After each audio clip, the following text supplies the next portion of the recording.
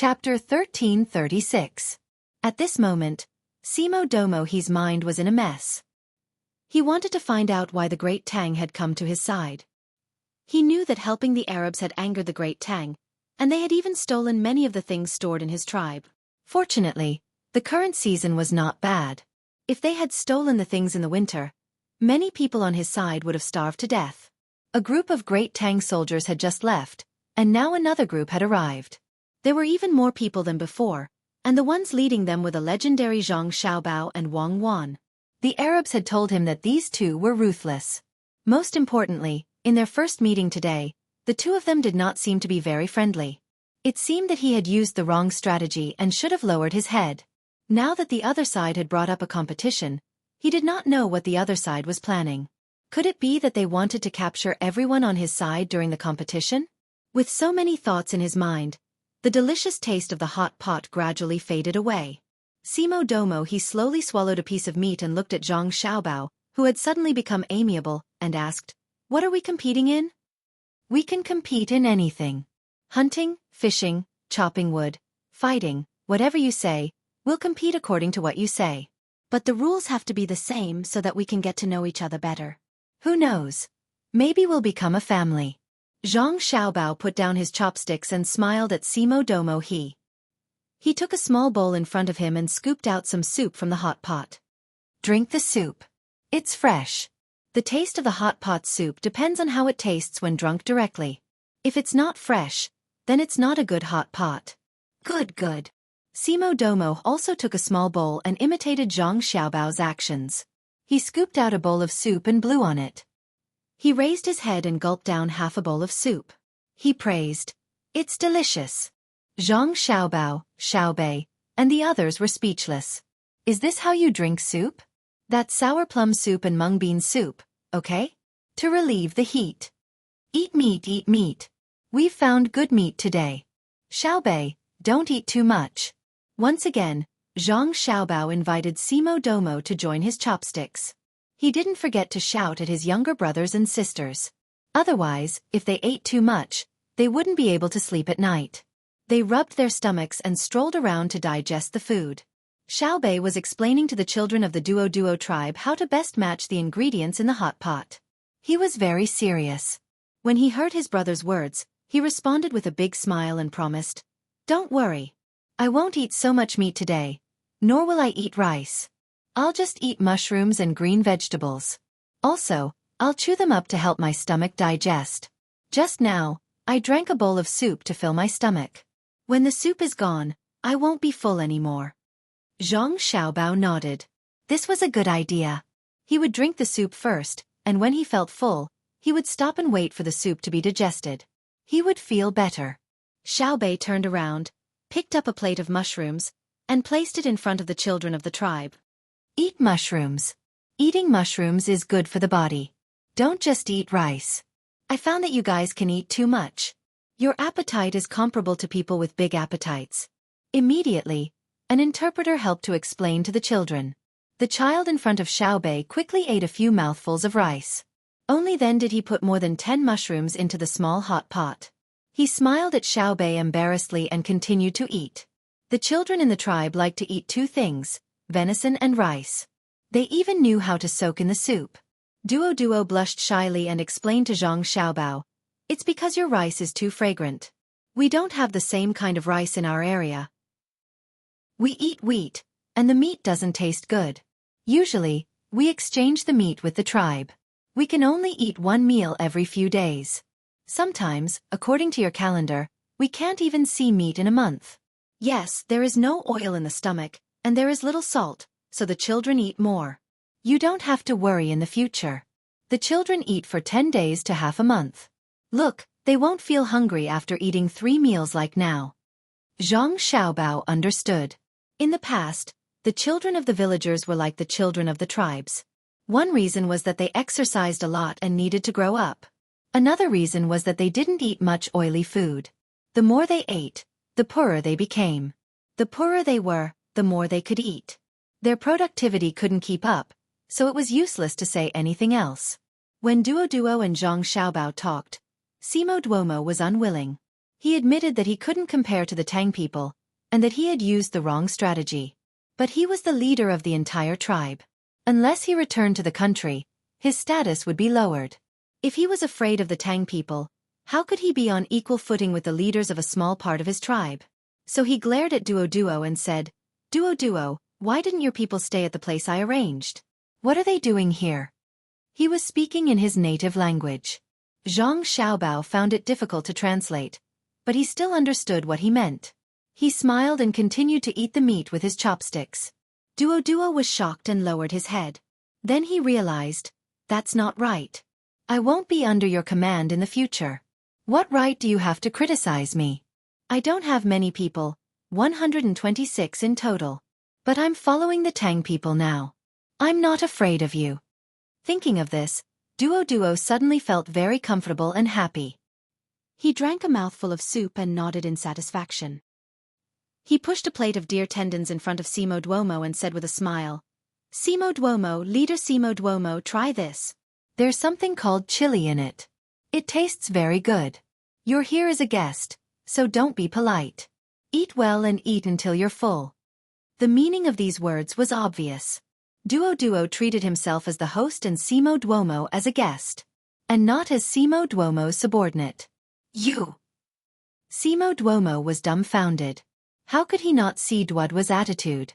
He clearly wanted to leave the tribe.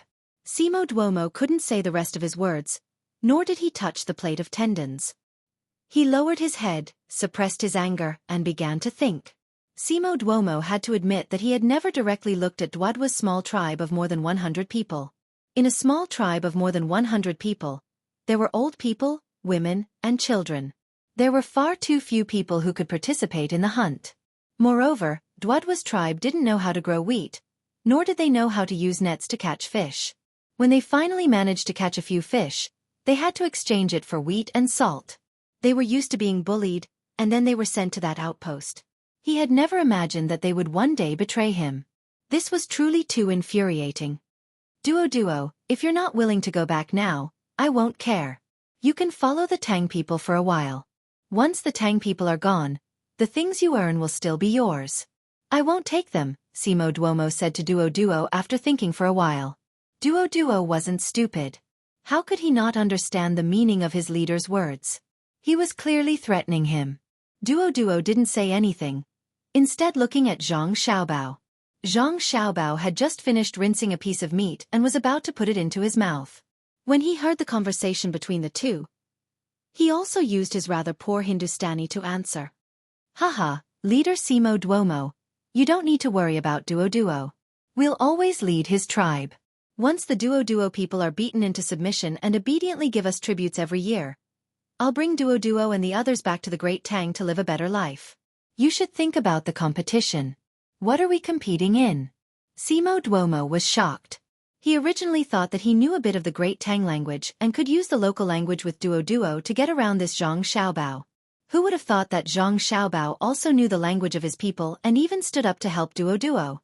He finally understood that he wouldn't be able to control Duo and the others in the future. Betrayal. This was betrayal. If I didn't treat you well, would you betray me? Simo Duomo glared at Duo again, but Duo responded with a sneer and straightened his neck, with an attitude that said, do whatever you want. Simo Duomo couldn't think of any other way. He took a pair of chopsticks and put it in his mouth to chew. The more he chewed, the more satisfied he felt. The spiciness and toughness of the tendon made his whole body feel comfortable. After eating the tendon, he said to Zhang Xiaobao, I think there's no need to compete. You guys go your own way. We can give you some things. No need to compete? Okay, then let's talk about how you helped our enemy, the Duo people. With your help, the Duo people dared to camp by the river and attack us, causing us great losses. A few people even lost their precious lives. How do you think I should settle this with you? Zhang Xiaobao slammed his chopsticks down and asked Simo Duomo with a gloomy face. The commotion around them suddenly disappeared, and everyone looked over. How could Simo Duomo have known that Zhang Xiaobao's mood would change faster than one could flip a book? He opened his mouth slightly, looked at Zhang Xiaobao, and then glanced at the various gazes staring at him. After a few breaths he trembled and said, We helped them. In fact, it was them who threatened us. No, it wasn't us who wanted to fight with you. In other words, you were afraid of them threatening us and then causing us to suffer great losses because you weren't afraid of us, right? Zhang Xiaobao pressed. You didn't lose anything. We died 6 people. Zhang Xiaobao grinned, revealing his teeth. I know that the 6 people who died weren't killed by the Arabs. They died of their own accord. Simo Duomo refused to admit it. They could have died if they stayed in their own homes? If you didn't help the Duo Eaters, they wouldn't have set up camp by the river. If they didn't set up camp, we wouldn't have sent troops over. If we didn't send troops, there wouldn't have been a battle. If we didn't fight, how could our 6 people have died? And our supplies, the ammunition we used to kill the Duo Eaters, isn't that money? In order to support us in this battle, some of the great Tang people collapsed in the munitions factory from exhaustion. Others suffered heat stroke while helping to repair the road. The donkey that should have been pulling the mill didn't pull the mill. When they came here to pull things, someone had to pull the mill. Our losses were great. What did the Duo Eaters threaten you with? Tell me, and I'll treat you like how the Duo Eaters threatened you. Aren't you not afraid of my great Tang? Zhang Xiaobao slapped the table as he spoke. It sounded very reasonable. Of course, Simo Duomo couldn't tell the truth. He could say that the Arabs had agreed to give them a lot of salt after taking over the salt-producing area. After being pressed by Zhang Xiaobao, he had no choice but to lower his head and say to Zhang Xiaobao, Sir, don't be angry. What do you think we should compete in? We'll compete. Oh, I'm not angry. I'm just excited. Haha, come, eat. What are you standing around for? Eat. Leader Simo Duomo, are the tendons tasty? When you go back, I'll bring some back for you. We'll talk about the competition later. You can go back and think about it. But what I want to say is that since it's a competition, there naturally needs to be a reward. Why don't we make a bet? What do you think? Okay. What else could Simo Duomo say? He only felt sullen.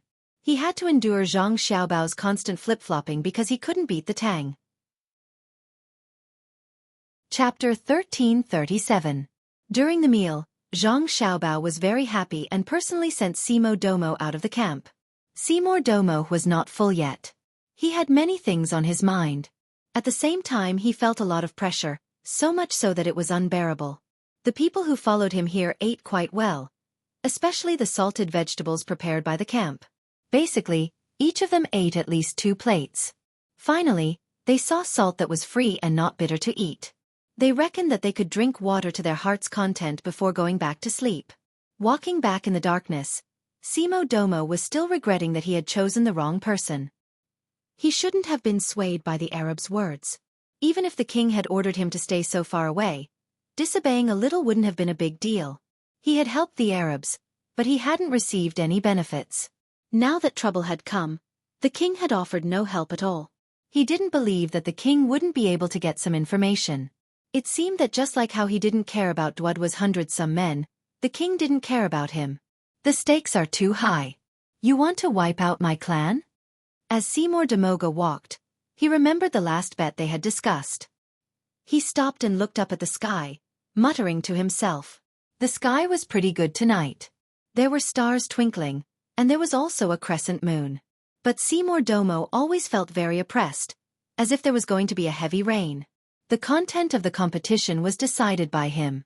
When the time came, both sides would discuss the specific rules to ensure fairness. However, the stakes could not be changed. If the tribe won, they would be forgiven by the great Tang. Furthermore, in the future, large amounts of salt would be sent to them every year. Just like what they ate today, there was no bitter taste, just a comforting saltiness. If they lost, the tribe would have to follow the Tang people. They would hunt, carry things, and dig for wild vegetables. Of course, they would also be able to obtain salt. However, the food would depend on what the Tang people gave them. There was definitely no good rice, and there were other foods that they had never seen before. King, let's fight it out with them. He didn't know what had happened to the king, but he could feel that the king was not happy. That's right, one of the bodyguards said to Simo Demoga. Using the light of the moon and stars, Simo Duomo looked at the person who was speaking. The corners of his mouth moved as if he was mocking himself. He said, "Fight? More than 3,000 of us? They won't be afraid of us dying in front of them. They won't hesitate to kill us. Go back and have a good rest today. I'll think of something. The group sped up and returned to their home. The place where Seymour Domo lived was not bad. It was not a shack.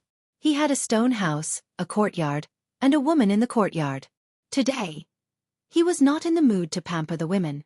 He knew that he had to think of a few good competitions to win against the Great Tang people first.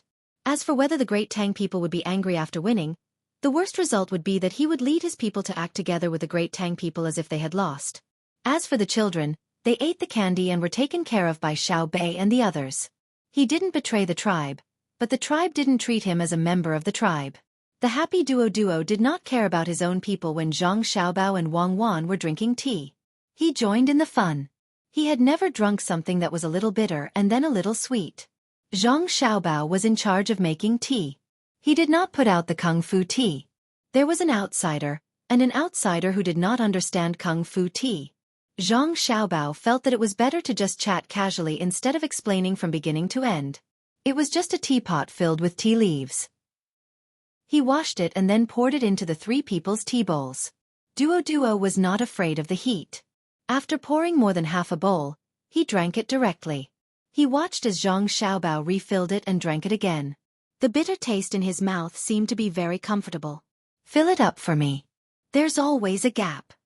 Duo found that every time Zhang Xiaobao poured tea for him, there was still a gap between the bowl and the mouth. He felt that he was drinking less. Zhang Xiaobao still poured more than half a bowl for Duo and explained, "It's rude to fill the bowl with tea.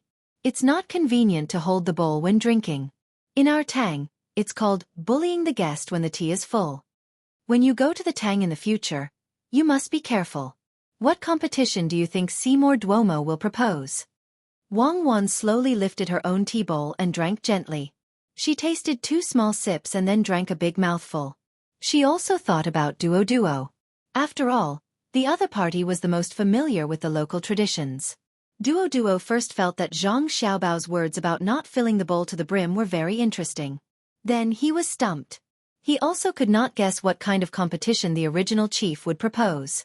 It seemed that his people had no advantage over the people of the Great Tang. Competing in eating and drinking? The difference was too big.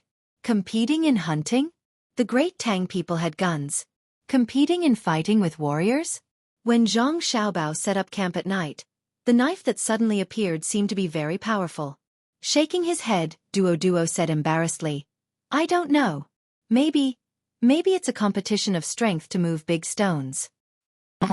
Zhang Xiaobao nodded and began to ponder. He tried to determine if the people on Seymour Domo's side were strong or not. According to their race, daily nutrition and training, he found that the people on Seymour Domo's side did not have any advantage.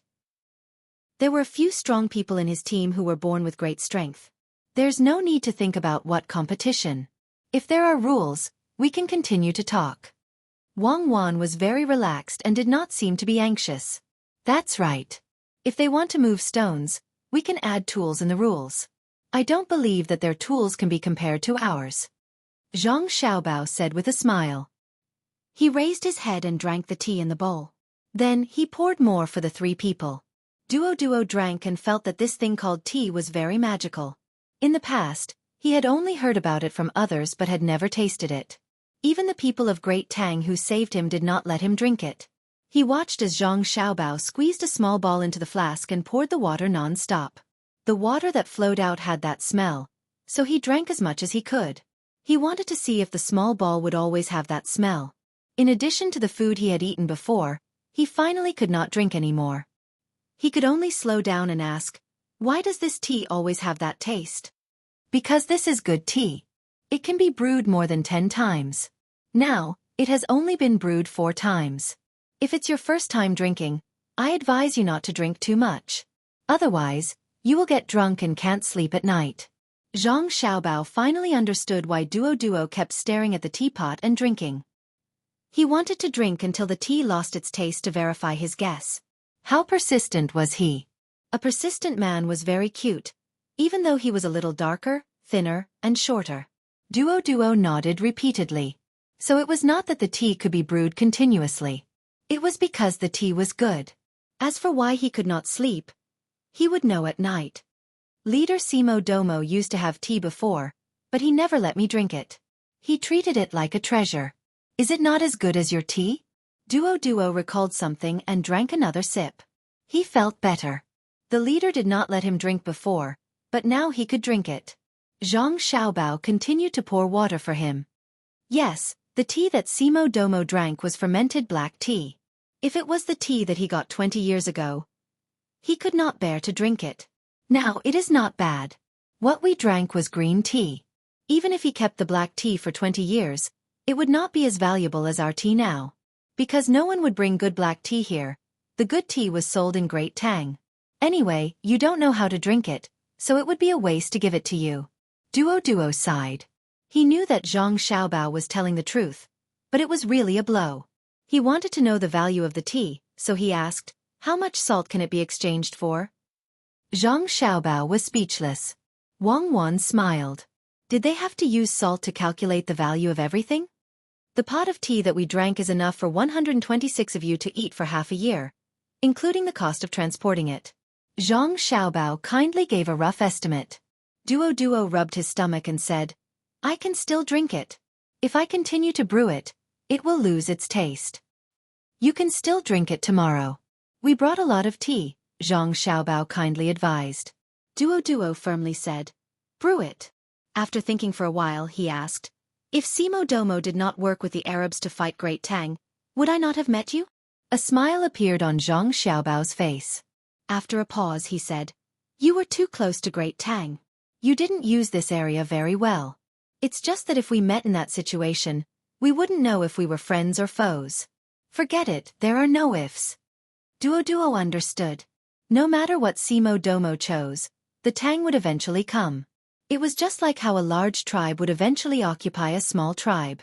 It's good that you came. Drink some tea. Duo rubbed his stomach and felt that he could drink again, so he signaled to Zhang Xiaobao to pour some tea for him. The next morning, everyone else was very energetic, but Duo's eyes were a little bloodshot. Even after washing his face with cold water 3 times, he was still in a daze. He finally understood why one could not drink too much tea. Yesterday, he was the only one drinking tea. Afterward, he felt a little dizzy and returned to his tent. Before lying down, his head hurt a little. He wanted to sleep, but when he lay down, he found that he could not. He still had a headache. After some time, his head no longer hurt, but he still could not sleep. Thinking and thinking, he finally fell asleep in a daze. But just as he closed his eyes, someone came to wake him up for breakfast. After washing his face 3 times and drinking a bowl of porridge, Duo felt a little better. He advised Zhang Xiaobao, who had finished breakfast first and was drinking tea with a small pot. You can't drink too much tea. It will make you feel guilty and then you won't be able to sleep. Thank you for reminding me. I changed to a small pot. Zhang Xiaobao thanked Duo very seriously. The one with redder eyes than Duo was Simo Domo, who did not drink tea yesterday and also did not rest well. When he woke up in the morning, he did not eat. He simply washed up and brought 25 people to the Great Tang camp. He was led to see Zhang Xiaobao and Wang Wan. Along the way, he smelled the porridge. When he saw Zhang Xiaobao, he also smelled the faint fragrance of tea. His stomach growled. Leader Simo Domo, have you thought about what you want to compete? Zhang Xiaobao asked very kindly. He even took a small tea bowl and poured tea for Simo Domo. Simo Domo first nodded his head and expressed his thanks. Then he said, I've thought it through. 3. 2 wins. Chapter 1338. Alright, best of 3. What's the content? Zhang Xiaobao asked casually. Simo Domo was not as relaxed as Zhang Xiaobao. He raised a finger and said, climbing. Let's see who can climb faster. Duo suddenly said, there's a cliff with water below. Will we climb there? Yes, that's it. Simo Domo finally smiled. He felt that his men were familiar with the terrain. Zhang Xiaobao blinked and asked, what about the second one? Swimming. Swimming under the water. Let's see who can swim further. Simo Domo had been staring at Zhang Xiaobao. He wanted to see Zhang Xiaobao's expression. Zhang Xiaobao blinked again and asked, What about the third one? Seymour Domo, who did not see anything, raised a third finger and said, "Throwing dice." Zhang Xiaobao was finally stunned. He seemed to be very surprised. People from the Indian region knew how to play dice? He asked, How do we play dice?" Seymour Domo was satisfied. He finally saw Zhang Xiaobao's expression change. He smiled and said, "Haha, it's simple. 3 dice, from 3 to 18. Throw them into a bowl. Whoever gets the highest number wins." All right. But I want to see the dice first. Have the rules for the other 2 been decided? The simplest one is that during the competition, can we attack each other? Zhang Xiaobao asked. He was afraid that Xiao Bei would not be able to win against the adults underwater. What Seymour Domo was thinking was that if they could attack each other and the other party used guns, wouldn't they die before they could do anything? He shook his head and said, "We can't attack. We can only worry about ourselves." All right, we'll start in the afternoon. I'll choose the people. Zhang Xiaobao agreed without hesitation. The competition that the other party suggested was beneficial to his side. If they were to compete in hand-to-hand combat, it would be very easy for his people to be in danger. If they were to play a game of fighting alone with a pack of wolves, he would have to admit defeat. Otherwise, people would really die. Seymour Demoga left happily. He went back to prepare and sleep first. Zhang Xiaobao found Xiao Bei and told her to compete with him in diving and swimming. Xiao Bei was very excited. She nodded vigorously in agreement and began to prepare the tools. She realized that the rules did not say that she could not bring an airbag down. Su Yilong also took this opportunity to find Xiao Yuan. When they reached the place, she wanted to fulfill the promise of the competition. She wanted Xiao Yuan to find a place with good scenery so that the 2 of them could compose a poem. Xiao Yuan wasn't afraid at all. She said that after the competition with the locals in the afternoon, if it didn't rain at night, they could look at the scenery as the sun set. Zhang Xiaobao estimated the time, ate some meat, and lay down to sleep. He also sent people to the cliff to see how deep the water was and whether there were any shallow reefs. He didn't want to accidentally fall to his death. The pool where Xiao Bei was going to compete in diving also had to be checked. If there were big water snakes or other water monsters, Xiao Bei might not be able to handle them. In the end, when Zhang Xiaobao woke up in the afternoon, the people who went to report that the cliff and the lake were the same place. The water was very clean and deep. There were big fish in it, but they couldn't dive too deep. There were water plants. Hence, Xiao Bei brought 2 small knives with her to cut the water plants. Zhang Xiaobao deliberately went to the toilet. He didn't eat lunch and only drank some soup to adjust his body to its best condition. The group of people came to the lake where Seymour Demoga's tribe was. Seymour Demoga had also woken up and brought people to welcome them. Everyone in the tribe had basically gathered. Only those who were farther away, like Duo, didn't know the news. Anyway, Seymour Demoga didn't care. Everyone already understood that the 3 bets today would affect their fate. If they won, they would have good days and no longer have to worry about salt. If they lost, they would have to work for others. Moreover, they didn't know what would happen in the future. What shall we compete in first? Zhang Xiaobao looked up at the cliff. On the west side of the lake, there was a cliff. The bottom of the cliff was hollowed out by the water. On the east side, there was a mountain that extended into the water. The bottom of the mountain was also hollowed out, but it wasn't as serious as the west side. Zhang Xiaobao knew at a glance that a river had once passed by, and it was a very big river. It formed a canyon and then turned into a lake. The west side was affected by the Earth's rotation, so the impact of the water was stronger. There was no way to know the specific changes, but the local scenery was indeed very good, especially the lake. It was suitable for farming and raising fish and prawns.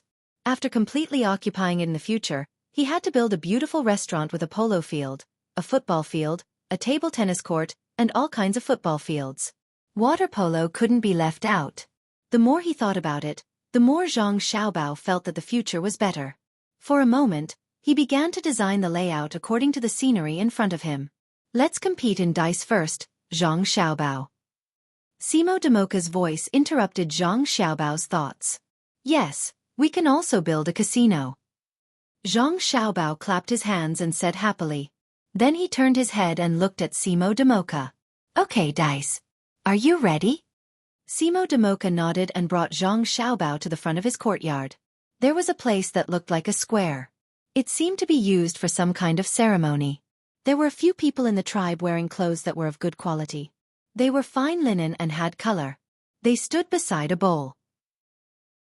Zhang Xiaobao understood that they were witnesses. They were afraid that he would go back on his word. He nodded to Duo and Wang Wan. The two of them also stood over. Looking at the bowl, Wang Wan praised, "Not bad, it's made of ivory." Then she said to Duo, "Your tribe doesn't lack good things." Duo looked at Simo Damoka with anger in his eyes. "You use ivory things, but no one cares if my children starve to death." Simo Damoka didn't have the mood to care about Duo. His attention was focused on Zhang Xiaobao. He waved his hand and someone brought over a box with beautiful carvings. He opened the box and there were a few dice inside. He signaled to Zhang Xiaobao. Zhang Xiaobao looked at them. The dice were also made of ivory. It was the same as the ones used in Tang. There were 6 sides and the number of points was the same. So he took out the dice one by one and weighed them in his hand. In the end, he picked out 3 that were about the same weight. They felt good. It seemed that they were often played with. "Let me try a few throws." After Zhang Xiaobao finished speaking, he didn't wait for Simo Damoka's agreement. He picked up a dice and threw it into the bowl. He took it out and changed to another one. He did the same 3 times. Then he threw 2 pairs of dice into the bowl. In the end, he threw 3 dice together. "Okay, let's start. Who's going first?" Zhang Xiaobao threw a few rounds and asked Simo Damoka. Simo Damoka didn't say anything. He also took the dice. Like Zhang Xiaobao, he tried it. Compared to Zhang Xiaobao's casual manner, his hands were sweaty. After thinking for a while, he said to Zhang Xiaobao, "You go first. Best of 3 wins." "Okay." Zhang Xiaobao happily agreed. He took the dice and wiped them on a white cotton cloth. He weighed them. The 3 dice lined up in a row in Zhang Xiaobao's palm. Zhang Xiaobao's flat hand suddenly flipped and the 3 dice spun into the bowl. There was some distance between each dice and they didn't collide with each other. After they spun a few rounds in the bowl and were about to stop at the bottom of the bowl, there was a slight contact. When they stopped, 3 sixes appeared in the bowl. The spectators looked at the 3 sixes in astonishment. Then they looked up at Zhang Xiaobao. Zhang Xiaobao's expression was indifferent.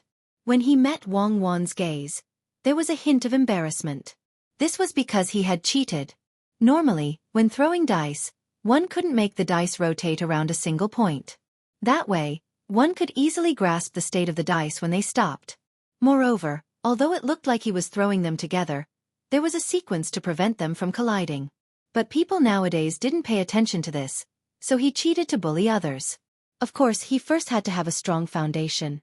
Otherwise, even if he knew the theory, he wouldn't be able to throw it. Simo Damoka didn't know that there was such a trick. When he used it against Zhang Xiaobao and Wang Wan, his hands would be chopped off. In an instant, he was sweating all over. The sweat on his forehead gathered together and dripped down his temples and eyebrows. He knew that what he saw was definitely not a coincidence. 3 sixes. Why did he choose this kind of game? He had met an expert. "Simo Damoka, please." Zhang Xiaobao gestured with his hand. Simo Damoka used his sleeves to wipe his sweat and rubbed his hands on his body. He trembled as he picked up the dice in the bowl. He put his hands together and shook them while chanting. When he opened his hands again, the 3 dice hit each other in the ivory bowl and made a crisp sound. When he stopped, it was 4-5-3. The spectators in the tribe were disappointed. They felt that their leader wasn't performing well. Usually, when he threw, he would always throw a big number. 6-6-6-6 was also possible. Zhang Xiaobao picked up the dice again. Just like before, he gently shook it twice. The 3 dice faced up and lined up in a row. There was a gap in the middle. He then continued to throw. This time, there was finally a deviation. The dice in the bowl were 6-6-4. Zhang Xiaobao smacked his lips. "I missed." The last bit of hope in Simo Damoka's heart disappeared. He confirmed with Zhang Xiaobao that he was not stupid. When he picked up the die again, his hands were trembling even more. His whole body was trembling as well. With a crash, when the die came to a stop, he swayed a few times and gasped for breath. Only then did he not collapse. He then looked at Zhang Xiaobao and laughed. He, I also got 664. Congratulations. Zhang Xiaobao didn't care at all. He did the same thing as before. He waved his hands and the dice stopped. 6, 6, 6, 6. He said to Simo Damoka, "Please." Simo Damoka reached out to take the dice. Suddenly, he raised his left hand and grabbed his left chest. His face was pale, his eyes were wide open, and his mouth was open. His body slowly fell. His psychological quality is too bad. Quick, doctor, take a look. Don't let him die. Zhang Xiaobao knew what was going on. Was there a need to be so nervous? It was just a competition. A doctor immediately came over and listened to his heartbeat. He took his pulse and opened Simo Damoka's mouth. He let him sit there and took out a nitroglycerin tablet and put it under his tongue. After waiting for a while, Simo Damoka's face finally returned to normal. His lips were no longer purple, but his eyes were still hollow. Zhang Xiaobao looked at Simo Damoka's state and was in a dilemma. He wanted to remind him that he hadn't thrown the dice yet, but he was afraid that if he said that, his eyes would roll back. Chapter 1339. What did you feed me just now? Seymour Duomo waited for a while before he regained his senses. The first thing he thought of was not gambling, but something that could save his life. Zhang Xiaobao could understand this, and at the same time, he was not afraid of revealing his secret. He explained, "It's a type of medicine. At first, the people who made this medicine wanted to use it to help with explosives. Later it was used in war. For example, the weapons we are using now contain this thing. But at the same time it can also save people. The effect is very good, like what you are doing now. But let me tell you the truth. Your illness is not that simple. Otherwise, the doctor would have given you the quick-acting heart rescue pill and not the nitroglycerin tablets. Did you suffer from the same illness in the past? The doctor's methods are very good." Seymour Duomo did not really understand, but he knew that the Tang dynasty's medical skills were very good, whether it was killing or saving people. He was now worried about what Zhang Xiaobao said. He did suffer in the past. Could it be that he was in a very dangerous situation now? Zhang Xiaobao also thought so. He did not know why the doctor gave Seymour Duomo nitroglycerin and not the heart rescue pill, because nitroglycerin was cheap. The heart rescue pill needed to be added with other medicines, and the cost was high. It was not worth it to use it on outsiders. As for these Chinese medicine formulas, both Zhang Xiaobao and Wang Wan easily obtained them. Wang Wan's family background was there, while Zhang Xiaobao's was simple. He just had to go overseas. The formulas that were kept secret in the country had to be told honestly when they were sold overseas. Some formulas even had to be told about the process. This was because the foreigners would doubt if there were any harmful substances in the production process. At the same time, the taboos and side effects were written very clearly. It was unlike in China. When you read the instructions, the taboos and side effects would be unknown or not clear. At that time, it really scared the people in China for a while. Later, when the internet was developed, and basic education in English was available, everyone jumped over the wall to look for information. No one knew if this was the misfortune or luck of the smart people. Conflicts were everywhere. Zhang Xiaobao could even obtain additional benefits in this kind of struggle. As long as he used some small tricks, he would be able to obtain many secret recipes. Then, he could change his appearance and take them out to swindle money. Then, they would work together with the local drug dealers to increase the price of medicinal herbs. Now was the time for him and Wang Wan to play their roles.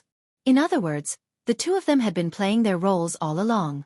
They had saved a lot of detours. From the production of nitroglycerin to its application, the process had been smooth.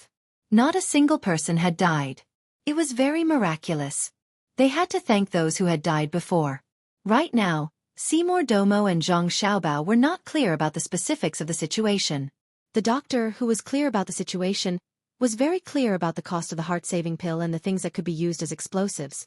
Furthermore, he was also clear that when the heart-saving pill was not effective, he had to eat explosives. The explosives worked quickly. Therefore, Zhang Xiaobao and Seymour Duomo both felt that Seymour Duomo was about to die. If his illness acted up again in the future, he would definitely not be able to survive. Zhang Xiaobao felt that if Seymour Duomo was willing to lead his tribe to serve him, He could always provide him with medicine and tell him what to pay attention to, just like how he treated Li Longji and his family. Seymour Domo felt that if Zhang Xiaobao could prevent him from dying, there was nothing wrong with leading the tribe to follow him. If he died, would the tribe still listen to him? Thinking of this, Seymour Domo stood up again, took the dice, and casually threw it into the bowl. When the dice stopped, the numbers 1, 1, 2, 3, and 3 appeared. I lost this round, Seymour Domo said calmly. Zhang Xiaobao and Wang Wan understood. The two of them looked at each other and saw joy and sadness in each other's eyes. They were happy that they had taken down the tribe, but sad that a leader had lost his will to fight and betrayed not only himself. In the face of life and death, Seymour Domo had lost. Zhang Xiaobao and Wang Wan knew each other very well. If the other was the leader now, they would definitely fight to the last moment. Even if they lost, they would not let the other side look down on them. Thus, they would fight for more benefits. Leader Seymour Domo, what's the second round? Zhang Xiaobao did not cheer and asked very calmly. You say. Seymour Domo was also very straightforward. His meaning was very clear. They would compete in whichever one you felt had the greatest chance of winning. Zhang Xiaobao looked up at the cliff. Xiao Bei, who was beside him, quickly said, Let's compete in diving. Let me do it. I haven't swum to my heart's content in a long time. Let me do it. Okay, let's compete in diving. Let's see who can swim further. Zhang Xiaobao agreed. Seymour Domo was in a difficult position. He thought that Zhang Xiaobao's side would have a very strong person, but he did not expect that it would be a little girl. They would definitely lose. When the time came, they would win by climbing the cliff. They had the salt, but where was the medicine? Actually, It's diving. Zhang Xiaobao did not let Seymour Domo finish his sentence. Seymour Domo sighed secretly. He looked at the person beside him and gave him a lot of hints. The person he was hinting at nodded vigorously. Only then did he let out a sigh of relief. The two sides began to change their clothes. Xiao Bei wore a very large set of clothes, while the tribesman only wore a small pocket around his waist. If his opponent was not a girl, he probably would not have given up on such a cumbersome thing. The two stood by the lake. With Zhang Xiaobao's order, they both dove into the water at the same time. As soon as they entered, they disappeared. After a while, the people on the shore could vaguely see a blurry thing moving forward under the water. Time passed slowly. Sweat appeared on Seymour Domo's forehead again. He hated that he could not personally jump into the water and catch the tribesman. He had hinted just now, but he did not expect that this idiot would think that he was asking him to persist. You persisted until the end. How much longer can I persist? Zhang Xiaobao and Wang Wan began to look at their watches. 3 minutes had passed. The two could not help but worry. They were not worried about Xiao Bei, but the other party. They could no longer see the figure under the water. It was too far away. After waiting for another minute, a head finally appeared on the surface of the water in front of them. Seeing this head, Seymour Domo did not know whether to be happy or sad. He did not wait for the other head. If that head did not appear, would Zhang Xiaobao and Wang Wan kill all the tribesmen in his tribe? That was their sister. At this moment, everyone felt that time was passing very slowly. It was as if they could hear their own heartbeat. Every beat was very clear. Everyone's eyes were fixed on the surface of the lake. 2 long minutes passed just like that. Just as Seymour Domo was about to send a few more people over to take a look, Xiao Bei's head finally appeared from a further place. She then placed her hands in front of her chest and treaded on the water as she walked back. From her upper body, it could be seen that she had taken off her bloated outer clothes. Inside, she was wearing a swimsuit. The tribesmen looked at Xiao Bei, who was treading on the water, as if they were looking at Buddha. She had been underwater for so long, but she was actually fine and came back alive. As she got closer, Xiao Bei did not show any joy on her face. Instead, the corners of her mouth turned downwards.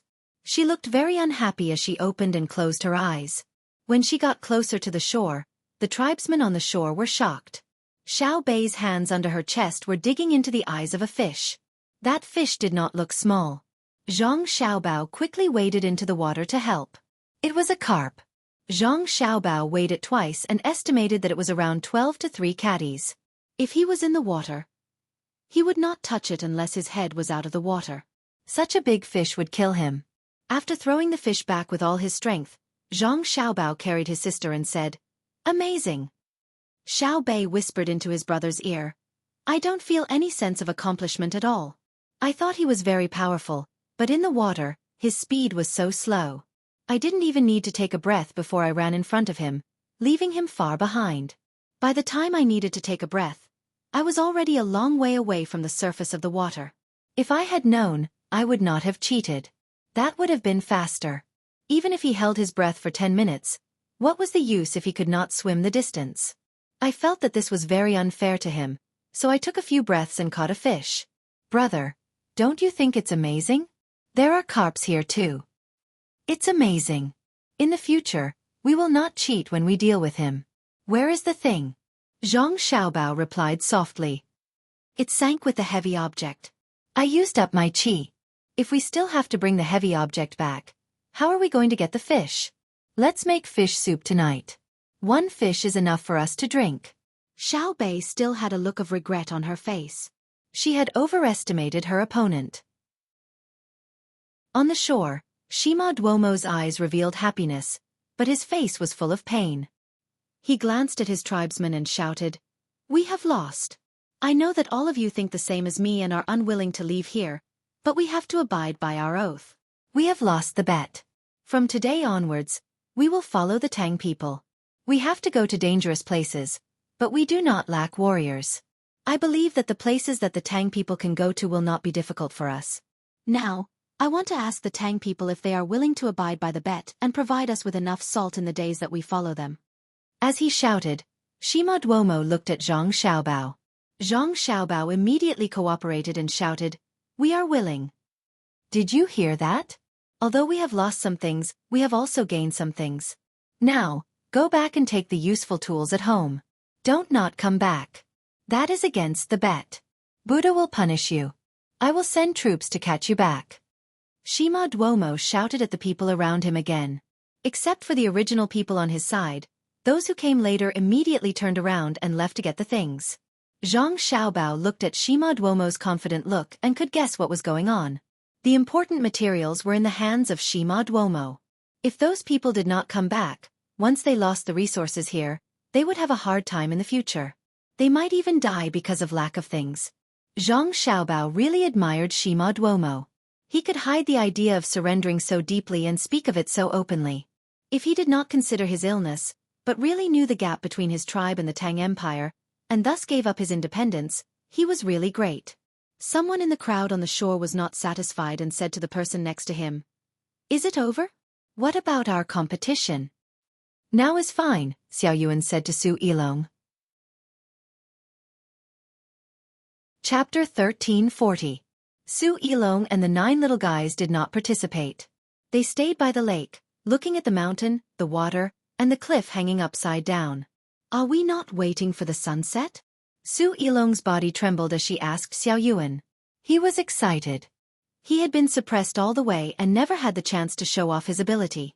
He was always looking at the 9 little guys' performance. At this moment, he felt that he finally got a once-in-a-lifetime opportunity. He would defeat Xiao Yuan first and then defeat them one by one. Xiao Yuan looked up at the sun and quickly closed his eyes, saying, "We're not waiting. Maybe we'll be busy with other things later. Right now, this mountain, this water, this warm sun, and the slowly floating clouds. Of course, if you pick up a fish and write about it, it's fine too. Last question, is it writing modern poetry?" "What modern poetry?" Su Yilong did not understand. "Brother and sister will write it occasionally. It's a modern poetry written strictly according to the standard requirements. It's divided into 5 or 7 words. The standard poems and quatrains are different according to the beginning and end of the cycle. For example, no need, we're not writing this. The rules are too strict and affect our performance. Writing poetry is not about rules. It's about expressing one's inner feelings, understand?" Su Yilong was confused and quickly interrupted Xiao Yuan, saying with a guilty conscience. Xiao Yuan followed the good advice. "Okay, not following the rules. Writing poetry can express one's feelings. Isn't it the same if it's written in vernacular? It's like a newspaper story." Yes, it's the same.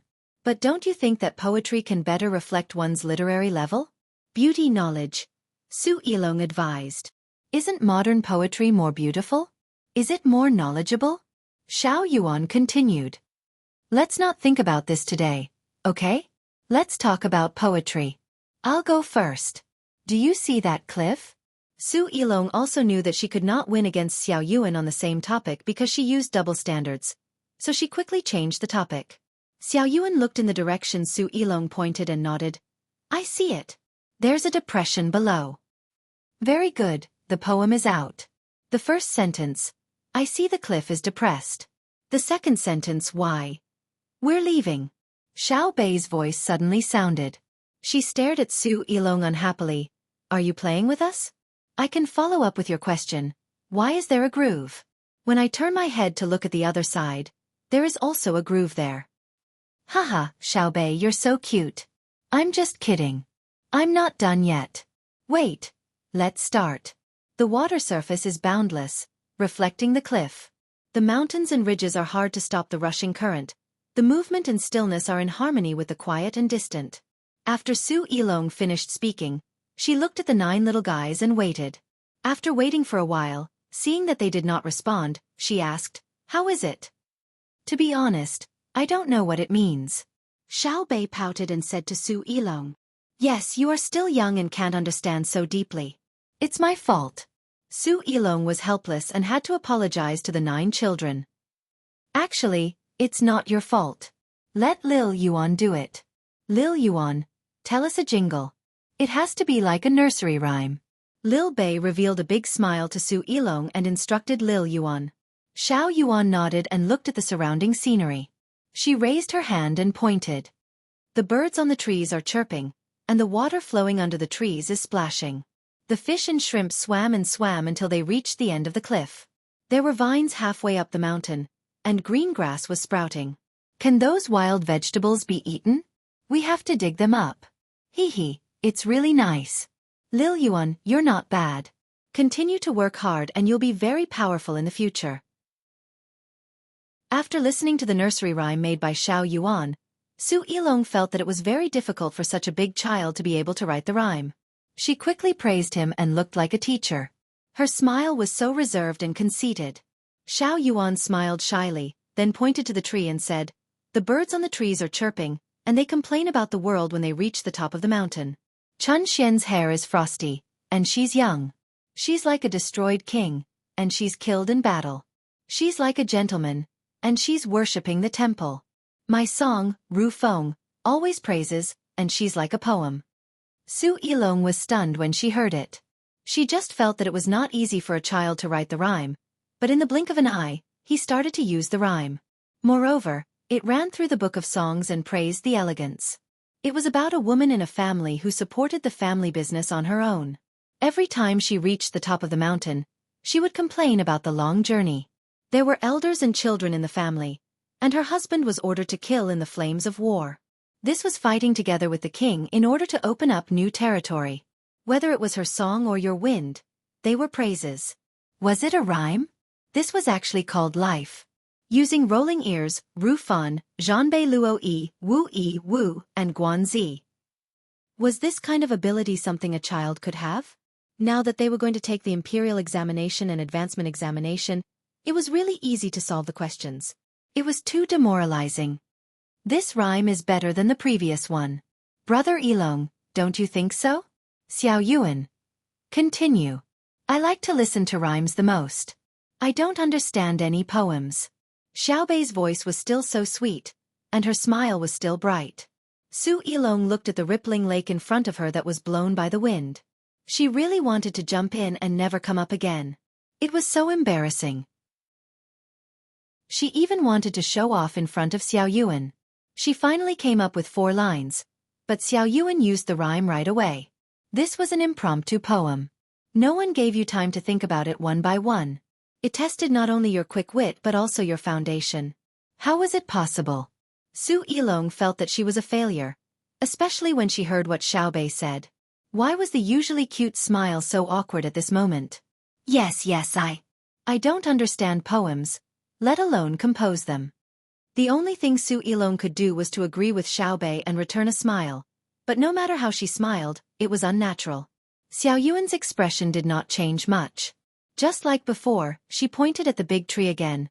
The birds on the tree chirped. Looking up, the warm sun set in the east. Wild vegetables grow in the remote jungle, and new melons grow in the fertile soil of the hometown. Tianqing Ming crossed 1,000 rivers, and dreamt of the 100 Gorge last night. Singing nursery rhymes softly, sleeping early, and smiling like a flower in auspicious times. I miss home too. Auspicious times and auspicious times can call people, right? No, we can't come here for nothing. We have to find more things that can't be seen in the capital, and make them into specimens to bring back for our brothers and sisters to see. Are there any gems here? I don't know if they broke the pearls that I dropped last time. When Xiao Bei heard Xiao Yuan's words, her eyes turned red. She sniffled and pulled Xiao Yuan along as she ran towards the place where Simo Domo lived. She felt that it was best to ask the local leader first. If there were any, they could use other seasonings to exchange for them. After all, the locals were stupid and could not eat gems. If they gave them something real, they would definitely be very happy. The 9 little guys ran to find Simo Domo and made a fair exchange with him. Su Yilong stood by the lake for a long time without moving. She understood what Xiao Yuan meant. She started with the same scenery and used 3 ways to tell him what it meant to go from simple to complex, and from complex to simple. There was no need for rhyme in the depths of love. Every word came from the heart. Using the simplest words to express the deepest meaning, this was the realm. As for herself, she was still in the process of going from simple to complex. She had not entered the stage of complexity. One day, she would use illusion and deliberately carve words and sentences to see Xiao Yuan's footsteps. Perhaps Xiao Yuan was still a little far from the truth, but he didn't need to carve anything. He said what he thought. It seemed like a habit, but it was actually accumulated to a certain extent. Su Yilong once again felt the terror of the 9 children of the Zhang family and Wang family. It seemed that her grandfather was right to send her over. Otherwise, she would still be flattering each other with the other officials of the same generation. She would be proud and complacent when she did something. Looking at the 9 little guys, they did a lot of things. When they met many tribes, they could immediately take the children to play and take good care of them. When she saw them every day, she felt that they were very happy. Of course, when she saw them happy, she was also happy. But thinking about it carefully, she realized that the places where they played every day were places where they were needed. When someone was sick or the work was not easy to do, they would immediately go over and help as if they were playing and chatting with the others. In other words, they took on the task of adjusting the atmosphere in the team. They had been infecting everyone with their happiness and innocence. They would also fall down and accidentally get scratched. Looking at them pouting and saying that it didn't hurt, the adults who were also injured seemed to feel that they didn't hurt, even if their injuries were more serious than the children. They can actually play a role in stabilizing the hearts of the troops and improving morale. They have never been a burden to the team. They never made others worry. Why did I only find out? Su Yilong said to himself in the lake. Then he was very annoyed. He thought that he was the only one who was useless. He couldn't do physical work, he didn't know how to cook, he couldn't bring happiness to others, and he didn't have the affinity that Xiao Bei and the others had with the tribe's children. Damn! I'm actually a good-for-nothing. No, I have to follow and learn. Su Yilong strengthened his confidence. He was full of yearning for the outside world. He came to a conclusion. Once he followed the team to the end of this journey, he would learn 1,000th of the strengths of everyone in the team. When he went back and met the other officials of the same generation, those people would not be a threat to him. Just like Xiao Yuan's indifferent look when he was pulled away by Xiao Bei after he finished his last poem. Xiao Bei didn't take him seriously at all. It was really depressing. Chief Seymour Domo, where are you? Seymour Domo. Xiao Bei and the others shouted. They were brought to the hall where Seymour Domo had invited Zhang Xiaobao and Wang Wan. Chief Seymour Domo, I see you again. Hello, what's that, I heard that you have a white jade beauty. When Xiao Bei saw him, he first spoke with his hands behind his back and his feet moved. Chapter 1341. Xiao Bei, come here. Where's Su Yilong? Without waiting for Xiao Bei to finish, Wang Wan shouted first, then stared at Zhang Xiaobao. Zhang Xiaobao seemed to be very wronged and said, "There's only one sentence. The content is different." Don't you think this sentence is very domineering? I think it's very hooligan. It's the prelude to taking advantage of others. Xiaobei, why did you run over? Wang Wan said to Zhang Xiaobao and hugged Xiaobei, who ran over. Xiaobei looked at Simo Domo He and said to his sister, "It's all Xiao Yuan's fault." It would have been better to compete with Su Yilong in poetry, but he had to suppress her. He also had to choose the theme of homesickness, which made me homesick. Then I thought, Ji Xiang Rui and the others can leave, right? They can call for help, right? I remember when I was young, I had such a big pearl and put it in the house. When I go back, should I bring them a bigger pearl? If they really can't find a big pearl, gemstones and the like will do. Naturally, I have to ask Leader Simo Domo He. I won't ask for it for free. We can use our ancestral secret seasonings to exchange. 13 spices. Usually, we can't bear to eat it. For example, when they eat barbecued meat, we can put some. Brother. The latter part of the sentence was directed to Zhang Xiaobao. Zhang Xiaobao nodded solemnly. Yes, the ancestral 13 spices. If they are willing to take out more things to show their sincerity, 18 spices is also fine. It's easy to eat curry. While they were talking, Xiao Yuan and the others had already started to communicate with Simo Domo He. Simo Domo He could speak the Tang language, so there was no problem in communication. I know my brother is the best. Of course, my sister is also good. 18 spices? Why didn't I know? Xiaobei whispered to his brother and sister. That's because your brother has never used seasonings that are 13 spices, let alone 18 spices. Those are for people who don't know how to cook.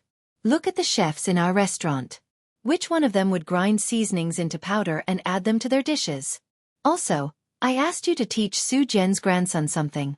Look at how you bullied him. Can't you let him have some self-confidence? Wang Wan also said in a low voice. Xiaobei pouted.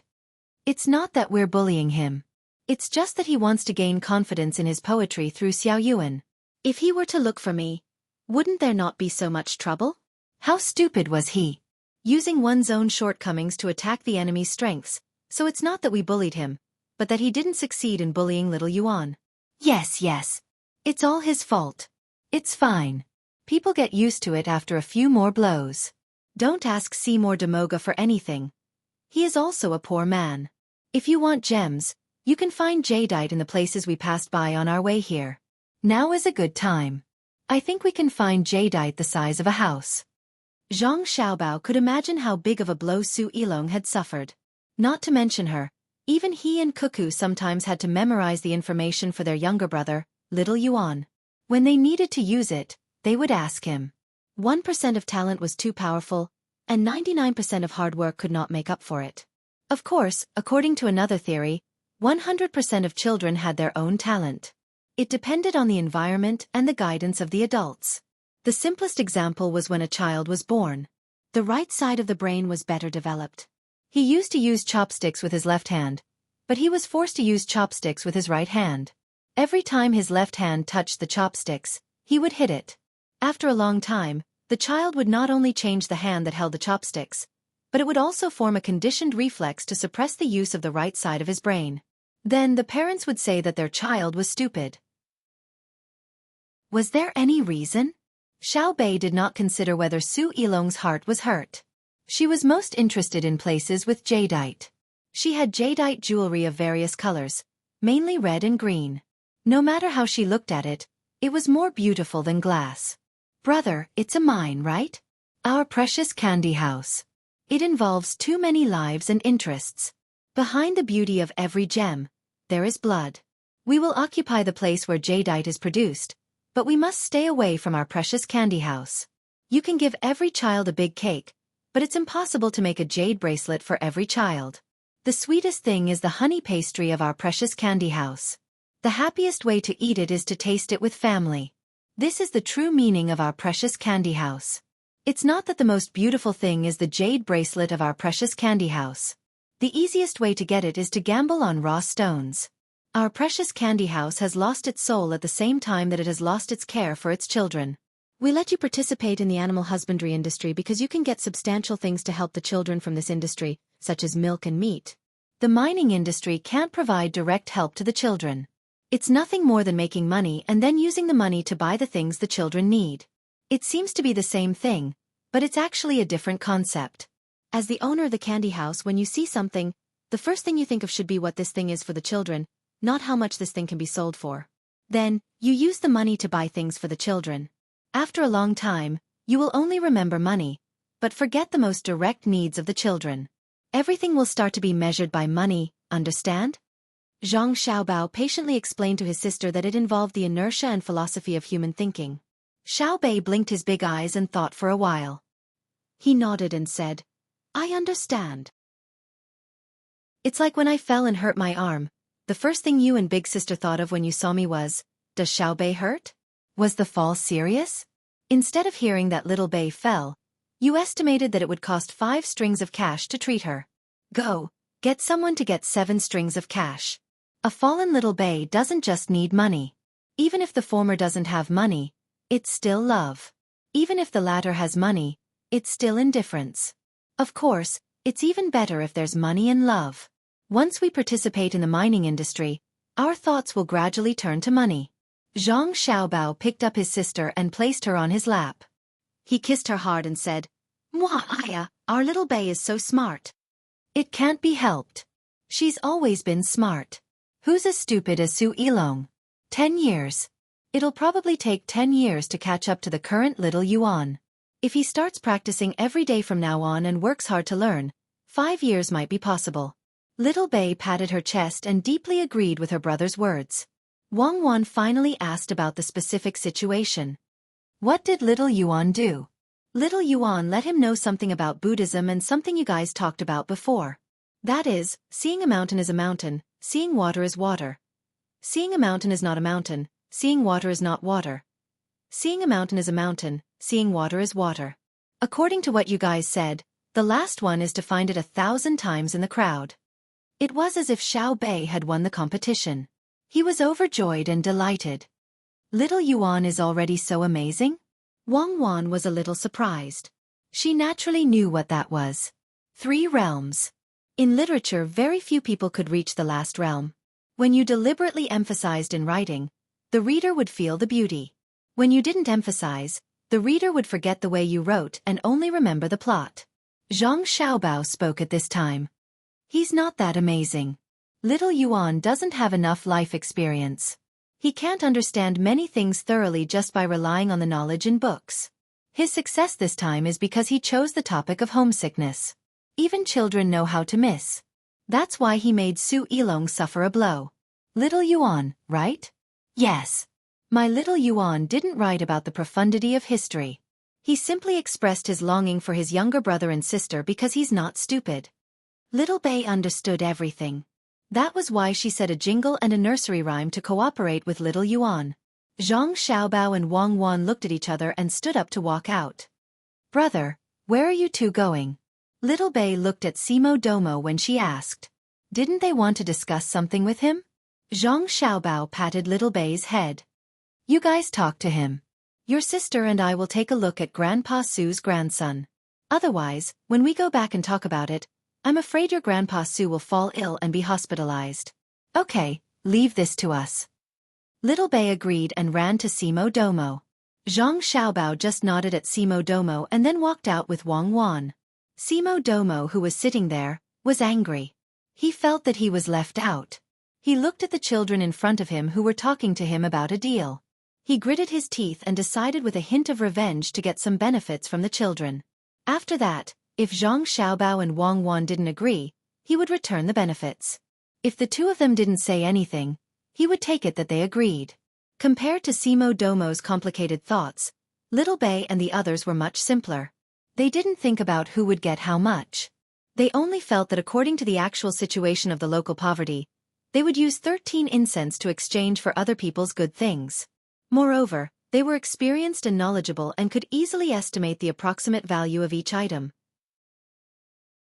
Zhang Xiaobao and Wang Wan, who were outside, didn't know what Simo Domo was thinking.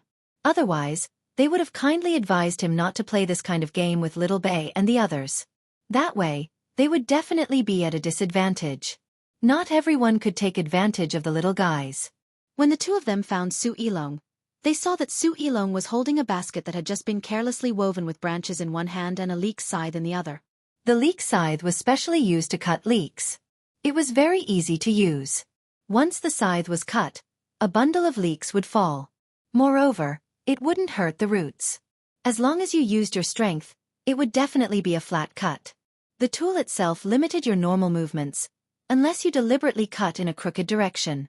When you encountered leeks with rotten roots, you could still dig downwards. With a gentle turn, the rotten roots would be dug out. Xueqi was digging wild vegetables along the lake. When she encountered those that ate the top part, she would directly cut them. When she encountered those that ate the leaves, she would cut them close to the ground. When she encountered those that ate the roots, she would use the scythe to cut them out. For every wild vegetable, she would carefully shake off the soil, separate them, and carefully arrange them in the basket. What is he doing? Wang Wan looked at Xueqi and realized that it was different from what she had thought before. She thought that Xueqi should be sitting by the lake in a daze, listless.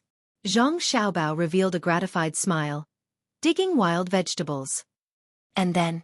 Wang Wan asked. Then, she would comprehend life and settle down to do the little things around her, instead of looking at the clouds and fantasizing about flying. If Grandpa Su saw this, he would definitely be very happy. Zhang Xiaobao praised. So that's how it is. It seems that he isn't afraid of being shocked at all. He adjusted himself really quickly. Let's dig too. Boil the wild vegetables in boiling water and dip them in sauce. Wang Wan suggested. Zhang Xiaobao picked the wild vegetables with her. After an hour, Seymour Duomo walked out of the hall, looking very tired. Then, there was an obvious dejected look. Xiao Bei and the others were still happily talking and laughing. It's over. Another person who has been shocked. I don't know if he can recover as quickly as the previous one. Zhang Xiaobao looked up, shook his head and said to Wang Wan. I guarantee that he took the initiative to scheme against the little guys. Otherwise it would be impossible. Wang Wan added. Chapter 1342. The sound of Xiao Bei's laughter woke up Xueqi, who was digging for wild herbs by the lake. He looked up at the 9 happy little guys, and the corners of his mouth curled up slightly. There was a look of relief on his face. Zhang Xiaobao happened to see Xueqi's appearance when he raised his head.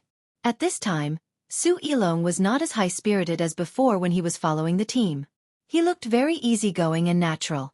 Zhang Xiaobao knew that this was a sublimation of thinking. When Xueqi returned, he would be much higher than the others of his generation. In that case, he would have an explanation to old man Su Jian. At the same time, the Tang Empire would have one more useful talent, or a good official. Although the children nowadays were educated, and the requirements for students during the imperial examination were getting higher and higher, which seemed very fair, in fact, it could not offset the advantages of the official family. This was inevitable. The same situation existed in any country and era with a system. Whether it was China, the United States, Japan, or Russia, one's family background had always played a very important role. Since he could not stop it, it was better to find a way to improve the personal quality of the official's children. If using a knife to cut off the water did not work, then adding fuel to the fire. Use the system to limit some of the power, and use the humanities to influence some of the officials. Even if there were still various kinds of corruption in the end, the number would naturally decrease. Try to improve the ability of the officials as much as possible, and at the same time ensure the relative income of the officials. Their salary must be in the upper class of society, and their welfare must be higher than ordinary people. Otherwise, they would be in a strong temptation. Ilong, how many wild vegetables have you dug? Zhang Xiaobao, who was in a good mood, waved to Xueqi and shouted. Xueqi slowly stood up, carrying a basket in one hand and a leek scythe in the other, and walked over. After a few steps, she tilted the basket so that Zhang Xiaobao could see the wild vegetables inside. She said, "Not much, only half a basket. It's enough to boil soup for a few people. It's not enough to cook vegetables." Ha! Why is it different? Xiao Bei jumped twice and came in front of Xueqi. It looked at her carefully from head to toe, and then looked at the wild vegetables in the basket with a curious look.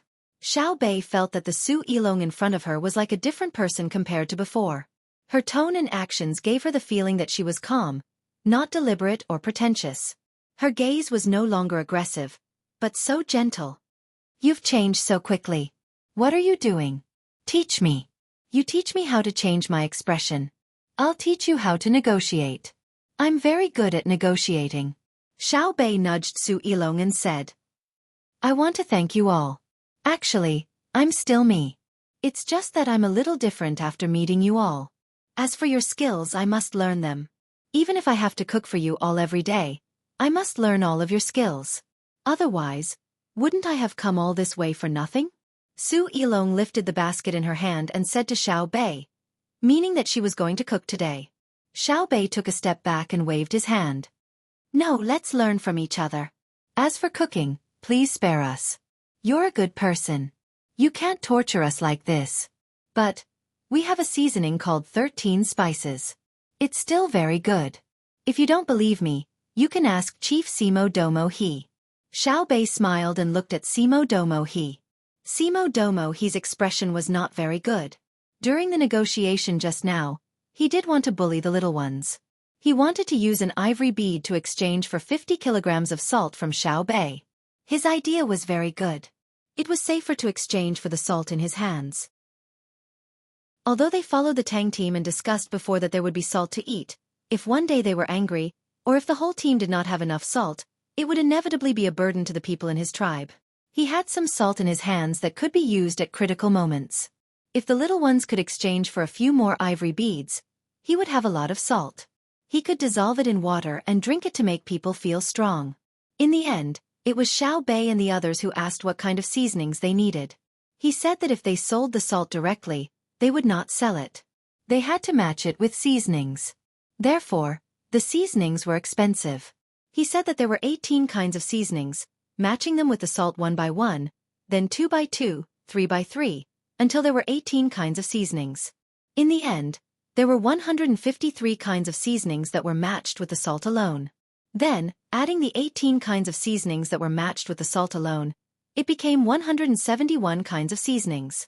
Then he added 3 by 3, 4 by 4 and so on. He was confused, but there were a lot of them. After calculating, it was obvious that it was not possible. Simo Domo He was not stupid. He did not want to talk about other things and only wanted to talk about salt. Xiao Bei and the rest of the 9 could not directly sell the salt. Although there was a lot of salt in the Tang, it was only useful if they carried it with them. Otherwise, if they did not eat salt, they would fall sick. They saw this point and used salt as the main condition to talk about other seasonings. This was because there were many seasonings in the area. Other than chili, many of the other seasonings grew well. Xiao Bei and the rest were puzzled. Why were there so many seasonings in the area? They did not know that if there were not so many varieties, their brothers and sisters could not eat curry every day in India. Even if they were imported, they had to take the climate into consideration. Therefore, it was said that the area itself was produced. Xiao Bei and the rest took out a few pieces of deer jerky for Simo Domo He to taste. Deer jerky was made with a few kinds of seasonings. They could not carry any seasonings with them. The smell was too bad. After Simo Domo He ate it, he felt that it was indeed not bad. When he heard Xiao Bei and the rest say that it would taste better with more seasonings, he could not help but be tempted. Xiao Bei and the rest struck while the iron was hot.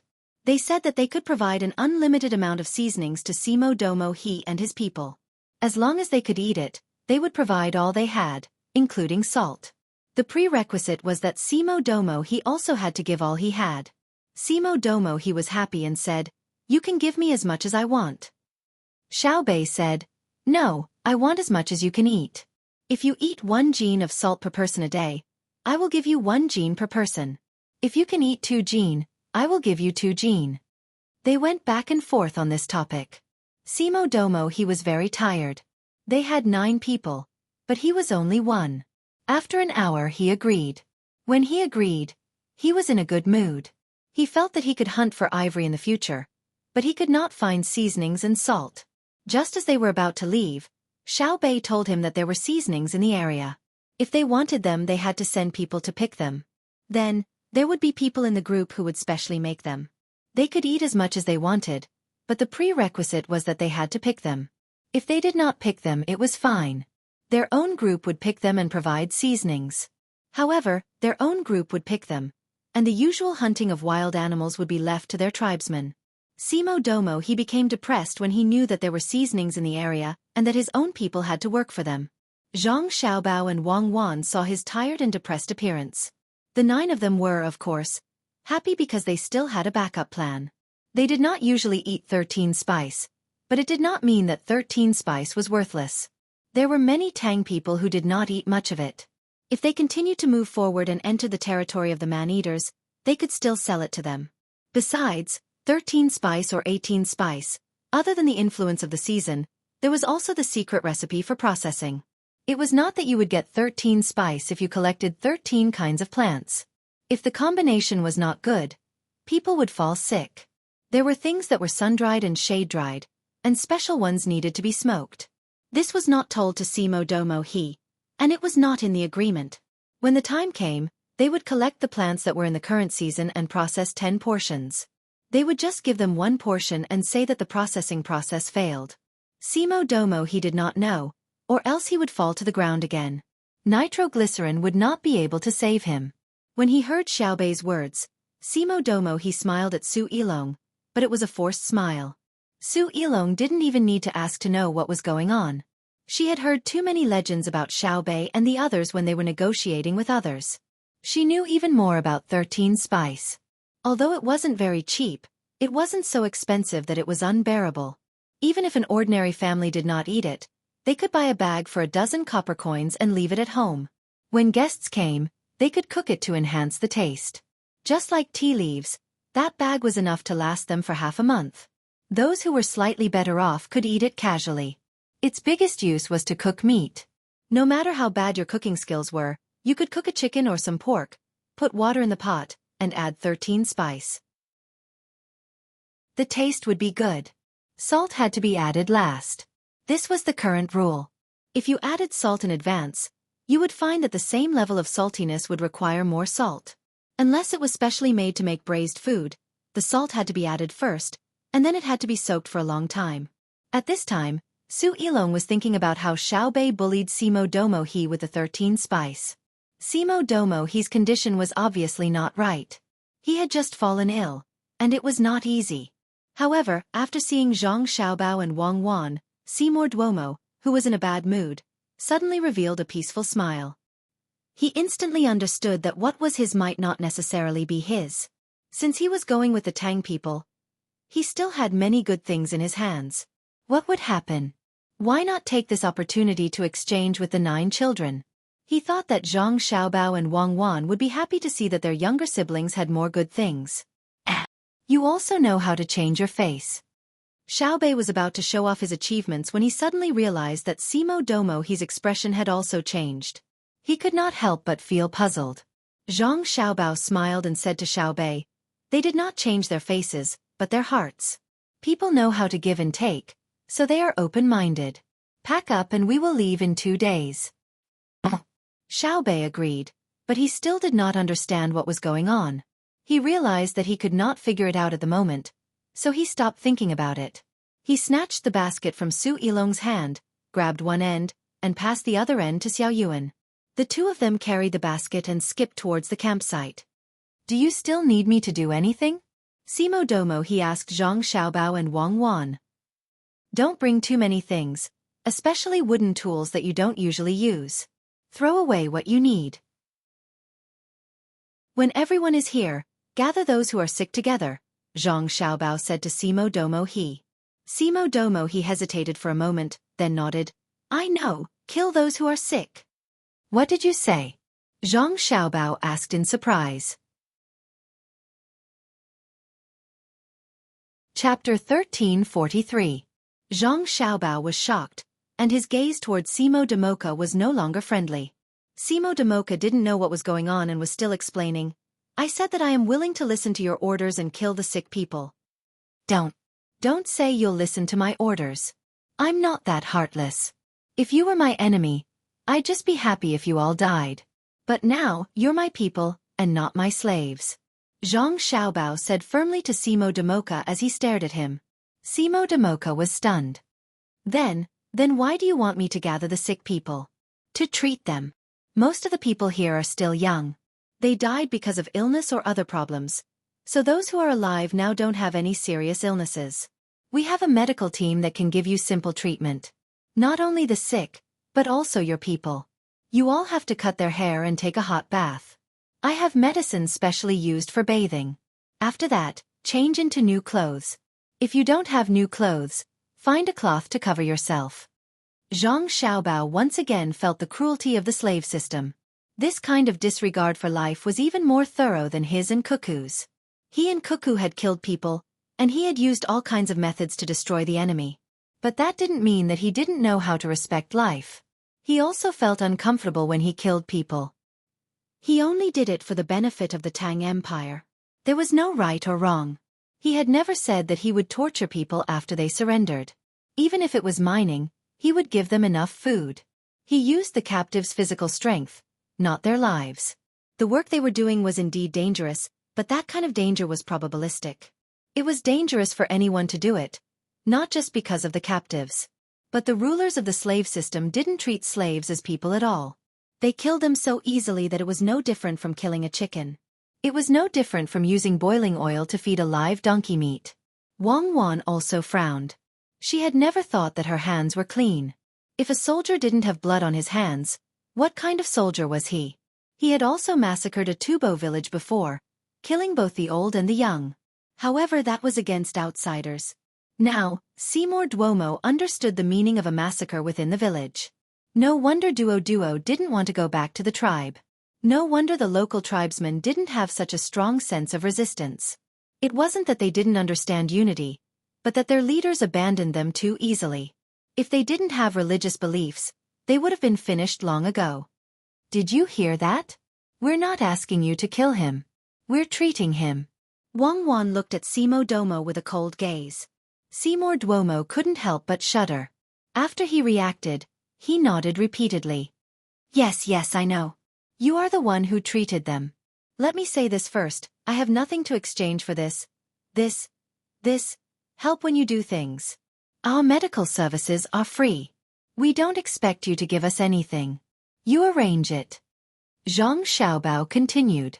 Then, he didn't want to look at Seymour Duomo anymore. He pulled Wang Wan and left.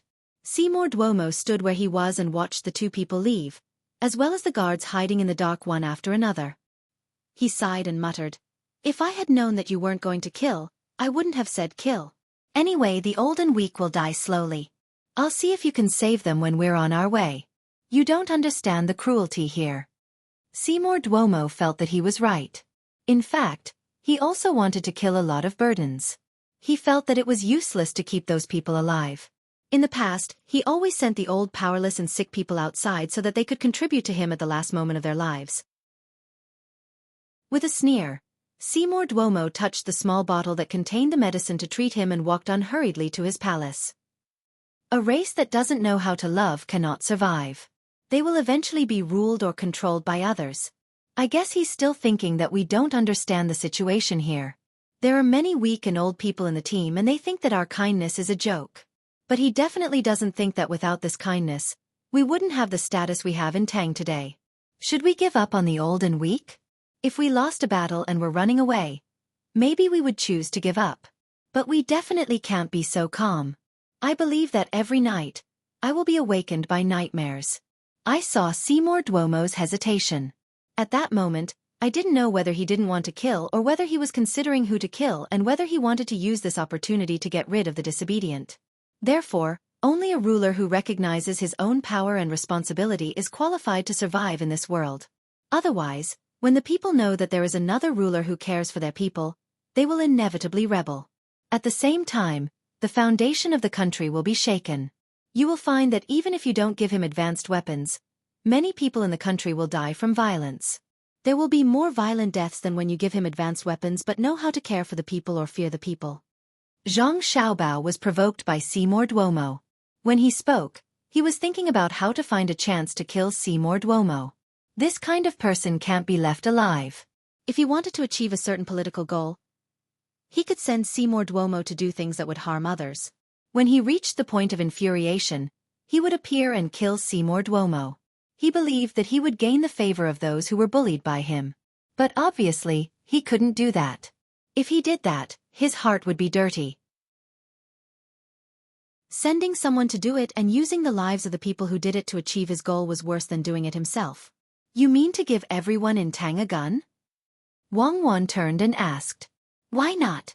Do you think that you have to use a gun to kill people?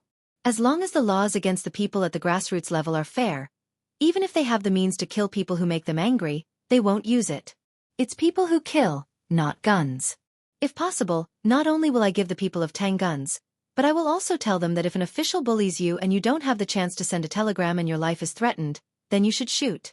Shoot at that official and shoot at the person who threatens your life. Zhang Xiaobao made a shooting action as he spoke, and there was a cold smile on his face. If we do as you say, Tang will be in chaos. Well, at least that's what the corrupt officials of Tang will think. You don't need to say it, I'll say it for you. Wang Wan smacked Zhang Xiaobao's hand that was about to raise the gun and said.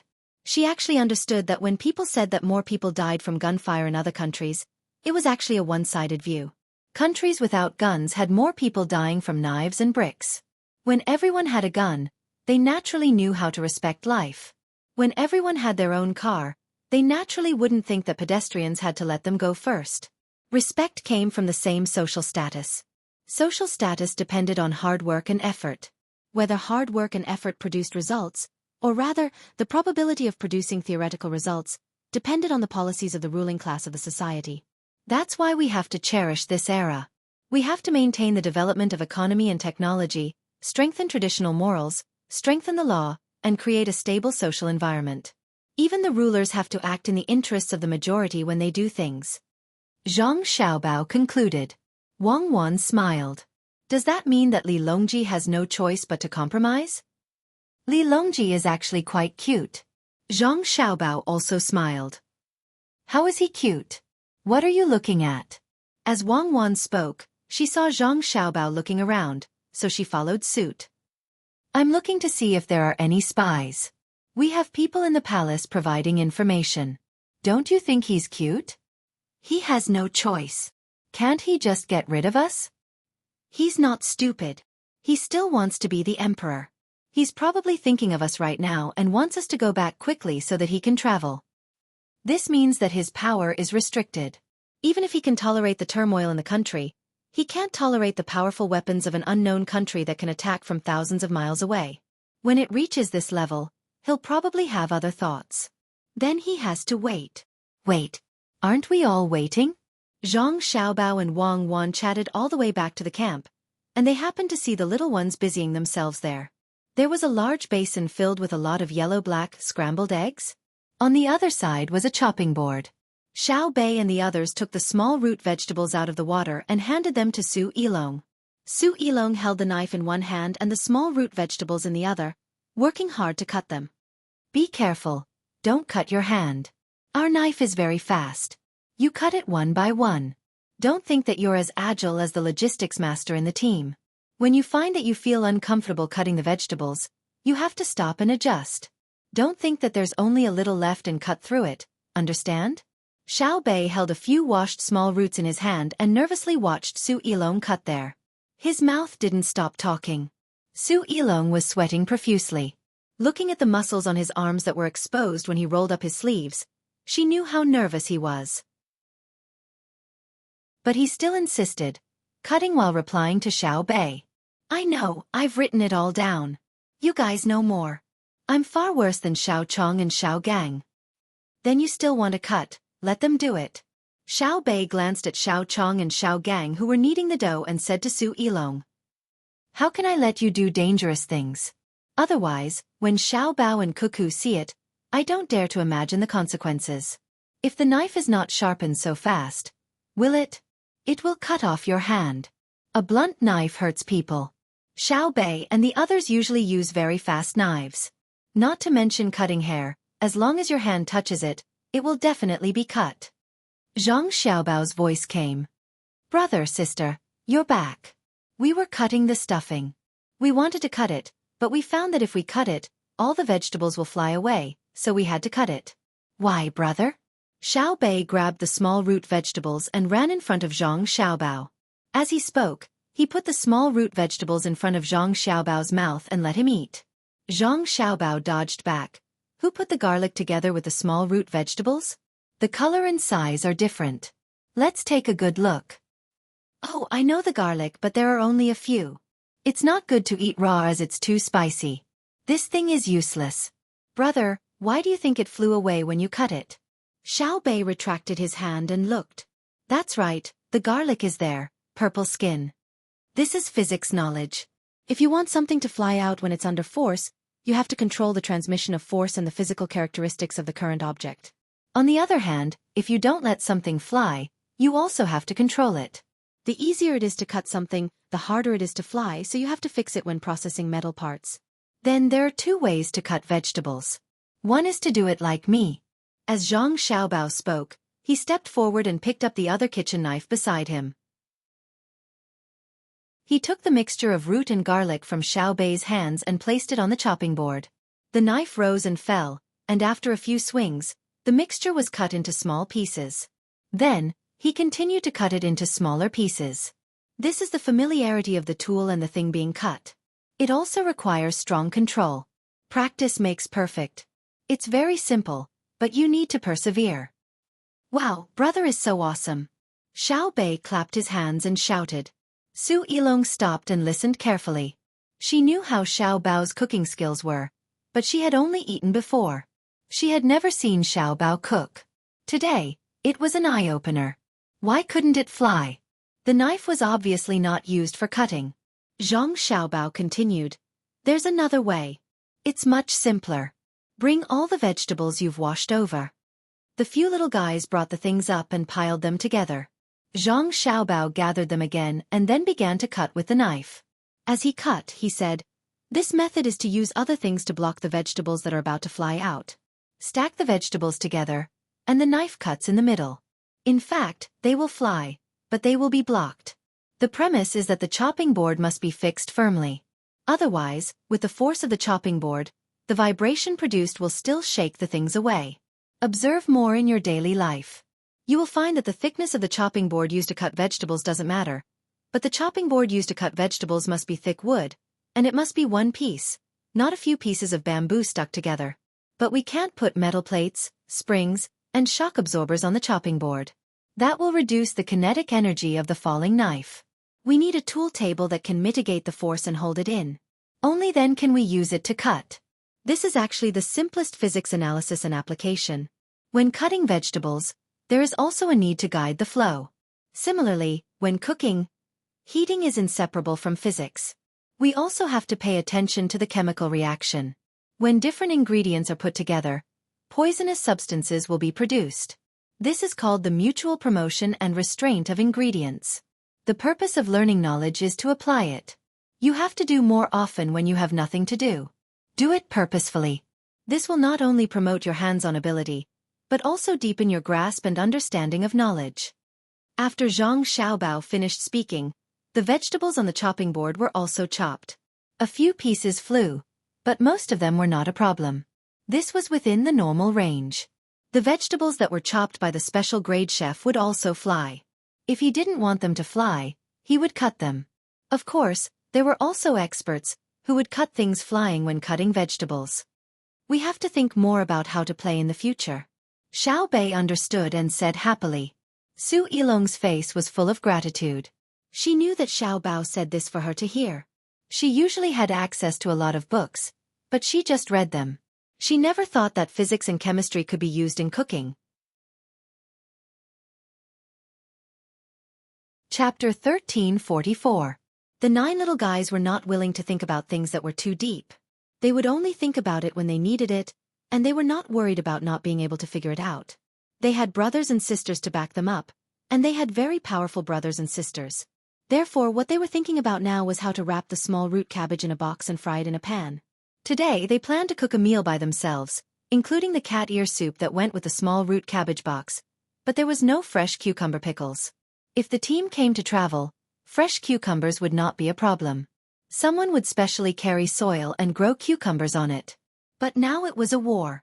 Who dared to waste manpower and material resources like that? If there was a spare place, it would be better to fill it with salt or bullets. The 9 people who made the box for the first time were very nervous. Xueqi also did not cook. He could not cut the vegetables well. What else could they expect him to do? As the main force of the box, Xueqi was very excited. He felt that the action of making pancakes could be regarded as a kind of art. But only those who made pancakes every day understood that it was actually a kind of life. Zhang Xiaobao and Wang Wan no longer went in to rest. Instead, they took out folding stools and sat down, watching their younger siblings and Xueqi cook. The two looked at each other and remembered the first time they made wontons for their family. The same passion, the same excitement, and the different craftsmanship. Even if the little guys put their heart into the box they made was also strange. They could not even squeeze the edges of the box. Only the clumsiness can be seen in the simplicity. Great skills appear clumsy. Zhang Xiaobao did not care. There were only 3 consequences if the box was not wrapped well. First, the stuffing was leaked. Second, the stuffing was not cooked in the thick part. And third, the thin part was scratched. This was not a big problem. If the stuffing was leaked, it could also be fried and eaten. If it was not cooked, it was not a big problem. In the stuffing of wild bird eggs and small root cabbage, the bird eggs had to be fried first. The small root cabbage could be eaten raw or cooked. As for the scratched part, it could be eaten as a strange rice crust. As long as the little ones put their heart into it, no matter what they made, the adults would feel that it was delicious. Even the delicacies made by the top-class chefs were not as delicious as the noodles made by the children. This was the consensus of the adults in the world. Zhang Xiaobao and Wang Wan didn't care and just waited to eat. The little ones also didn't think about the food they made. They maintained absolute confidence that the food they made would definitely be good. Only Xueqi, who was slightly older, was afraid. She was worried that Xiaobao and Cuckoo would not like the food she made. From time to time, he would look at the pot, then at Xiaobei and the others who were wrapping the boxes. He looked at the stuffing in the basin and suddenly had an idea. He suggested, "Can we add some meat inside?" Xiaobei was tasting the newly mixed stuffing to see how it was salty. When she heard Xueqi movement, she raised her head to look at him and said helplessly, "Brother Ilong, cooking is the same as composing poems. It doesn't matter how much flavor you add, it depends on whether you can express a flavor. Just like the chive stuffing, if you want to add meat, you can. It's very simple. No matter what kind of meat you add, it's not a problem. It doesn't matter if it's nutritious mutton, warm chicken, or cold crab meat. It can all be mixed in." "But," I said, understand?" Xiaobei was like an adult. It was very difficult for her to make food, but she ate a lot. When she reached a certain level, when she was used to the wind and waves, the trickling stream was the pursuit. Xueqi knew what chives were. She didn't like to eat them usually. Every time she ate them, she would have a stomachache. It was only when she ate at Zhang Xiaobao and Wang restaurant that she was fine. He also didn't know what was going on. Seeing that Xiaobei said that she could put everything, he asked, "Isn't it good to put venison?" "Okay, but we want to eat the pure taste of the root vegetables. The monarch, the minister, and the assistant minister are the rules. Whether it's used in medicine, calligraphy, or food now, who is the monarch and who is the minister? When you put venison, I only want to eat venison. Moreover, eating venison and root vegetables together is too nutritious. Then why did you put wild bird eggs?" Xueqi asked as if he was asking for advice. In terms of enjoyment, he was very clear that he was not the opponent of the little guys. Although they suffered a lot, that was because they were willing to. However, if they didn't suffer, when it came to enjoyment, he was far behind them. Xiaobei spat out the stuffing in her mouth and reached for the salt. When she touched the box of salt, she paused. She bit her lower lip, looked up at the sky, rolled her eyes and retracted her hand. "You can't put any more salt. If there's less salt, you can eat it with other seasonings. If there's too much salt, you can't reduce it. It's not like you're making takeout." "Then what did you say? Bird eggs?" "It's fresh." Brother and sister said that the simpler the organization structure, the fresher the taste. If you want to put things, you can put river prawns. It has to be big. Only meat. No shell. Sea prawns can't. Sea prawns are too fresh and will suppress the taste of the root vegetables. We want to eat the root vegetables. Then why not put river prawns? Xueqi felt that there was a lot of knowledge in eating, so he became more and more curious. Because no one catches and peels prawns. If you want to eat something with 3 fresh stuffing, the egg has to be cooked, but the prawns have to be raw. If you boil the prawns in water, they become stuffing and then heat them up again. It's easy to cut your hand when you peel the raw prawns. I'd rather not eat it than do it. What if you get injured or infected? Xiaobei shook her 2 chubby little hands, indicating that she didn't want to be cut. Xueqi had to admit that she couldn't compare with the little guys in many aspects of life. For a moment, she couldn't help but feel envious. It wasn't that she hadn't experienced life, but that no one had ever told her this in her daily life. It seemed very simple, but there was endless knowledge in it. No wonder His Majesty also put his youngest children beside Xiao Bao and Cuckoo. They were the eldest princess and the first prince. It turned out that their education started from the bits and pieces of life. After an hour, the root vegetable boxes were done. Black, yellow and gray, they were stacked one by one. They were put on a plate and sent to the dining table in front of Zhang Xiaobao and Wang Wan. There was also a bowl of wild vegetable soup with the smell of oil floating in it. Because the root vegetable boxes were limited in quantity, they were usually only eaten in the inner courtyard for Xiaobei and the others. The wild vegetable soup was much easier to make. In addition to some chopped green onions, there was water, salt, pepper powder, and some uncooked oil. There were 2 full pots, less than half a basket of vegetables in them. They were distributed to more people to drink.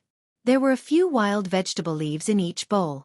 Zhang Xiaobao and Wang Wan had the most wild vegetables in their bowls.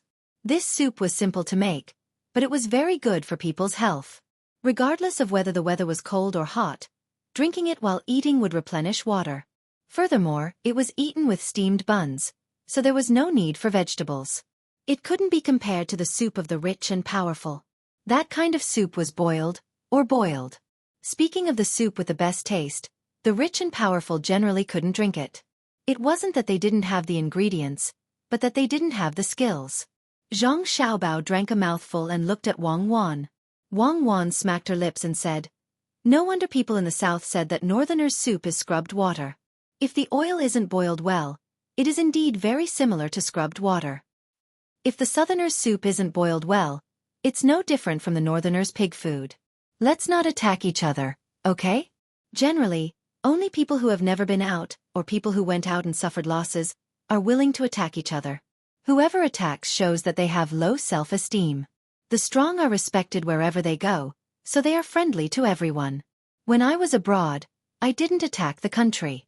I even wanted to come back, but I knew that as long as I showed my face, I would definitely be caught. Especially beautiful geniuses, they were very willing to catch me. Zhang Xiaobao looked at the soup bowl in front of him and said to Wang Wan. Wang Wan took a bite of the small vegetable box and swallowed it slowly. She drank 2 mouthfuls of soup and let out a long breath. Ah, now I don't have to worry about the excess food in my stomach. But people who have gastric problems definitely can't eat this kind of box. Eat, don't complain, it's my mission to catch you. I'm not talking about you, I'm talking about the beauty. Xiaobei, come, let me tell you. Next time when you make this kind of soup, remember to sprinkle the chopped green onions into the oil first. If the chopped green onions don't turn black, it means that the oil temperature is not enough. Don't add water immediately. Zhang Xiaobao said to Wang Wan. Seeing that Wang Wan's eyes began to change, he hurriedly called his sister.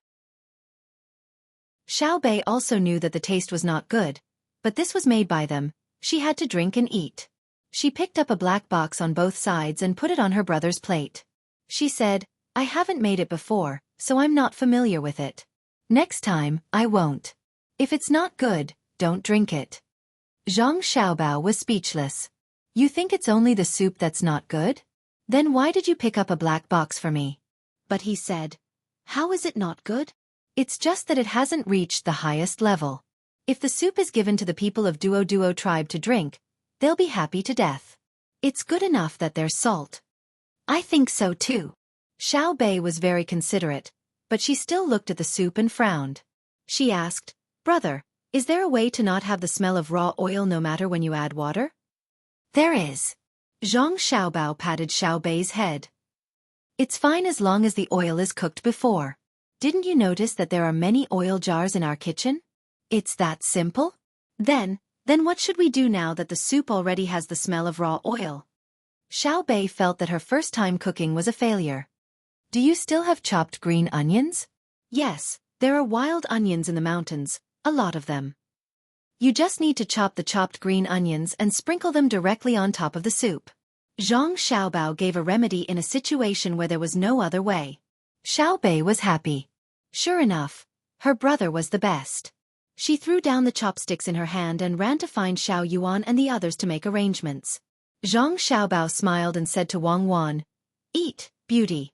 Actually, this soup and box are not bad." The title of beauty was effective. Wang Wan did not mention what had just happened. She gently drank the soup, and it seemed that it was really delicious. Then she said, "Compared to the people in the refugee area, the food in front of us is a delicacy." Yes, the damage caused by natural disasters is great, but there are also many man-made refugee areas. I wonder how many refugees will appear in Duo tribe this time. Zhang Xiaobao also carefully chewed the black box that Xiaobei had given them. It depends on the situation at sea. Wang Wan turned her head and looked to the west. Chapter 1345. Wind direction. Southwest. Wind speed, 5. The situation under the water is unknown. It is not easy for large ships to approach the shore. Send small ships into the water. Pay attention to the tail waves. On the ship closest to the shore, someone on the lookout tower sent out a signal with a sailfish. In the fleet of large ships, there were immediately 100 smaller ships. 2 small ships, each 4.5 meters long and 2 meters wide, came down from each ship. Each small ship could seat 8 people. They rowed toward the shore, and there were also things covered with canvas on the ships. About 200 li away from the 1,000 ships, there were 9,000 ships anchored there, including 2,000 gunboats. These were all the naval forces the Tang Empire could muster. Over the years they had built 3,000 gunboats. 200 were left in the country, and 500 were used to patrol the seas. Wherever there were Tang merchant ships, there would be Tang gunboats. The rest were all sent here. In the future, they would not build the same type of gunboats. New gunboats were rarely built. Usually they would build 2 or 3 and send them to the seas, lakes, Yellow River, and Yangtze River for training and to learn the techniques. If there was a need, the large shipyards would start construction at the same time. The other ships anchored on the sea were transport ships and supply ships. There were 200,000 soldiers on the shore this time. For a long time, they would not be able to get supplies from the country. They also needed to carry livestock for transportation. 10,000 ships sounded like a number, but when looking at it, one would never compare this number with the situation on the sea. There were already merchant ships coming back from farther away. When they saw the ships on the sea, the people on the ships ran up and shouted, "Boss, boss, quick, come out and look at the ships." A merchant ship called Longing Tang was returning to the Tang Empire along the shore. The lookout on the mast saw the scene in front of him through a telescope and shouted at the top of his lungs. As he shouted, he climbed down from the mast. "What are you shouting for? Little Dong, when can you be more steady? Ever since we left the Tang Empire, I haven't seen you rest. You shout when you see fish. You shout when you see seabirds. Look at the ship. We are already on the ship. It's not like we haven't seen ships before. Is this a merchant ship or a guard ship of the Tang Empire?" On the deck, in a small wooden hut, a person was rolling noodles. Next to him was a wooden shelf. On the paper there were 3 very small children. From their clothes, it could be seen that they were 2 boys and 1 girl. When he heard the lookout shout, he quickly added some cold water into the pot and shouted back. The man he called Xiao Dong had already slipped down from the mast very deftly, and stood in the doorway. He sniffed and said, "Boss, I mean Captain. You made noodles for me again. There are boats, many boats." "Who made it for you?" "The noodles I brought from the Tang Empire were not much to eat. I cooked and ate a few mouthfuls, but when I got home, the 3 kids kept pestering me. I couldn't even eat a peaceful meal of noodles. When I came out, they were less than 1 year old. When I went back, they would be 3 years old. That is the time when they are naughty. The captain narrowed his eyes as he looked at the picture on the paper. Suddenly, he glared at Xiaodong and said, "Xiaodong, I told you 100 times to hang the binoculars around your neck. You just had to take off the rope. If you really fell into the sea, I won't be your witness when we get back. Let's see how the authorities will deal with you." "Boss, don't worry. You see, I have a rope tied around my waist. I can't wear it around my neck. My neck will be worn out after a long time." "Boss, oh Captain, I mean ship, if you don't believe me, you can take a look with the binoculars later. It's so scary." Xiaodong pulled the binoculars. Sure enough, there was a rope tied around his waist. Every big ship had 2 of these things. One was held by the captain, and the other was given to the lookout. When they came out, they would file a record. When they got back, even if it was broken, they would bring the pieces to the state-level authorities for inspection. If they lost it and no one was there to prove it, they would be punished. The captain was not in a hurry. He didn't expect what kind of scene it would be. He only thought that there was a bigger trading fleet that wanted to meet with his small fleet here. After that, they would greet each other and go their separate ways. In that case, he would be able to see it in a while. It was more important to eat the noodles he brought from the Tang Empire first. It took a long time for the noodles to enter the pot, so the time it took to cook them was shorter. After a few minutes, the noodles were ready. After soaking them in cold water for a while, the captain took another can, opened it, and scooped out a few spoonfuls of bean paste. He scooped a few spoonfuls of bean paste into a bowl and ate a mouthful. Delicious. The noodles and bean paste from my hometown are still the best. Why are you looking at me?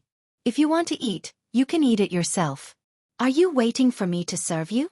Captain, you are really too noble. Little Dong happily ran over, picked up the noodles, and put in the sauce. He lowered his head and stuffed half of the noodles into the bowl. Then, he raised his head and rubbed his mouth in satisfaction. Captain, I just remembered. A month ago, Little Bean was sick and wanted to eat noodles. You took out a can of bean paste and said that it was the last one. Today. Could it be? I'm dreaming? Yes, now that you have woken up from your dream, go up and take a look. Are you still full? I only made this much. That bean paste, aren't you afraid of being salty? When the captain was speaking, Xiaodong picked up 2 more chopsticks of noodles and put the bean paste on the noodles. I have woken up from my dream. Boss, I am going up now. You eat slowly. I will continue to feel the power of the Tang fleet. After finishing 2 bowls of noodles, Xiaodong gulped down a mouthful of water. He wiped his mouth and ran out, leaving only one sentence. You're lying to me. I won't even look at it. I'll eat noodles. Son, daughter, wait for me to go back. I'll make noodles for you every day. The goods on the 5 ships are all yours. These are goods from Africa that Xiaobao and Cuckoo mentioned. They're very valuable. The captain continued to slurp his noodles unhurriedly, muttering as he looked at the 3 children drawn on the paper. By the time he was full, a quarter of an hour had passed. He let out a satisfied burp and looked at the noodles that hadn't been cooked yet. He gently placed the can of bean paste on the table and wondered who would be lucky enough to run over first. That way, they would be able to cook the noodles themselves. The captain rubbed his stomach and took the binoculars. He strolled outside and continued to look at the sea and blue sky. He thought of Xiaodong's words and looked ahead with the binoculars. So many ships. Damn, this is the Tang fleet. Our Tang has so many ships. Reflected in the captain's eyes were ships after ships with dragon flags fluttering in the wind. Everywhere he looked, there were only ships. There was no end in sight. At the end of the sea and the sky, he could vaguely see the silhouettes of ships. The captain was dumbfounded. He swallowed hard and murmured, "What's going on? Am I dreaming? No, absolutely not. Why would the great Tang's fleet come here? Who is going to be unlucky? So beautiful, so mighty. Come out for this captain. Look at the fleet. It is the Tang fleet." After muttering to himself, the captain began to shout to the cabin below the deck. His hands holding the binoculars turned white and his body trembled uncontrollably. He was too excited. In the past, he could only see a few gunships and supply ships of the Tang fleet. It was rare to see dozens of ships at the dock at the same time. Today he was truly satisfied. His great Tang had so many warships. When gathered together, they could blot out the sky. This was the Tang fleet, the strength to protect the Tang people. The captain pursed his lips, puffed out his chest, and let the sea breeze blow. He had the urge to cry. The ship in front of him could no longer be called a ship. It was like a mountain range, continuous and unending. What could be prouder than this? More footsteps came from the deck. Hearing the captain's shout, the sailors thought that something had happened and ran out. However, they didn't find any danger. When they looked forward, they were all stunned. Even without binoculars, they could see the ships in front of them. It was just that they couldn't see the flags on them. They could see the hull of the closest ship, the sails and masts further away, and the ships further away were little dots or black lines. Big Uncle, where did these ships come from? There are so many of them that it's frightening, a sailor said to the captain with wide eyes. Where did they come from? Under the heavens, where do you think there are so many ships? Only my great Tang. I can see clearly. Gunships, those are gunships, and more gunships. So many gunships? Who are Xueqi and Xiaobao going to deal with? The captain could now see the configuration of the ships clearly. The gunships were clearly different from the ones the captain had seen. Although he couldn't see the cannons, he could see the wooden planks covering the muzzles. Those familiar with the Great Tang's gunships knew that once the wooden planks were removed, the cannons would be exposed. The other ships didn't have string cannons, but they had a gun at the bow and no gun at the stern. This meant that the warships had no intention of firing while escaping. This was a sign of absolute confidence. His nephew rolled his eyes and reminded, Big Uncle, in front of us is the strait of many cannibals. Xiaobao and Xueqi are fighting many cannibals. When we came out, it was only a small skirmish.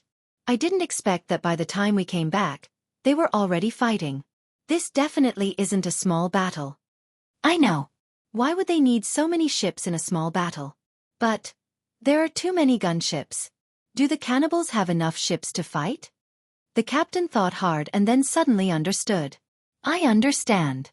Xiaobao and Xueqi aren't sending people to attack the ships.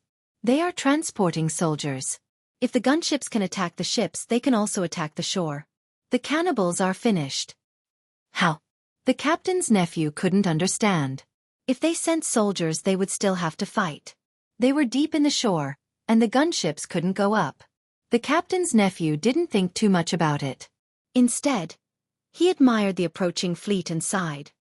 It's so beautiful. I've always heard people say that Xueqi's gunships broke through the waves and formed a majestic formation.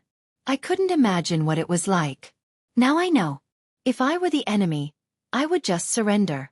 There's no way to fight this battle. In front of us, there's nothing but ships. When we cut through the fleet later, it will be even more shocking. I've seen hundreds of fishing boats moving together, and I think it's spectacular. How many ships does the Great Tang fleet have? It's invincible. Hearing his words, the other crew members on the deck felt the same. The closer they got, the more they felt the oppression of the motherland's invincible fleet. They belonged to the Great Tang. Usually, they didn't need to send many. 1 or 2 gunships and 3 to 5 supply ships were enough to protect the safety of the people outside. When there was a real problem, the Great Tang would gather so many ships and form a boundless fleet. With the protection of the armed forces on the sea, they could go anywhere in the world. Captain, when we go back, if we see ships from other small countries, such as Zhanlao or Japan, we'll stick to them and see if they dare to provoke us. The invincible fleet of the Great Tang will crush them, a crew member shouted excitedly. You're the one who sticks to them, and you dare to provoke them? Isn't it a provocation? The Great Tang fleet is powerful, but it's not for you to provoke them. Don't you need to spend money? Are you stupid, or are Xiaobao and Xueqi stupid? Or is it the emperor? The captain followed the voice and glared at him. Isn't it said that the Great Tang is willing to do all it can for one person? I'm also a person of the Great Tang, the man retorted. He was immediately met with all sorts of criticism. I say, Chen Clan's second son, I told you not to come. You're such a fool, but you insisted on coming. Next time, no matter what you say, I won't agree to bring you along. Idiot, in the future, I'll call you that. And you dare to say that you'll do all it can? That's only because you're in a special situation, Like when you're at war with multiple countries at the same time. It's not because you've been bitten by a fish and the entire Great Tang has to take turns rubbing your face. You're truly lacking compared to your brother and brother. If you run into two other ships, the Great Tang has to send you this fleet? And they have to cooperate with you? One patrol ship is enough. Chen Abwa, you're sick. You need to be treated. Old 2, I'm confused. Why do you have to provoke others? If their ships are filled with valuable goods, then after you provoke them, the Great Tang's armed ships will go and help you steal the goods. But if their ships are filled with rotten fish and shrimps, then after you've provoked them, our Great Tang ships will go and help you fight. We won't get any benefits. Isn't that just making trouble for the Great Tang army? Brother Chen, you're not young anymore. Shut up. What brother Chen? You're my younger brother, so just call me brother. You're also talking about me. Do you want to put righteousness before family? The younger brother reacted and hurriedly defended his older brother. That's right. You're my older brother. You, all of you, stop talking about my older brother. Look at the ships. After having their fill, the crowd stopped mocking the second son of the Chen clan and turned their gazes to the Great Tang fleet. Bong, bong, bong, bong, bong, bong. Suddenly, the sound of drums and horns came from the fleet in front of them. All sorts of small flags began to move, and the ships with sails began to lower their sails. Big uncle, what are they doing? The captain's nephew asked curiously. The captain was also puzzled. As he watched, he suddenly realized that the clouds in the sky were moving faster and faster. Immediately he shouted to the surrounding crew, "Quick, lower the horizontal sail and raise the jib. A gale is coming from the side. Don't look at the ship, or else it'll be blown away." Only then did the crew react. They hurriedly got into position and began to do their work. Soon, the horizontal sail was lowered and the jib was raised to a separate position. The speed of the ship began to decrease. The people on the observation deck did not continue to stay and slipped out to the deck. After a while, the crowd gathered at the front deck. Only the people controlling the sail and the helm were unable to leave their positions. Normally, when encountering such a situation at sea, one would be very nervous. Each time, they would be worried that something would happen and that they wouldn't be able to return home. However, the people on the ship were very relaxed. In front of them was the fleet of their motherland. If the wind was so strong that it was dangerous, the fleet would definitely send a ship to inform their merchant ships. Since no one had come to inform them, it meant that the wind wasn't out of the control of the fleet. Since this was the case, the 5 ships on their side would enter the fleet in a short while, and the fleet would protect them. The wind began to pick up, and the sails of the 5 merchant ships formed a large angle with the ship. If one only looked at the sails, they would feel like the ship was moving at an angle. As the wind howled and the waves battered the sides of the ship, the people on the ship weren't worried in the slightest. All of them steadied themselves and experienced the feeling of riding the wind and waves. Although the wind was blowing from the side, the ships were actually moving faster. 30 minutes later, the 5 merchant ships finally brushed past the closest Tang warship. The flags on the ships fluttered in the wind. Soldiers wearing different types of navy uniforms were saluting the merchant ships. Their standard standing posture and neat movements made the people on the merchant ships tear up. They all returned the salutes that were out of shape. As they went deeper and deeper into the fleet, they couldn't see the outside anymore. There were only ships, countless ships, and the orderly salutes of the soldiers on the ships they passed. These orderly movements made the blood of the people on the merchant ships boil. They saw the majestic warships, the resolute soldiers, the rolling dark clouds, and the flapping war banners. For a moment, they felt very reassured. There was nothing in the world that could fight against this army. It was too strong, and the eyes of the soldiers showed no sign of retreat or weakness. Good soldiers, once we return and sell the goods, I will take out 10% of the net profit and send it to the barracks. The soldiers of my Great Tang can't be wronged. Our dignity in the outside world depends on them. The captain solemnly said. Chapter 1346. The 5 merchant ships passed through the fleet in a daze. They didn't know how much time had passed, but when they came out, they found that the gale had already passed. The people on the ships were all very excited, occasionally turning their heads to look at the seemingly endless fleet.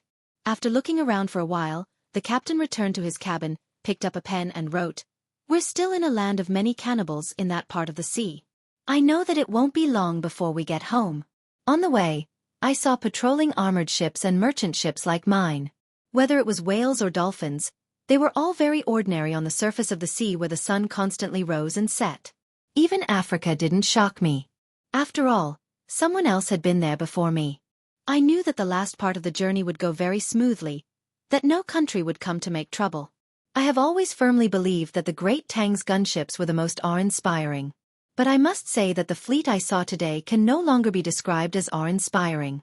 Without seeing it with one's own eyes, one would never be able to imagine such a scale. This is a sight that should not exist in this world. Warships much larger than merchant ships were anchored on the surface of the sea in rows and groups. When I looked through my binoculars, I couldn't see the end of them. They simply floated there, doing nothing, but my heart was filled with boundless pride. I truly didn't dare to guess what I would do if I were an enemy of the great Tang. Perhaps surrendering would have been a good idea, but I would have to kneel on the deck before the gunships could open fire.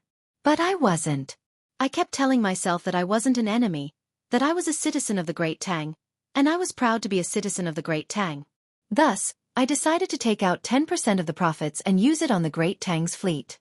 They were worth it, and I had no regrets. The soldiers of the fleet were in no mood to consider the thoughts of the people on the merchant ships that had just passed by. They simply expressed their welcome. According to Xueqi's request, whenever a Great Tang army left Great Tang territory and encountered a non-combatant of the Great Tang, they had to give them a salute. It was these people who paid the taxes that supported them. Thus, as soldiers, he naturally needed to provide them with sufficient assistance. Since they didn't need him and the others to help them fight for the time being, showing them some goodwill was also a form of assistance. Xueqi had said that the salute of a soldier was the most beautiful scene, and it would make the people of the Great Tang feel at ease. Now that they were at ease, all that was left was to continue the assault on the Duo Eater. The Duo Eater would never have imagined that a group of Tang soldiers would appear in such an important place. At the narrowest point of the straits, the people who were beginning to approach the shore were very excited. They had already seen the ships of the man-eaters anchored one by one at the rudimentary docks. Actually, it was not quite correct to call it a dock. It was a pity that in such a good natural deep water place, those boats were too small. Moreover, they were dragged to the shore, where the water was not deep. There aren't any reefs down there. If I had known, I would have just let the big boats come over. It's really a good natural harbor, but the scenery is a little lacking. I thought that I would be able to see a cluster of buildings and all kinds of tropical plants. A sailor who had just docked his boat looked at the scenery in front of him and felt a little disappointed. He had always imagined that other people's docks would be like Lu Zhou's.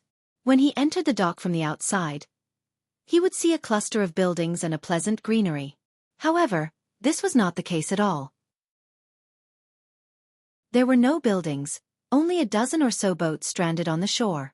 Then, what entered his eyes were mountains, rocks, and yellow hills. The first impression it gave was that it was a barren place.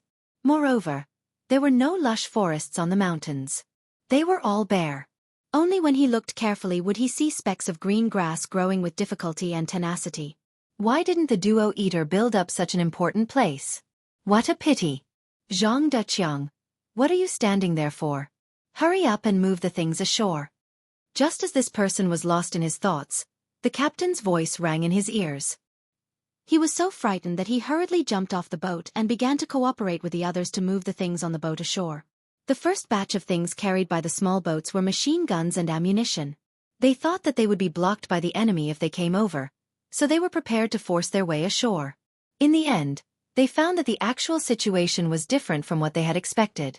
There was no Duo Eater at all. What they saw was only desolation. The boats that were dragged to the shore had not been used for a long time.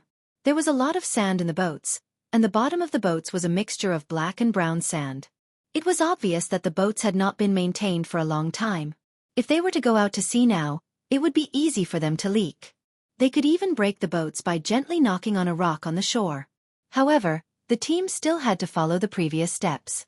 They moved the machine guns ashore, connected the ammunition, and prepared to face any possible dangers. When all the things were moved ashore, 6 of the 8 people on each boat stayed behind while the other 2 rowed back to provide support. As for sending a big boat to approach directly, they still did not dare. Sitting on a small boat and not being able to see the reefs underwater did not mean that it was equally safe to send a big boat over. Zhang Duqiang was one of the people who stayed behind. He was a very good sniper. He had received training in jungle warfare and street warfare. He had also specially gone to Fengzhou, to be precise, the southern bank of the Yellow River in Fengzhou. There was a desert there. It was very big. Zhang Duqiang had never walked from one side to the other, and no one would ask for that. However, he had survived there for 2 days. Yes, 2 days. During those 2 days, he only carried a wet towel wrapped in layers of oil paper and a single-edged serrated knife. Other things he did not carry. The experience of those 2 days was definitely a choice between life and death. Fortunately, there were many eagles circling in the sky. The 2 most beautiful ones were red and white. The red one was called the Red Luan, and the white one was called the Xueqi. If he felt that he could not stand it anymore, he would wave to the sky. There would be eagles bringing water and other supplies, but at the same time, he would be eliminated. Those who were eliminated would not be able to go ashore and continue to move forward. Zhang Duqiang also participated in other training after that, but it was still in the desert. He only came out after 4 months. Who knew how many layers of skin on his body had fallen off? Damn, it's so hot. Zhang Duqiang and the others left in a small boat. Some people stayed behind to provide cover fire, while he joined one person on each boat. There were a total of 200 people. They were very familiar with each other. They were teammates who had survived together in the desert. Yes, it's hot. A weak voice followed. Zhang Duqiang did not need to look back to know who it was. The person's real name was Tu Dong. He was the 4th child in the family. His nickname was Rabbit. Tu Si, Rabbit. It was very pleasing to the ear. When Zhang Duqiang heard Tu Dong's voice, he didn't feel that Tu Dong was a very weak person. Tu Dong's voice was always so soft, and his expression was always shy. However, this kid was not weak at all. He was the most skilled at catching snakes and skinning them. He was also very bold. No matter what the desert thing was, as long as it was said to be edible, he dared to eat it raw. He ate it more delicious than anyone else. The most important thing was that he was very sensitive to water. He could always find the place with the heaviest water vapor under the sand, and then use simple tools to gather the water. Of course, his marksmanship was not bad. Otherwise, he would not have been arranged to be in the first batch of commandos. Don't talk so much when you're hot. Get ready and start adjusting your state. Today, we must advance 50 miles and clear all obstacles along the way. We must circle the area where the quicksand may appear, and clean up all kinds of dangerous insects and animals in the desert. The person who came down from the other boat said to Zhang Duqiang and Tu Dong unhappily. The 2 of them immediately shut their mouths and began to prepare. They put on their gloves, tied up their sleeves, checked if the straps on their boots were done properly, and tied up their pants. They put on their hats, tied up their collars, and covered their face masks and reflective glasses. Every part of their bodies was covered, and not a single trace of their skin was exposed. In addition to the large dual backpacks, the guns in their hands, and the knives at their waists, they felt even hotter. However, none of them changed into trousers and vests. In the past, they did not know, but after participating in the desert training for 4 months, they had a deep understanding. In the desert, one should not think that it was cool to wear less. The temperature of the sand was very high. If one's skin was exposed, it would be cracked by the sun. The most important thing was that the water in the body would be lost very quickly. Now they looked uncomfortable, but they could survive very well and save water at the same time.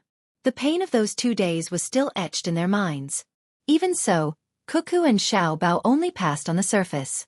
The real survival time was 3 days and 3 nights, 72 hours. The reason why they did not add an extra day was because the rescue team could not keep up. During those 2 days, they could not just hide in one place. They also had to complete the mission. Otherwise it would be much simpler. They just had to dig a hole in the sand dune facing away from the sun, bury themselves in it, and hold on for a while. Zhang Duqiang, who had a deep impression of this, did not say anything, but he could use sign language. He said to Tu Dong next to him, "Xueqi and Xiao Bao are really amazing. When we went for the training 3 years ago, they must have thought of this moment. If we had not experienced it before, we would not have been able to walk too far." Of course, if Cuckoo and Xiao Bao are not amazing, who is? I am now wondering, how do the local polyphagous people survive? Do they also walk on the sand and be fine? Tudong also used sign language to say. Although it was not a desert in front of them, there was not much greenery. It was yellow, whether it was the mountains or the ground. Coupled with the salty sea breeze and the big sun in the sky, it was easy to imagine how difficult it was to live here. At this time, the captain made a hand gesture and jogged forward. The others lined up and cooperated with each other to follow.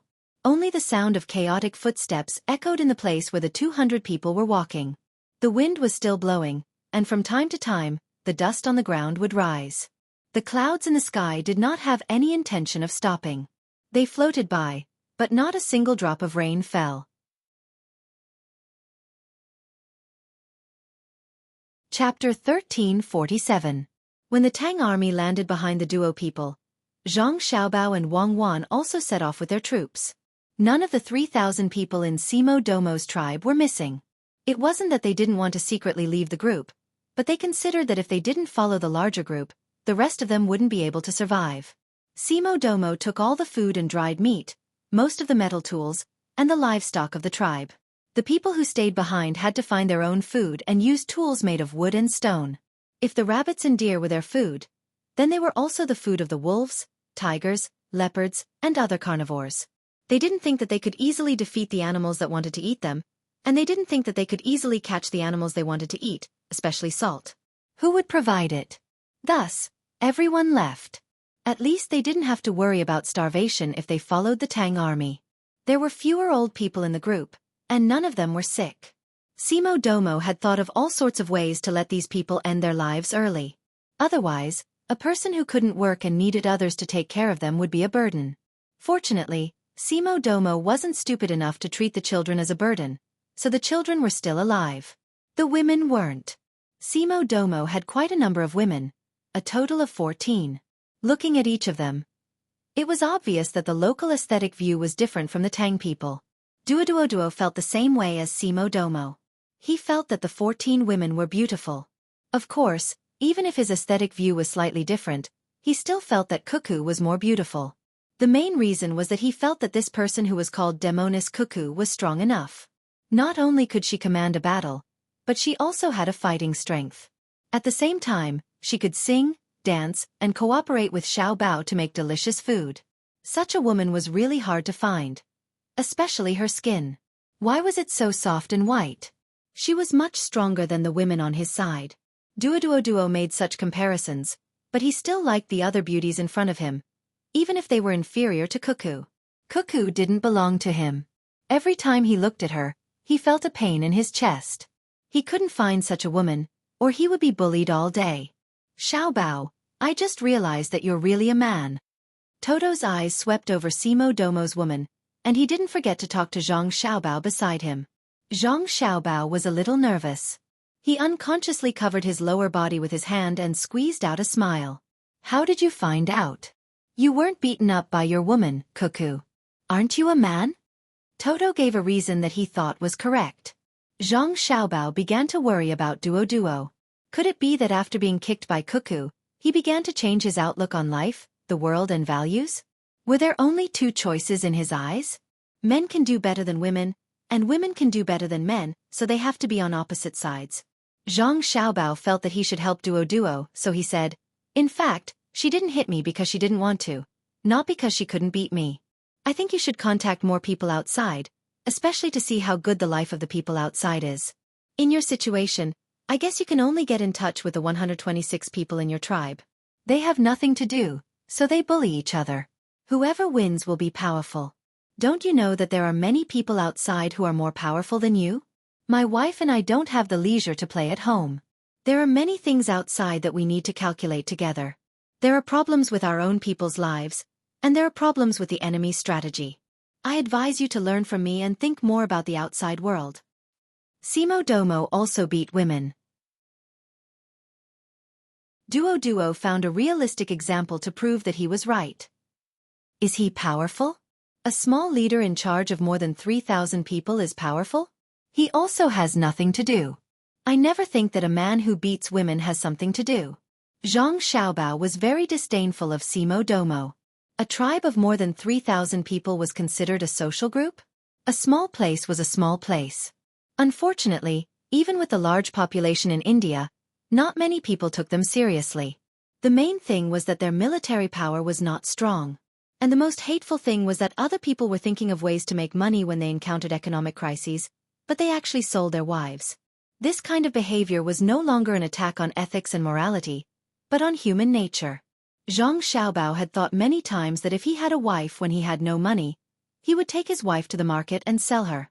Through all kinds of psychology, he would tell himself that it was right to do so. However, in the end he failed. He couldn't convince himself at all. If he sold a wife who usually cooked, ate, and suffered with him, how cold-blooded would he be? That was not a commodity, but a period of time and memories that had a close relationship with him. The most infuriating were those women who were sold. They were very honest and accompanied the men to sell themselves. This might be a kind of habit.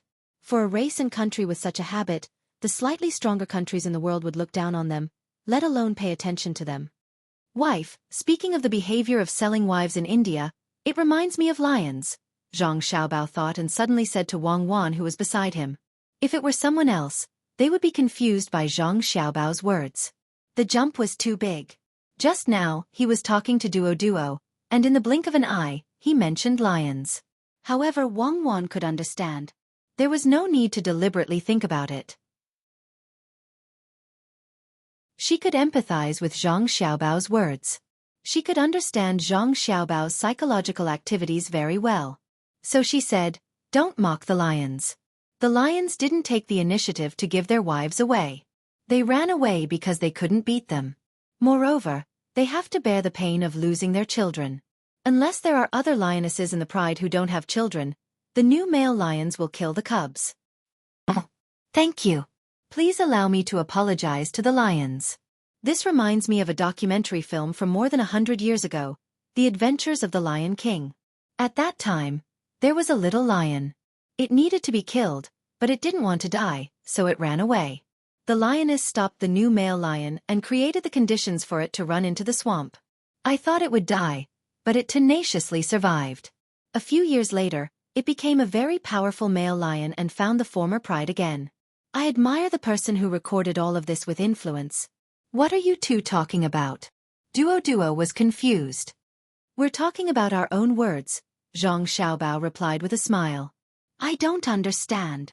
Duo felt that what he said in Tang was right. Why couldn't he understand? He couldn't figure out what the two were talking about. Zhang Xiaobao still said with a smile, "Can others understand you when you talk to your woman?" Yes, Duo said honestly. You're a failure. Zhang Xiaobao didn't give him any face. I think so too. My woman is not as good as yours, Duo admitted. Wang Wan sneered. It's your man who is not as good as mine. Don't put yourself so high. If Xiaobao had your woman would definitely live better than you. Then I'll give him my woman. Are you tired of living? I'll let Xiaonan use you for target practice. Do you believe it? What is target practice? Like the deer before, put you 200 steps away, you can run, and Xiaonan will shoot you. Why? Forget it, your IQ is not good. It's a waste of a bullet to shoot you. Go back to the team. Look at your tribe. It's a mess. You want to compete with my man? You can't even manage a team of more than 100 people. TSK. Wang Wan said to Duo in disdain. She took a step forward and prepared to kick. Duo hurriedly ran away, followed by his cursing voice. Scared me to death. If he pushed the women in his tribe in front of me, won't I starve to death? Zhang Xiaobao pretended to be frightened and sighed. Do you really want to vomit when you see them? Wang Wan asked with a smile. I want to die. Zhang Xiaobao said with certainty. Wang Wan smiled and lightly hit Zhang Xiaobao. Let's go. Look at Simo Domo he's still living well. He doesn't care about his women, does he? I think he cares about his status. Women are just a tool for him to show his status. What do you want? Zhang Xiaobao blinked twice, looked at the 14 women belonging to Simo Domo and then looked at the other strong men in his tribe and asked. Just as you guessed, I think those women don't care about him very much. What they have is not love, but a simple social need. No one's departure will hurt anyone. It's not even comparable to the psychological impact of a pet dog's death on the owner. Wang Wan's meaning was very clear. She looked at Zhang Xiaobao, waiting for him to say something supportive. Zhang Xiaobao nodded his head. I think it's okay. Brother, sister, are you really going to give Simo Domo his women to some of the people in his tribe who have contributed the most to us through labor evaluation? Xiao Bei jumped over like a rabbit. As she walked, she tilted her head and asked. How do you know? Zhang Xiaobao habitually patted his sister's head. Xiao Bei was not disgusted. She enjoyed it and let her brother pat her head. She said, because your life is not a failure. Duo is leading his small tribe to survive, but he doesn't even have a tacit understanding with anyone. He doesn't know what his family is thinking, and his family doesn't know what he's thinking. He's so pitiful. I think so too. He doesn't even have two sisters like our Xiao Bei. Isn't that so? Zhang Xiaobao used internet language. This kind of word sounded very cute, but he would not say it to adults. Yes. Xiao Bei nodded. Go ahead and teach. You're messing up our Chinese culture. You're saying all kinds of things to your younger brothers and sisters. When the time comes, can you still tell who is who? Wang Wan was really helpless against Zhang Xiaobao. He taught blindly, drew cartoons, spoke internet language, wore European princess dresses, ate Western food, and dozens of commonly used foreign languages. His teaching methods were messed up, but Zhang Xiaobao still enjoyed it. Zhang Xiaobao did not care and said, they will know how to choose. They say it's Chinese culture, but what is China? Yan Huang? China? Many of the idioms and allusions are not from the Tang dynasty. If we really talk about things before, why is Chang'an the capital? Does the Central Plains include Chang'an?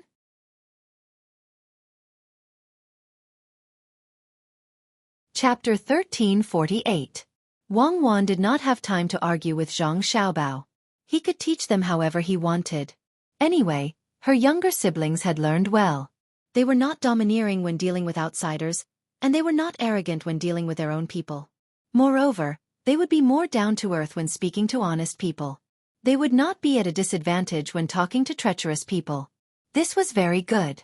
Teaching children was not to let them learn how to ask for guidance, nor was it to let them know how to calculate the games in other people's casinos through probability and fuzzy mathematics. There was also no need to memorize the 4 books and 5 classics. At the same time, they could understand and write the same type of articles. The ultimate goal of teaching children was to let them adapt to society and be able to survive in all kinds of complicated situations. Many people who had countless master's and doctorate degrees under them might not even finish middle school or high school. Since there was no reason to argue, there was no need to argue too much about this. It was better to do something practical. The practical thing was that the people under Seymour Domo his management were now bald. Regardless of gender, age, they were also given a medicinal bath. The clothes were not made yet, so they had to wait. Therefore, the children were all naked now. Fortunately, the girls had a simple belly band. Xiao Bei said that he was afraid that Xiao Yuan would see something he should not see. Xiao Yuan did not say anything. He just let people tie leaves with a special smell with a rope and hang it on the little boy, saying that it could repel mosquitoes. The adults were actually the same. Before the new clothes were made, they could not wear their old clothes, except for those that had been washed and sprayed with disinfectant. However, not everyone had several sets of clothes. At noon, a more practical situation appeared. All the old people, children, and pregnant women were given dishes cooked in a large pot by the chefs. There were 2 dishes and a soup. The amount was very large, and they were all meat.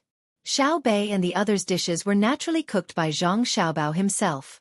There was braised mushrooms, fried wild celery, and a vegetarian soup. The fried potato strips inside were the children's favorite. The children of Seymour Domo he tribe did not have a share, but the children under Duodwa's command still ate. Seymour Damoka was in a bad mood when he saw this situation. He didn't care about the mushrooms and wild celery. What he cared about was Zhang Xiaobao's attitude. He was keenly aware of Zhang Xiaobao's status in the Great Tang. The Duogans and the Great Tang had already proven this point. Ordinary people would not be able to eat Zhang Xiaobao's dishes. Normally, only the emperor and Zhang Xiaobao's family could eat them. Just like himself, He used to be able to make some food, but ever since he became the leader, he had never done it. Even when he did, it was for himself. He felt that others did not have the right to taste it, including his women and children. Then, he saw the dishes cooked by Zhang Xiaobao. Zhang Xiaobao's woman, Wang Wan, did not eat them, which was very normal. Xiao Bei and the other 9 people ate them. He was a little confused. Perhaps it was because the children were young and should be taken care of more. There were sick people in the team, but they could also eat. How was this the behavior of a leader? Zhang Xiaobao had degraded his own status. The most infuriating thing was that Duo, a person who could be abandoned at any time, actually allowed their children to eat Zhang Xiaobao's dishes with Xiao Bei. The more he thought about it, the angrier he became. Seymour Damoka's expression turned gloomy during the meal. He accompanied Zhang Xiaobao and Wang Wan to eat. He sat on the right side, while Duo sat on the other side. Today's meal was still stew. There was no choice. There were too many people, and they were marching. Regardless of whether they liked it or not, only stew could absorb nutrients the fastest, and it was also the most convenient to cook. When marching and fighting, it was already not bad to be able to eat stew. Under normal circumstances, they would eat dry rations and river water. Zhang Xiaobao did not think that the food was bad. He had once rummaged through the garbage bin to find food, so he had very low standards for food. At the same time, he had very high standards. He could eat anything, but he always liked to personally make more delicious food. He also did not think that Seymour Damoka's daily life was so extravagant that he could not eat the food made by the chefs from the Zhang Xiaobao and Wang families. This batch of chefs was indeed not the best. Because of their physical conditions, they had to adapt to various climates before they could be brought out. But if you randomly picked one of the chefs from the Zhang Xiaobao and Wang families, how could they be bad? Stew was a cooking method, but it did not mean the taste. Buddha jumps over the wall was also stewed. Who said that it was not delicious? Right now, Seymour Damoka did not put his mind on the food. Instead, he kept looking at where Xiao Bei and the rest were. Zhang Xiaobao was unhappy. Damn it, why are you looking at my younger brother and sister for no reason? So Zhang Xiaobao was angry. He glared at him. With a bang, he was shocked. He looked carefully. Wang Wan, who was beside him, threw the bowl at Seymour Damoka. It was so hot that Seymour Damoka jumped up and hit the bowl while screaming. Zhang Xiaobao was stunned. I haven't done anything yet. Why did you throw the bowl first? Seymour Damoka, stop screaming. Let me ask you. If you don't eat the food, why are you staring at my younger brother and sister? Tell me, do you want to kidnap them to threaten us? Wang Wan held her chopsticks tightly and questioned. She looked like she was going to stab him with her chopsticks if he did not agree with her. The people nearby who could hear the commotion stopped what they were doing and looked over. Xiao Bei, who was eating at a table, threw his bowl on the table. He stood up and took out a small pistol. He pointed it at Seymour Damoka and said angrily, "So you are targeting us?" Seymour Damoka did not feel that the stew on his body was hot. He recognized the thing in Xiao Bei's hand. It was called a gun. It was a very beautiful gun. It had a pink surface, a smooth shape, a straight line, and a black muzzle. Especially when the one holding it was a child. A child always carried a gun. If he was in a bad mood or happy mood, how many people would die? No, I am not. I am not looking at you. I am looking at Duodwa's child. I am not convinced. Why can their child eat with you, but my child can't? Seymour Damoka had to tell the truth. He was afraid. He was not afraid of Wang Wan and Zhang Xiaobao, but of Xiao Bei who was holding a gun. It was the same reason why the Tang Empire's officials were afraid. Children had the biggest advantage. They were impulsive and unreasonable. They were not as rational as adults. It was normal for them to do things that they should not do. Xiao Bei looked at his sister. Wang Wan and Wei Wei turned sideways. He made a few gestures with his hands and blinked his eyes. Xiao Bei understood. So it was to trick people to seize power. Sigh, Seymour Damoka was really sad. Knowing that he had to find an excuse to deal with people, Xiao Bei was very cooperative. He said to Seymour Damoka with a cold face, "What does me inviting Uncle Duodwa's child to eat have to do with you? I understand now. You did not follow us willingly because you lost the bet. You want to steal our power while you follow us. You are so ambitious. You even want to control me? Don't you want to know who I am? In the whole world, other than my parents, Xiao Yuan's parents, our grandparents, and my brothers and sisters, who dares to control me? I, Xiaobei, came to this world to enjoy life. I am not to be controlled by a person who lost the bet, a leader of a tribe with only 3,000 people. Are you unhappy? There are many things that make you unhappy. Do I need to care about you? You don't eat when you are eating. When you stare at me, I feel uncomfortable. Who asked me to? What did I say? Oh right. Whoever makes me feel uncomfortable for a while, I will make them feel uncomfortable for life. Tell me, how do you want to die? Are you bullying me because I am a child? Let me tell you, many people have died in my hands. Have I ever blinked? In my eyes, human lives are like grass. Humph. Xiao Nan, kill him. Bang. Xiao Nan opened fire and shattered the bowl in Seymour Damoka's hand. Bang. Another sound was heard as the wind blew a hole in Seymour Damoka's sleeve. Then, Xiao Nan frowned and looked at his gun. He said, "Why is it wrong? I was aiming at the head." Again, shoot a few more times. I don't believe that it won't hurt at least once, Xiaobei said. Seymour Damoka immediately knelt down and looked at Zhang Xiaobao and Wang Wan. He shouted, "Help Xiaobao, Cuckoo, I won't dare to look blindly anymore." That's not right. Who allowed you to shoot so casually? Pistols also have recoil. What if you hurt your wrists? Pay attention to your status. You have to kill people personally.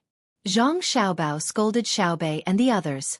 Wang Wan also glared at the little guys in front of Seymour Damoka and said, "Xiaobao, I think Seymour Damoka didn't mean it.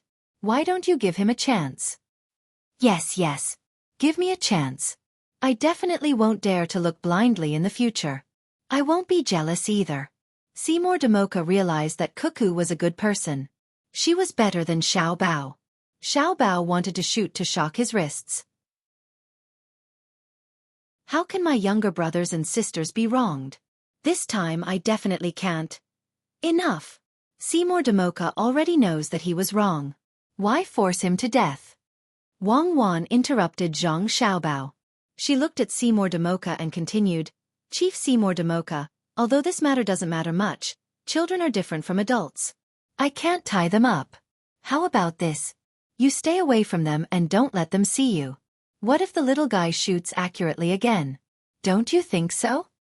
Yes. I'll stay away. I won't be near them. Seymour Damoka agreed readily. Someone come and take Seymour Damoka to a safe place. Wang Wan ordered. Immediately, someone came and took Seymour Damoka to a safe place. Seymour Damoka felt very wronged. He didn't mean that. How did it become like this? He didn't know that he actually didn't feel wronged at all. If he could let the elders in the tribe accompany him to eat, or let his women accompany him to eat, Wang Wan would temporarily tolerate him. But he only cared about himself. He was too selfish. This kind of selfishness reflected in the process of surrendering. He didn't have any weaknesses. Even if you used his family to threaten him, it would be useless. This kind of person could be used but could not be trusted. The problem was that Wang Wan felt that Seymour Damoka didn't even have any value to be used. He didn't look like a traitor who could be used to help the team and their own people. After using him, they would get rid of him. In this world, no enemy would be good to a traitor. It only depended on how much the traitor could contribute. Therefore, Wang Wan decided to follow the plan. She didn't kill Seymour Damoka, but tied him up.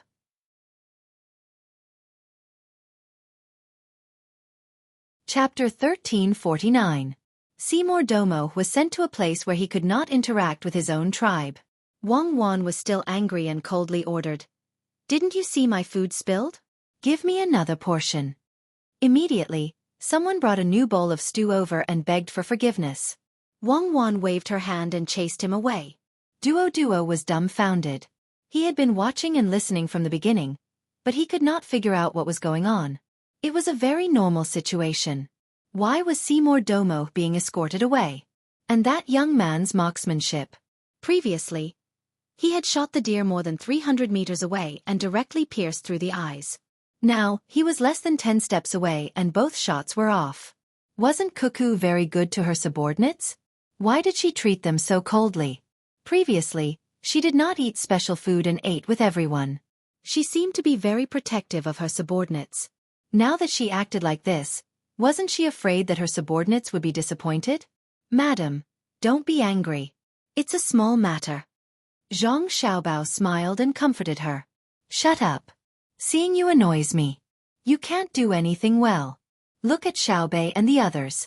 How much grievance did they suffer just now? Don't talk to me today. Wang Wan scolded Zhang Xiaobao again. Zhang Xiaobao's smile was even more flattering. Yes. Madam is right. Duo began to feel depressed. He realized that he could not keep up with other people's thoughts. Cuckoo was too domineering. Zhang Xiaobao was not like a man at all. The others returned to their previous state, but Wang Wan kept a cold face. Xiaobei quietly nudged the young man and gave him a thumbs up, meaning that he was really good at shooting. The young man was very embarrassed and said softly, "It's okay." The cook who was scolded by Wang Wan just now was also very happy when he returned. He even took out a small mirror and tried to imitate the expression from before. Then he boasted, "I'm also a good actor." Stop bragging. Just now, when I saw you cooperate, your hands were shaking. A woman beside him snatched the mirror and rolled her eyes at the chef. Chef chuckled. Madam, you can't expose me right in front of my face. Even if you bully me, you won't be able to show off your abilities. Be careful, if the young master and young lady find out, they'll teach you a lesson. Don't think that you're powerful and take advantage of them. Just because I didn't say anything doesn't mean that I really don't know how to resist. You only know how to use the young master and young lady to pressure me. When did you become the second master? The woman continued to roll her eyes at Chef. How could I bear to? It's fine if you bully me when you have nothing to do. Look at our family's little young master. He always gives in to his wife. You have to learn more from your wife. It's fine if you bully me when you have nothing to do, but when you have something to do, you have to support me. I know. I always listen to you, especially at night. What about tonight? Idiot. Duo didn't know how the chef who delivered the dishes communicated with the woman just now. He was still using his little experience and wisdom to analyze Zhang Xiaobao and Wang Wan's behavior. Wang Wan had an "I'm very angry" look, but she didn't eat less. It was lunch, so she had to eat more. Otherwise, it would be difficult to cope with the exhaustion of her body. Zhang Xiaobao also ate a lot. The only difference was that there was no staple food at noon today. There was only meat and wild vegetables in the stew, so he ate very slowly and chewed very carefully so that his stomach could digest faster and replenish the nutrients before he finished eating. Wang Wan was the same. She chewed fast and ate slowly.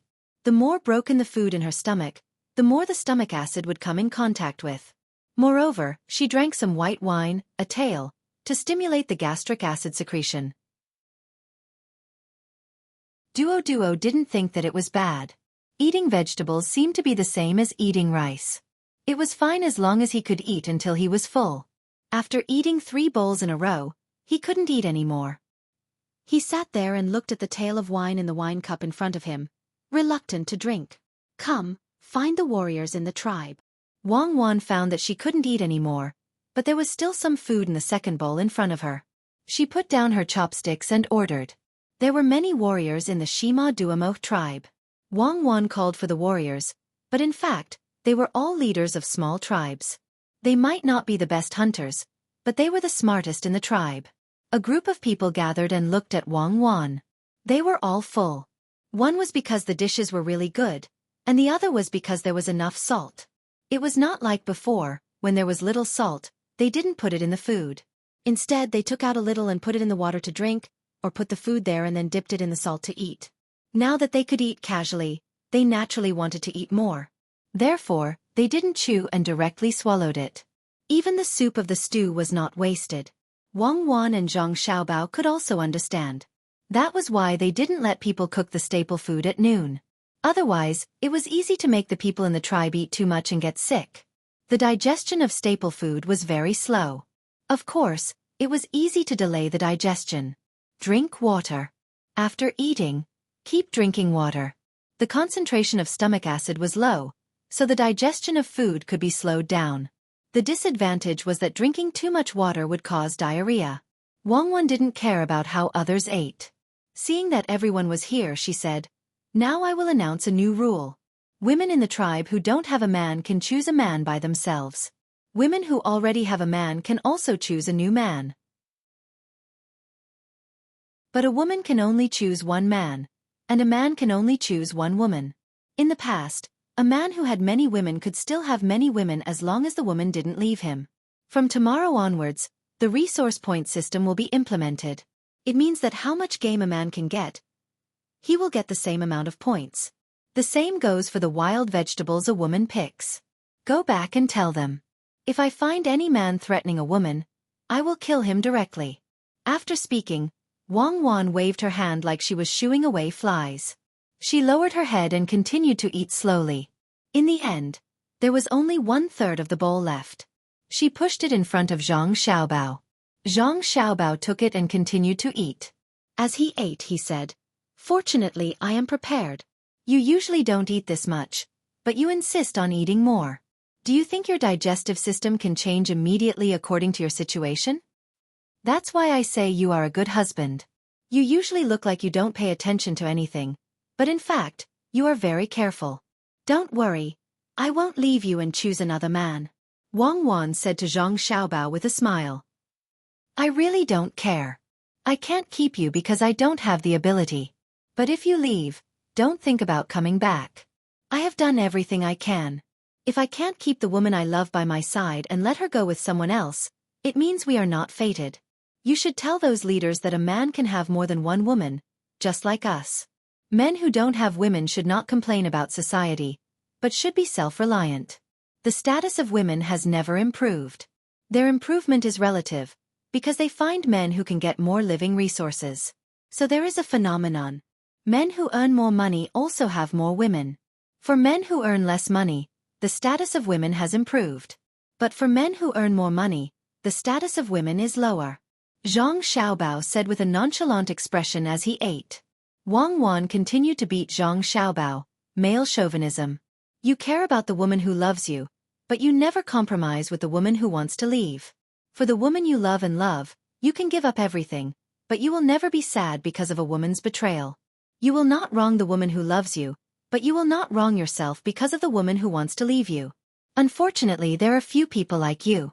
Many men want to find more women when they have the chance. When a woman wants to leave them, they feel uncomfortable. That's because they don't treat women as lovers, and they don't treat themselves as human beings. A person's life is only a few decades. Who cares about your life? If you've seen through everything and think that men and women are the same, then you can find 10,000 women. If you've seen through everything and think that you only love one person in your life, then you'd better not find a second woman, because you can't get past yourself. You are the latter. I never measure my success or failure by the number of women. So what you said just now made me very angry. You are needlessly provoking my view of love. As for me now, you are gentle enough, right?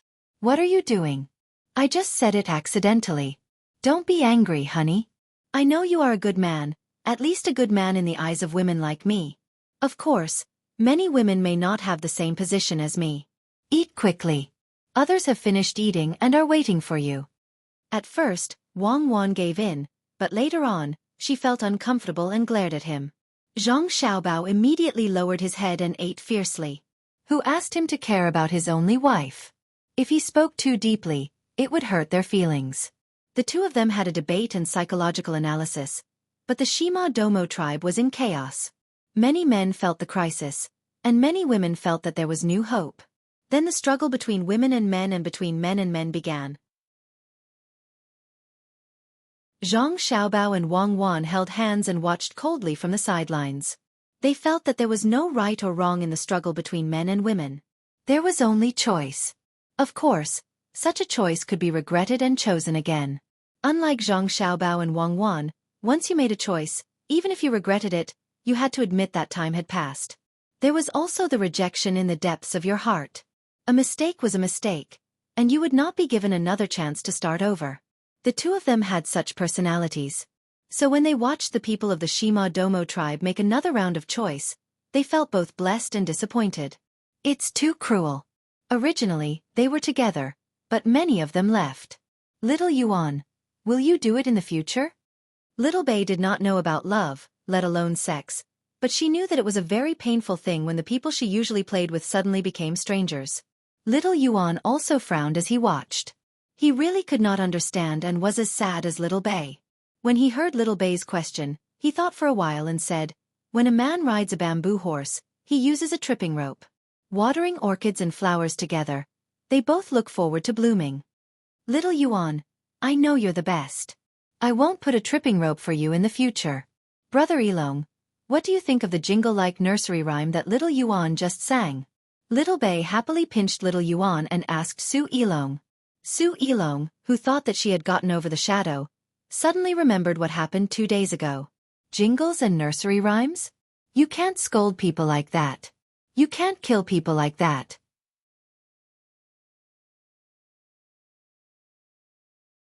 Chapter 1350. Now that Seymour Duomo's authority had been taken away, the women in the tribe were redistributed. The men in the tribe did not show any sense of collective honor. They were happy and worked harder to hunt wild beasts. The women in the tribe were more excited than the men. For the first time, they felt that their status had been elevated. They could freely choose a man instead of being assigned to a specific person. Therefore, they dug up all kinds of wild herbs seriously and took good care of the children in the tribe. It was like the simplest animal courtship. Regardless of whether it was a female or a male, they had to show their strengths to attract a better partner. This was natural selection. It was the most tragic for the males. They had to defeat their own kind to get the opposite sex. This was how the tribe survived. The old men that Seymour Duomo did not kill were taken care of by Zhang Xiaobao and Wang Wan like treasures. Seymour Duomo did not kill them not because he did not want to, but because he did not dare to.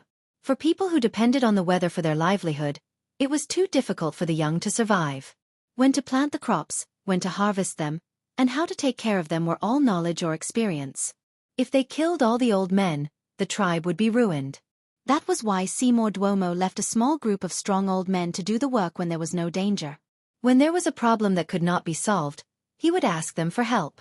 Just like how Zhang Xiaobao and Wang Wan loved the local old men when they went to Luzhou, the experienced old men could predict the weather more accurately than satellite cloud maps. Of course, weather prediction was also an accumulation of experience. It was not enough to just have equipment. There must be a corresponding module and a calculation formula. It's going to rain. It's going to rain heavily. It will rain for at least 5 days. I was wondering why the weather was so stuffy. Zhang Xiaobao had just received information from the old men in the tribe that there would be 5 days of continuous heavy rain. Wang Wan did not doubt this at all. There had always been a lot of rain in the area. Otherwise, there would not be floods every year. However, it had rained for 5 days in a row. How could the team cross the river? The Brahmaputra River was not a small ditch. It was impossible to swim across the river unless they threw away all their supplies. With this thought in mind, Wang Wan began to fret. I kind of hate Zhang Xueqi and Yang Xixuan. They had many ships before, but they destroyed all of them after attacking the man-eaters. There's no time to cut wood now. Are we really going to have to run all the way to the Bay of Bengal and then cross the sea? It's mainly because the locals are too poor and backward. Can't you just build a bridge? Using chains or bamboo ropes with boards on top will make it much more convenient. We can't afford to be delayed for 5 days. I'll get someone to ask when they'll get off the boat. If they can spare 10 hours, we'll cross the river now. Zhang Xiaobao had a deeper understanding of the battle for bridges in war. It was no wonder that in every major war, there would be countless bridge explosions and bridge defenses. Building a ship was truly not an easy and relaxing job. Speed was the most important thing in war. The old men in the tribe ate pretty good food, and new clothes were made for them first. Similarly, they did not have much of a sense of belonging to their tribe. When they were questioned again, they discussed it with each other and came to a rough and accurate conclusion. It would take no more than 6 hours, at most 4 hours. Moreover, there would be light rain in front of them. Sending more than 15,000 people across the river in 4 hours, including livestock and other supplies, was a terrifying task. If it were a war, perhaps they would first force a portion of the people and weapons across and then stand guard on the other side of the river. Once the situation on the river improved, they would then provide cover for the others to cross. Duo clearly did not think that they could cross now. He did not care about the delay, as long as he and his tribe had a good life. Seymour Domo, who was being controlled, rejoiced in his misfortune. He was not stupid. How could he not guess that his authority had been taken away by someone else? Furthermore, it was the most despicable scheme and means. His woman was no longer his. He even hoped that there would be a flood that would drown all the Tang people, or that there would be a landslide on the mountain where they were camping. But it was clear that the Tang army, whether they were marching or resting, was extremely meticulous in surveying their surroundings. There was simply no danger like this, unless there was a sudden earthquake that caused the entire area to collapse. Since he could not count on a flood or a landslide to pose a threat to the Tang people, it was not bad to slow them down. Seeing the Tang people unhappy would make him feel better. Zhang Xiaobao and Wang Wan did not have extra time to think about whether there were people with dirty thoughts. The two of them were calculating what they could do in 4 hours. Build the boats and cross the river. It's time to test us. We don't have 10 hours of preparation time. Only 4 hours. Who is the elite will be shown at this moment. Wang Wan gritted her teeth and made up her mind. An ordinary Tang army would need 10 hours to complete the task, but her family's team was not an ordinary Tang army. They had to be different. I think it will work. Zhang Xiaobao knew that it was time for him to go out and help with the planning. 4 hours. Cutting trees, setting up boats, crossing the river. Everyone had to move. With an order, the entire team began to move at full speed. Xiaobei and the others stayed together, not moving around or making a sound. They also called all the children to their sides and took turns singing, dancing, and telling stories. Su Yilong was watching and learning. She knew that the 9 little guys were usually very steady, but they were always surprised when telling stories. The plot of the story deeply attracted the children of the tribe, and the environment and culture in the story were also in line with the local situation. The 9 little guys told the story in the form of relay. One person would talk for a few minutes and the next person would change. The plot was continuous. This made Su Yilong confused. She pulled Xiaobei, who had just finished telling the story, and asked, "Where did you hear the story from?" "Here. We made it up ourselves, okay? Do we need to learn this kind of story without any connotation from others? We have succeeded in dealing with the past few hours. The adults are all busy, and the children can't run around. It just so happens that you have nothing to do. Do you know how to play a musical instrument? Any one of you, we will improvise a song, and you will be responsible for the accompaniment. Everyone in the team has their own position and value. It's time for you to show your value." When Xiaobei was explaining to Su Yilong, she suddenly remembered that the other party had nothing to do, so she quickly arranged a job for her. Su Yilong showed a troubled expression. He knew how to play musical instruments, and he knew quite a few of them. Huqin, pipa, flute, and guqin, he could play a lot of songs. But when it came to improvising accompaniment, he was confused. He knew what it meant. It was that the other party randomly found a tune to sing, and he had to use an instrument to match it. There was no practice during the process, and there was no fixed tune. The requirements for the performer were extraordinarily high. Even the women in the brothel didn't have such means, unless they found a professional band in the pear garden. I'm afraid that I can't cooperate well," Su Yilong said with a blush. "You can't even play a tune? Then tell me, what's the use of you? I only know now that brother's words are very reasonable." Xiaobei was very dissatisfied. She always felt that it was fine to play as much as she wanted, but she had to be able to take it out at the critical moment. Since she couldn't do it, why did she play along and not learn? Su Yilong didn't have any confidence to refute, and asked with a red face, "What did your brother say?" "Don't be afraid of a godlike opponent, but be afraid of a pig-like teammate," Xiaobei said mercilessly. "I'm a pig?" Su Yilong's face was even redder. Xiaobei curled her lips. "Don't belittle other people's pigs. Pigs can swim over, but can you swim? You still need us to help you. Look at you, you can't shoot accurately, you don't have the strength to move things, you don't even know how to use a knife when cooking, your drawing isn't as vivid as Sister Xiao Zhu's, your poetry isn't as good as Xiao Yuan's, and your calculation isn't as good as Brother Xiao Hai's. You didn't discover your organizational ability at all, and you still refuse to accompany the accompaniment. I don't even know what words to use to describe you." Su Yilong only felt her face burning. She admitted that Xiaobei was right. She didn't have any advantages in such a team, and all the strength she could show were ruthlessly suppressed by others. How about this? You don't need to accompany, you can be a prop, okay? Xiaobei was not thinking about how to attack people, but to use them, so she could only rearrange. What prop? Su Yilong asked, but she had already nodded. It was not good for her to not agree. If she was useless, she might as well die. You've seen our toys, right? There are a lot of big-headed people in it. It looks very simple, but if you want to show it completely, you have to coordinate the actions. We'll tell a story, and you'll wear the big-headed people. You can think of your own actions according to the plot of our story, okay? Xiaobei thought about it and chose the simplest thing for Su Yilong to do. You mean I'll be ordered around by you? Su Yilong obviously didn't want to do this. You tell the story, and we'll wear the big-headed people to coordinate with you, okay? Xiaobei asked. Let me wear it, I'll do my best. Su Yilong had nothing to say, because she didn't know how to tell stories. She had already decided to change herself, but there wasn't enough time. Now that she had encountered a situation, she had to cooperate. Otherwise, she would lose her last bit of use.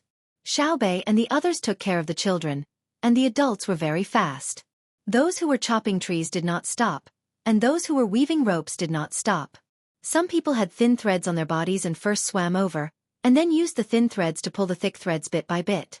After waiting for 2 hours, rows of lattices like swimming lanes appeared on the river surface. The logs were placed down and walked along the lattices, one after another. Soon, a pontoon bridge was formed, and after a simple fixing, a large group of people and horses could pass through. Before the rain fell from the sky, the heavy weapons were first transported over. After waiting for 3.5 hours, the rain began to fall. Lightning flashed and thunder rumbled in the sky, and the other supplies began to be transported. After 4 hours, the rain became heavier. Only then did the others leave, and the river surface did not rise much for the time being.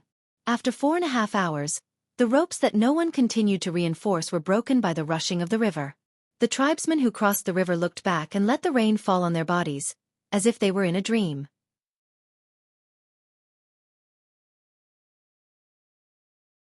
Chapter 1351. The people in the tribe knew what kind of river this was. It flooded every year. If the weather was bad, they might spend half a year in the water. The plains where the river rushed out were the plantation they relied on for survival. The mountains were where they hid from the flood. They were powerless to resist and could only obey. They also knew how fierce and merciless this river was. They had seen the Tang army before. They were fierce and powerful, especially with weapons that they had never seen before. They could kill people from afar, and they could even kill a large number of people. The leader had already said that this was the most powerful army of the Tang Empire. It was even more powerful than their own army. That army also crossed the river. With boats, they crossed the river very quickly. They were much faster than the people in the tribe.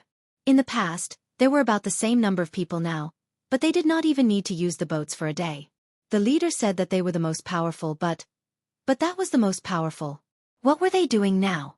When they cut down trees, they did not use handheld saws. They used a buzzing thing. In a short while, one person cut down the tree. Then, he used the useless tree branch to gently cut that thing off. Although the sound was unpleasant to hear, the speed was so fast that it was unbelievable. In the end, in a little more than 2 hourglasses, they all crossed the river. They had the same number of people, but they were twice as fast as the most powerful Tang army. What kind of army was this? There was a relatively older child who was not a coward. Seeing that no one was restricting him, he ran to the side of the protected Seymour Domo and asked, "Chief, their army is more powerful than the ones that came before. Didn't you say that the ones that came before were the best?" Seymour Domo he liked this child very much because this was his son, his biological son. It was just that he never had the chance to admit it. It was not that he did not want to, but he did not dare.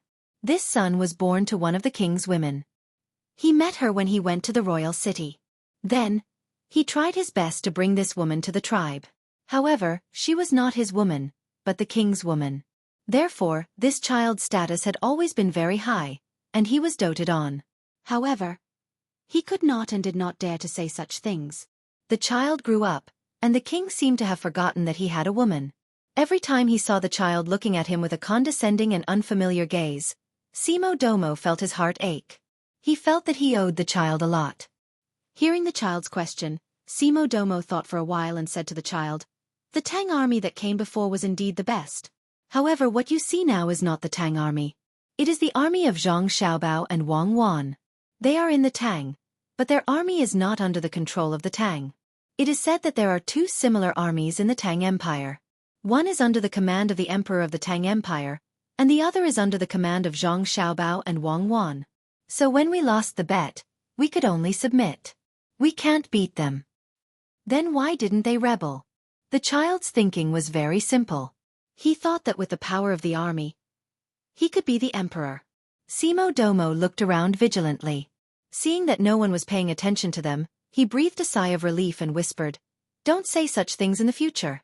I also want them to rebel, but they won't." "What do they use to cut down trees?" The child was also worried. Although he was young, he also knew that as long as this kind of army rebelled, the Tang Empire would not have time to bully his own country. Simo Domo shook his head. "I don't know. Go and ask Xiaobei and the rest. They should know. They can bring you along to play." "Yes, yes. They sing well, dance well, and can tell stories. I will go and ask them now." When the child thought of Xiaobei and the rest, he immediately became happy. After saying this, he jumped and ran to look for them. Xiaobei did not hide anything from the child about the technology. She told the child everything she knew about the diesel-powered chainsaw. Anyway, she understood that she only knew how to do it but not why. The principle was very simple, but it was very difficult to make it. The team brought the advanced chainsaw with the results of scientific research. One was to be used at critical times, and the other was to collect data for the Ministry of Works. At the same time, they also had to help the agriculture temple cut down some uncommon trees and collect seeds when conditions permitted. Xiaobei did not believe that the people in the tribe could make a chainsaw just by looking at it and listening to the principal. If they really had that kind of level, Xiaobei did not mind teaching them more theoretical knowledge. The child who asked for information was indeed not a genius. Even if Xiaobei explained the theory in a very simple way, he still could not understand. Knowledge needs to be accumulated. Just like a newborn child, you can't even stand properly, so how can you know what is running? So for the next few days, you have to stay by our side and learn. Call the other children together. In a month's time, I'm going to take an exam. Whoever does well will get an electric toy. It's more fun than a chainsaw." Xiaobei saw that the child really could not understand, so she gave up on the idea of finding a genius. She began to use this matter to tempt the child. Giving out an electric toy a month was not a big deal. The learning that Xiaobei mentioned was actually learning the Tang language and the Tang language. Every day, she would teach the child to pronounce 10 words and write 2 words. In a month, she would be able to pronounce 300 words and write 60 words. Teaching a child to learn the Tang language was difficult, but teaching a group of children was easier. They would definitely communicate with each other, repeatedly speaking and listening. Even if a child forgot, the others would be able to recall it with a reminder. The 9 children were very clear that they were engaging in a cultural invasion. However, the children and adults in the tribe did not understand. They were happy to learn, and they were happy to see the children learn. After crossing the river, they walked in the heavy rain for 3 days. Before the rain stopped, the group arrived at a plain. The plain was not as flat as one would expect. It could not be compared to the iconic plains of the Tang Empire. At a glance, there were no protrusions. Instead, there were small hills and hills. In the autumn season, there were still various colors accompanying them. It lacked the most charming red and yellow leaves. It was also because of this that the group dared to move at a normal speed.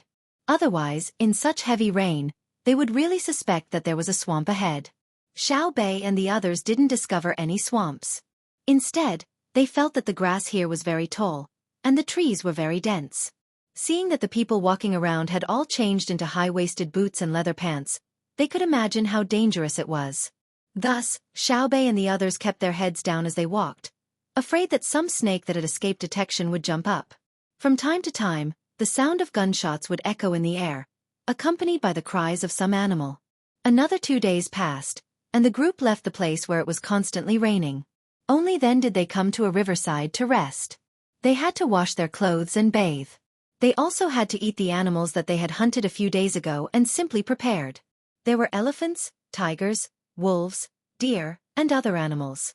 These animals did not enjoy the benefits of crossbows and were directly shot down by guns.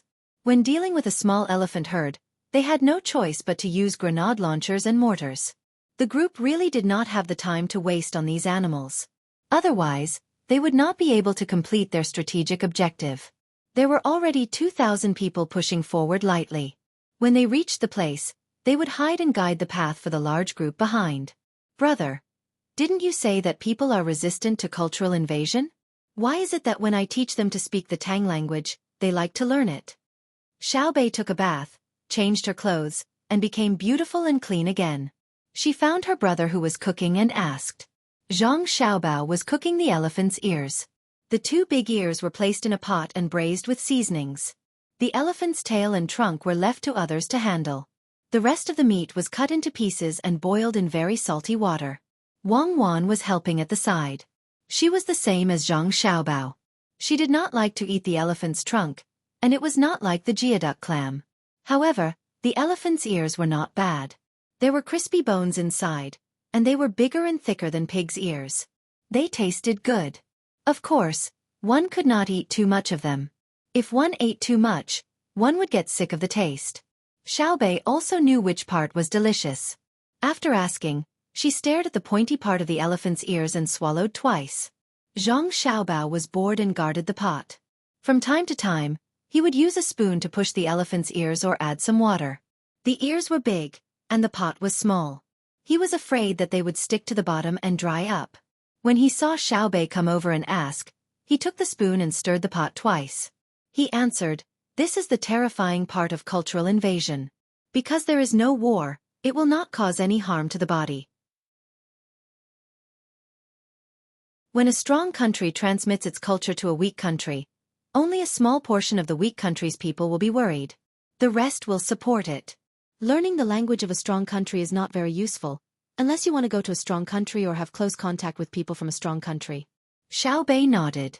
Just as she was about to continue asking, Zhang Xiaobao continued, "Then why do you want to learn it?" There are a few factors that cannot be ignored. First, you are not sure if you will have to deal with people from a strong country in the future. Second, there are many technical and literary things that require you to know the language of a strong country. Third, the fear and yearning of the weak for the strong. Fourth, this is more sinister. Sinister in what way? Xiaobei was very interested in this. A weak country has a large population, but the people are smart and willing to work hard. Most importantly, the majority of people have their own thoughts that belong to the soul of their people. At the same time, they have a strong ability to integrate. At this time, learning the language of a strong country is very useful. Today, a portion of them will migrate to a strong country, and tomorrow, another portion will migrate. Everyone will live together without language barriers. When the population reaches a certain level, the strong country will not be able to ignore this group of people. In the process of mutual influence and change, the race with a strong integration will definitely gradually gain the advantage. This may take a long time, but according to the theory of racial survival, this is reasonable. Zhang Xiaobao explained with a smile. Then will the people who go to a strong country protect their original country when there is a conflict? Xiaobei did not believe it. Zhang Xiaobao also did not believe it. He shook his head. Not necessarily. A person's mind is the most difficult to understand. Unless a weak country becomes a strong country, it will be possible for the majority of the people who went to a strong country to support it. But if that is the case, what is the use of those who went to a strong country? Why should they learn other people's language? Xiaobei imagined that the people of the Great Tang would become people of other countries after going to other countries. She felt very uncomfortable. Because they have to interact and learn. In fact, there is still a small portion of people who can be useful to their original country. This is very good. Zhang Xiaobao felt that it was too profound to talk about such things with his sister. For a moment, it was difficult to understand, so he immediately ended the topic. He immediately scooped up some soup from the pot and put it to his mouth. He stuck out his tongue and said to his sister, "I think it's too bland. Try it." "No, it's all seasoning." Xiaobei took a step back. She knew that the braised soup was delicious, but it did not mean that the braised soup was delicious. Zhang Xiaobao smiled. Then go and see if there is anything else you can help with. When the braised soup is ready, I will call you. Okay, I will continue to teach the children the language of the great Tang. In fact, I am also learning their language. It is not that I have any yearning for a lousy country like theirs. I just hope that when I interact with them in the future, I can do it myself and not be deceived by them. Xiaobei looked at the two big ears in the pot. She clasped her hands behind her back and walked away like a teacher.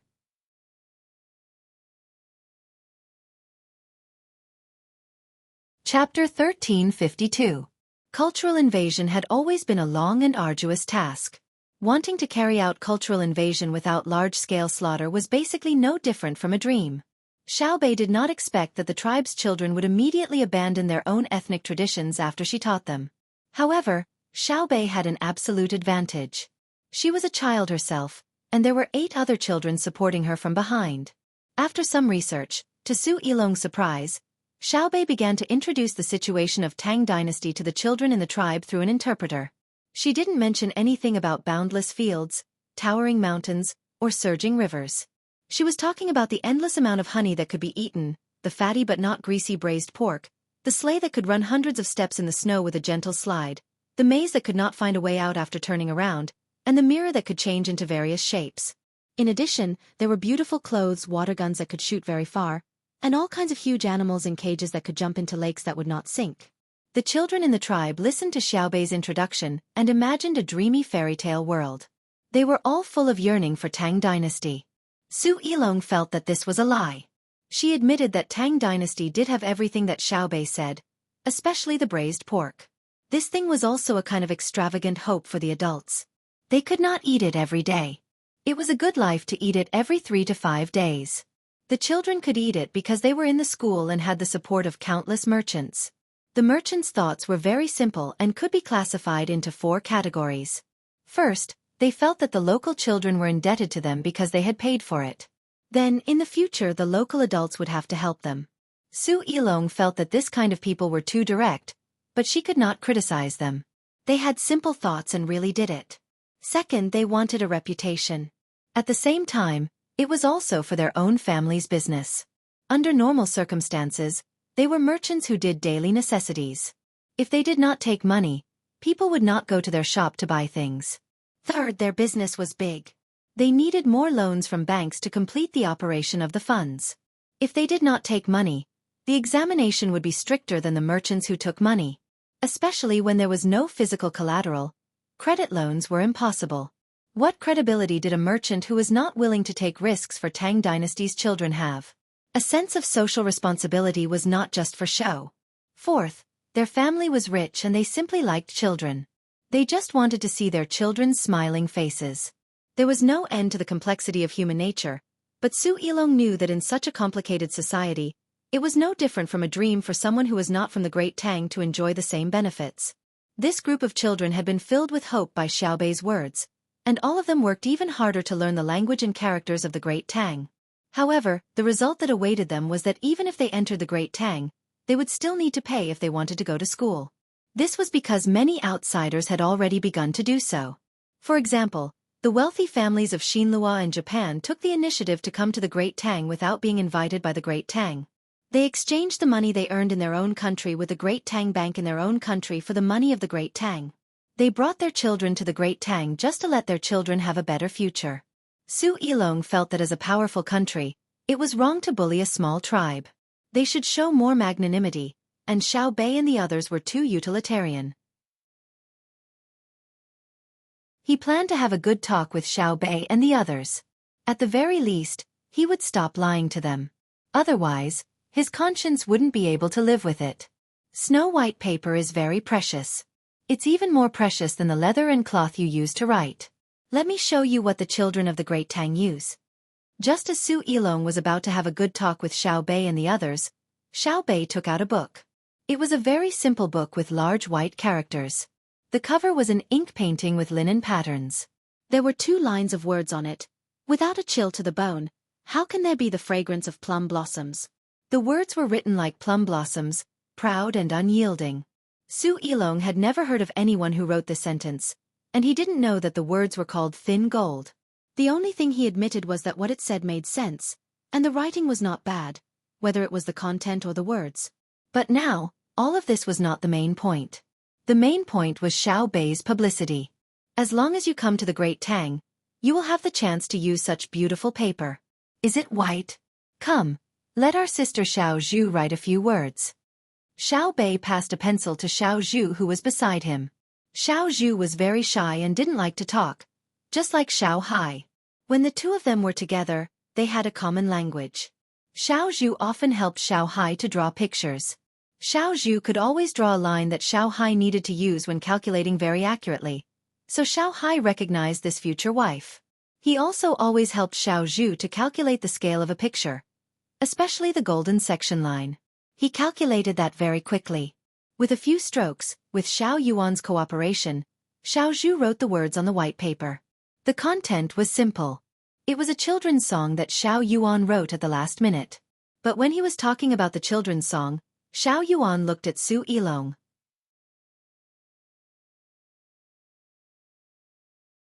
Some even wrote lyrics. He always felt that this song written by Wang Wan was very beautiful. Whether it was the beginning or the climax, it was the same. The whole song was like the waves, layer upon layer. Moreover, he knew how to play it and received the cheers of the other officials of the same generation. Especially when he was happy, he would play it twice. But it wasn't until today that she understood that this "Rosy Clouds Chasing the Moon" wasn't a happy song at all. It was a song of longing that was difficult to meet despite being separated by a long distance. Those layers were not waves, but the lingering feelings of the heart. And Xiao Yuan used a nursery rhyme to express the true meaning of this song. Xiao Qiang's harmonica continuously used single-note vibrato, accentuation, and accompaniment to express this feeling of longing and reluctance incisively and vividly. Did everyone hear it? Did you see it? Is this kind of paper good? Xiao Bei acted as if nothing had happened and asked the other children with a smile. Su Yilong felt that his chest was tight and his stomach was uncomfortable. He wanted to vomit blood to reduce the pressure on his body. You can't play like this. I want to die. How can you be like this? The key now is rainbow clouds chasing moon, okay? If it's not a damn white paper, can you still distinguish the priority? Su Yilong felt sad for Xiao Yuan. He thought to himself, Xiao Yuan, is your role just to cooperate with the white paper? Don't you know how many people who treat this as a happy song will feel ashamed when you understand the feelings of rainbow clouds chasing moon so thoroughly? Looking at the children in the tribe, Su Yilong felt balanced in his heart. Sure enough, the children did not think about the white paper. They were also affected by the song that was accompanied by the harmonica just now. One by one, they had not recovered yet. Looking at the situation, they wanted to play together and then had no choice but to part. After that, they could only chase after the moon like the rainbow clouds, but they could not catch up. Brother Yilong, what are you doing? Help me. Tell them, is this paper good? Xiao Bei's voice suddenly came. Okay. Su Yilong's mouth moved.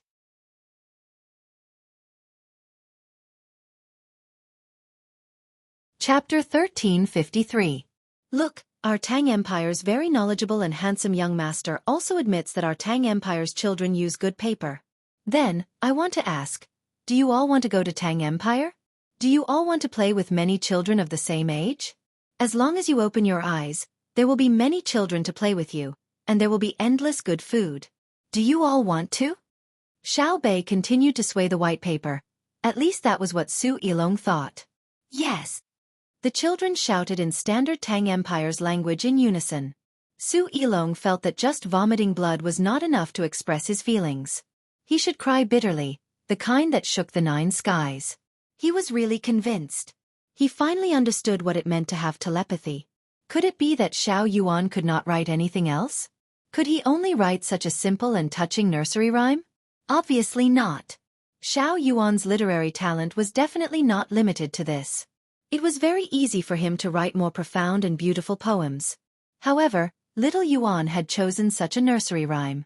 Its composition was so shallow that it would make countless people laugh at it. Its content, when matched with the tune of Rosy Clouds Chasing the Moon, made people unable to laugh. He did not distinguish himself. He only cooperated.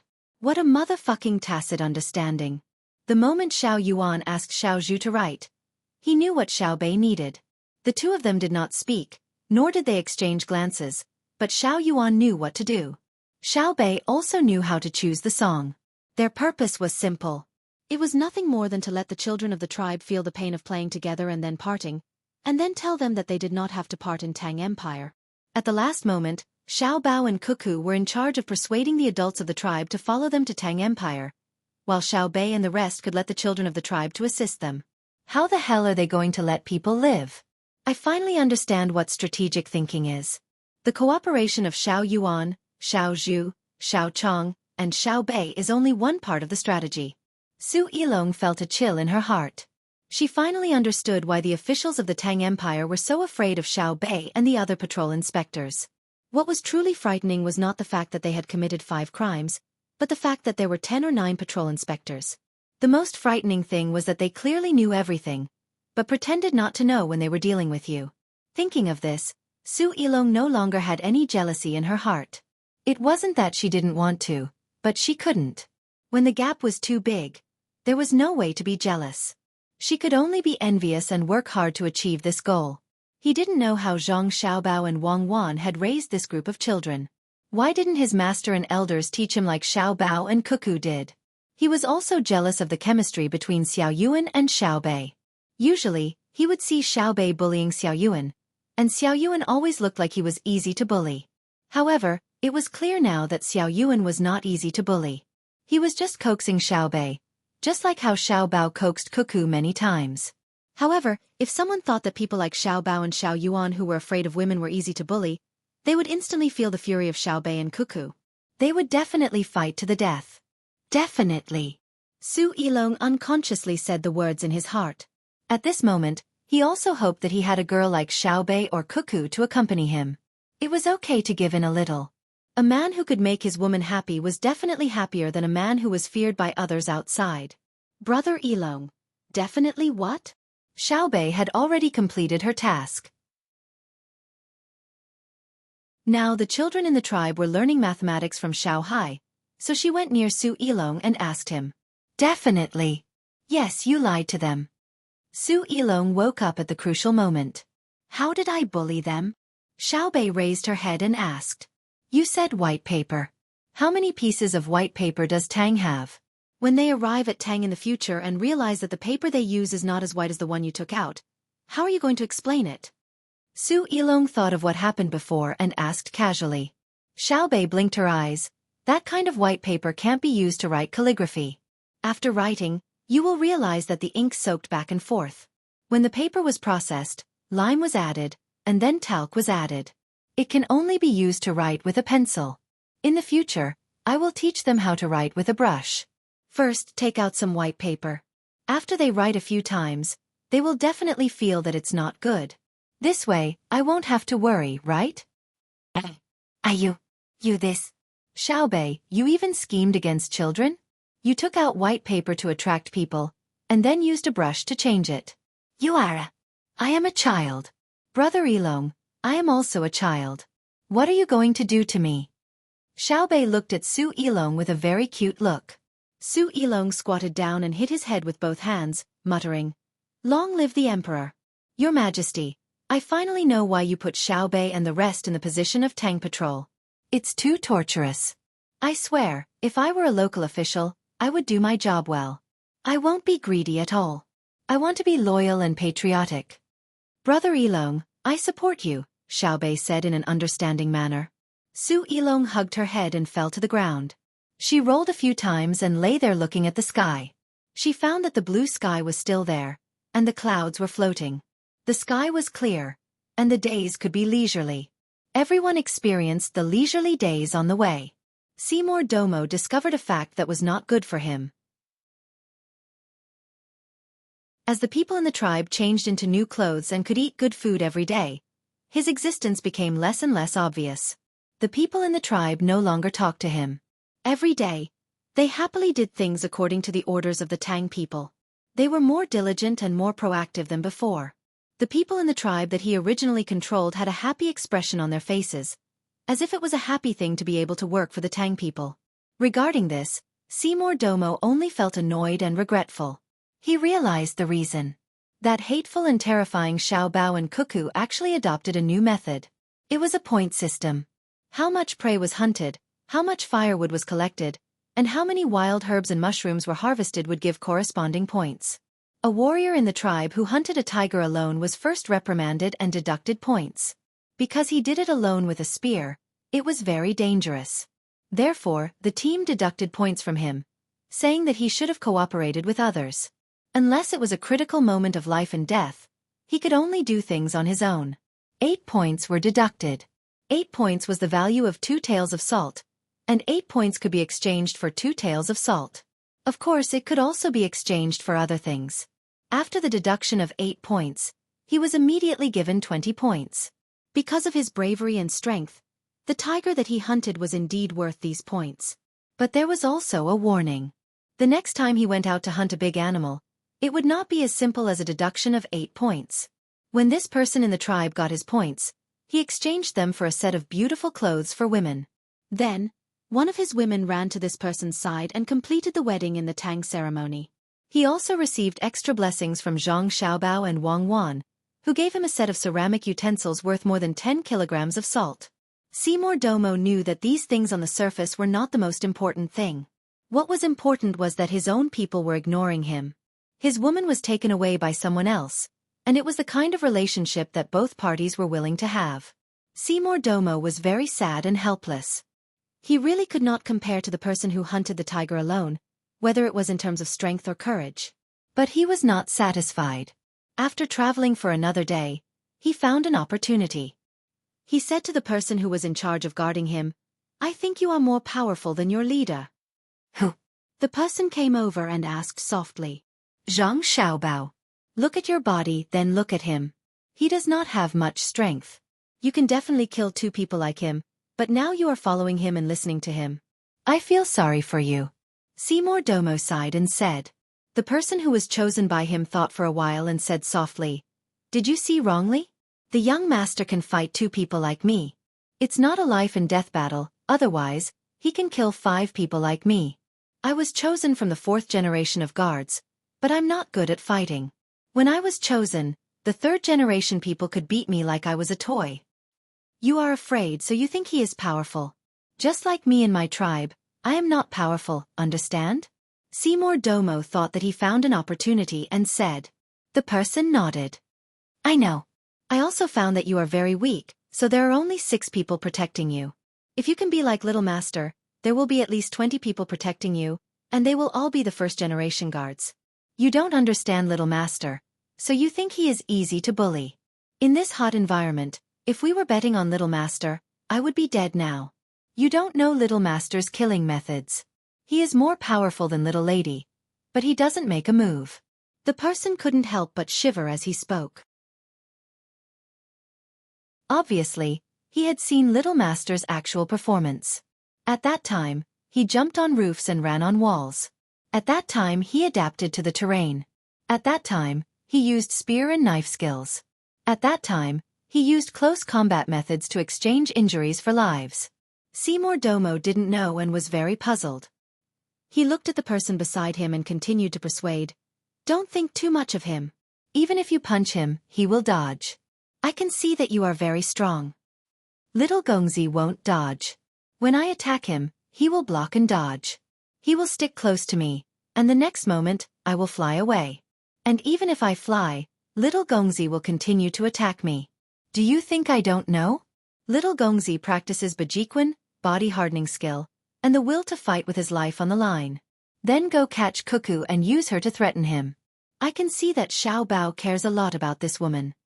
Seymour Domo didn't give up and continued to persuade. He thought he had a chance. I can't beat this little girl. I can think of a way to kill her, but don't even think about capturing her. In my manor, there are also some women like me who are in charge of fighting. They have a name. They are called the Overlord Flower. Perhaps because of their physical conditions, they have a weaker physique, but their willpower is higher than mine. If I can't catch them, they will hurt themselves to hurt the enemy. In reality, when their arms are caught by me, they will use the method of breaking their arms to complete their attack. The little lady is such a person. So the little Gongzi has never used force to oppress the little lady. Then you think you can make me betray you? I am telling you this because the journey is too long, and I have nothing to do. At the same time, I want you to know what kind of people you are facing. You think they are the same as you? You want me to deal with my family's young master and young madam. Fuck. Look at the other 5 people around you. If I had hesitated just now, I would have died. You're such an idiot. Brother Wang, why don't you believe me? The person who was talking to Seymour Domo looked at Seymour Domo with disdain and asked the person beside him with a bitter face. It's not that I doubt you, but you know the rules. If someone is close to Seymour Domo, the rest of us will have our guns loaded. If I am close to you, are you sure you won't load your gun? The person who was called Brother Wang didn't change his expression at all. You see, brother, it's not that I don't want to give you face and make you waste your time, but I have no choice. I also have parents and children. Then why are you telling me this? Seymour Domo didn't understand. Do you want to be with your people in the future, and you can get more women? The person who was called by Seymour Domo asked.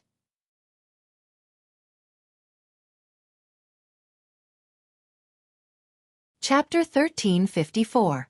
As the group continued to move forward, Seymour Domo became more well-behaved.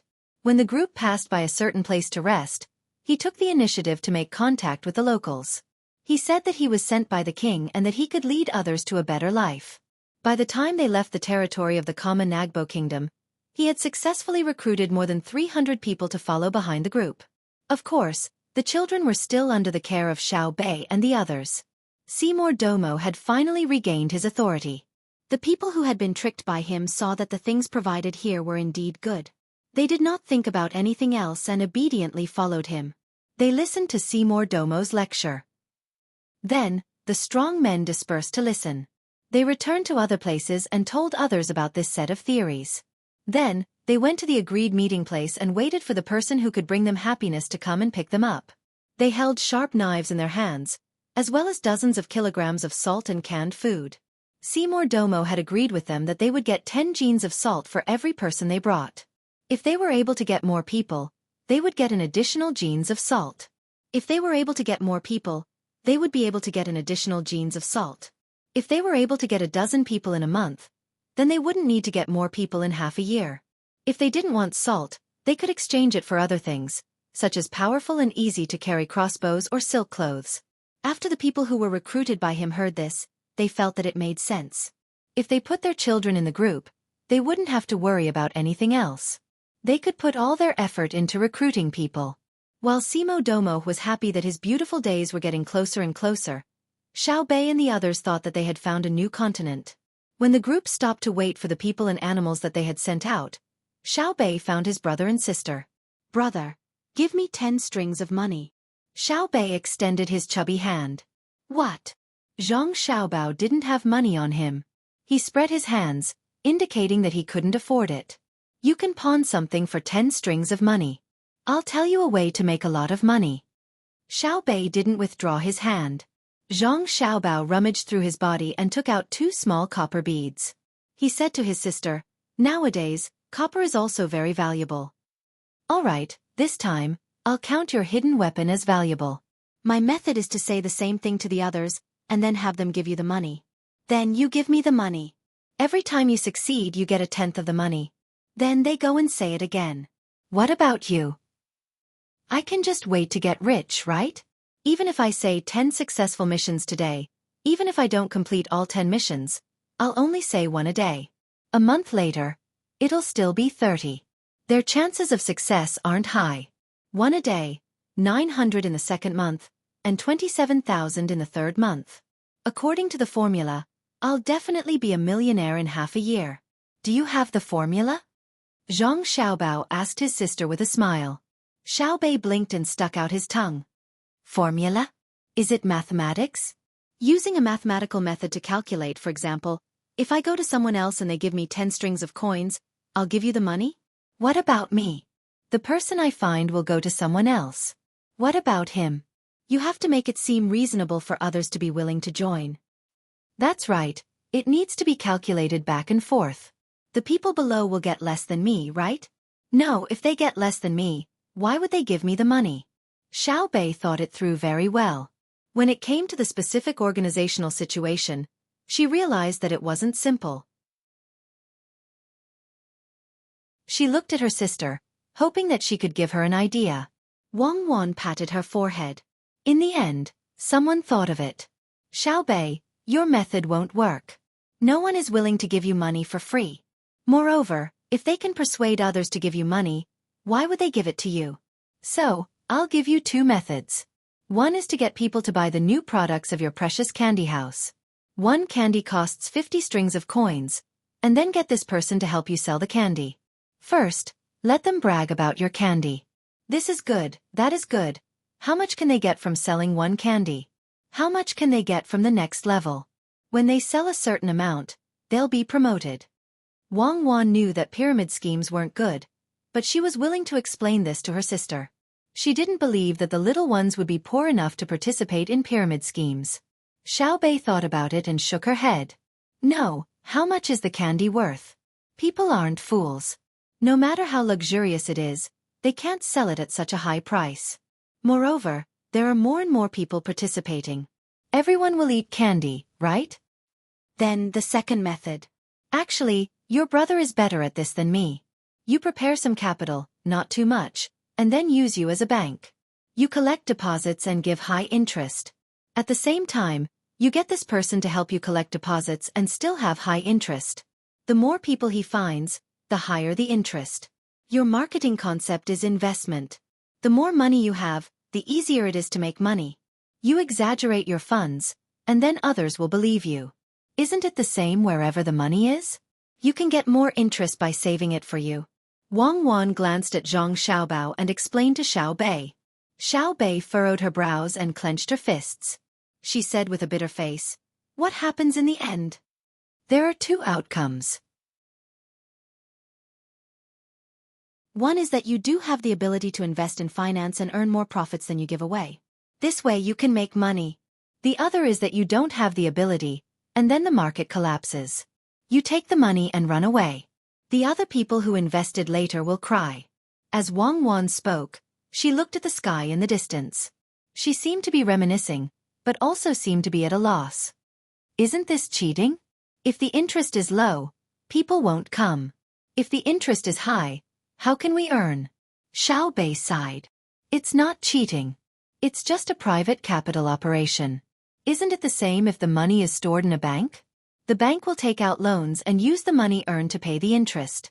At the same time, they will keep a portion of the profits. It's just that the risk is too high, and it doesn't match the overall economic stability of the Tang Empire. That's why your brother and I don't allow them to take out high-interest loans in private. Instead, we try to perfect the functions of the bank, including small loans for families, as well as venture investment for the production and research of the new real economy. Not every loan will make money. Some will even lose money. Not every venture will get a corresponding return. But these are all allowed.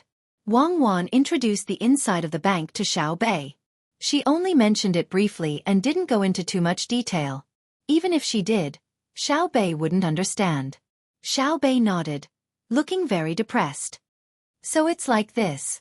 I thought we were the first to think of it. Others probably thought of it long ago, but no one dared to do it. Are there any other loopholes to exploit? There are. Wang Wan didn't expect Zhang Xiaobao to answer such a small question. She could easily explain it clearly. For example, shares. Our family has a cooperative relationship with many businessmen in the Tang Empire, including your precious candy house. Can this note be traded? No, you can't. If you sell the note, everyone will buy and sell. It will be chaotic, Xiao Bei said firmly. Then can I use the restaurant that belongs to me as collateral in the bank? Wang Wan asked. Yes. Xiao Bei nodded. Then let's open a restaurant together. I need money. Can I put my part of the restaurant as collateral to the bank? Wang Wan asked again. Xiao Bei was stunned. She immediately figured out what was going on and continued to frown. I know. If you say no, it's obviously unreasonable. If you say yes, then you have to put the note as collateral. And if you don't want to continue the cooperation, you're just selling the note. No matter who comes to buy it, what will you do?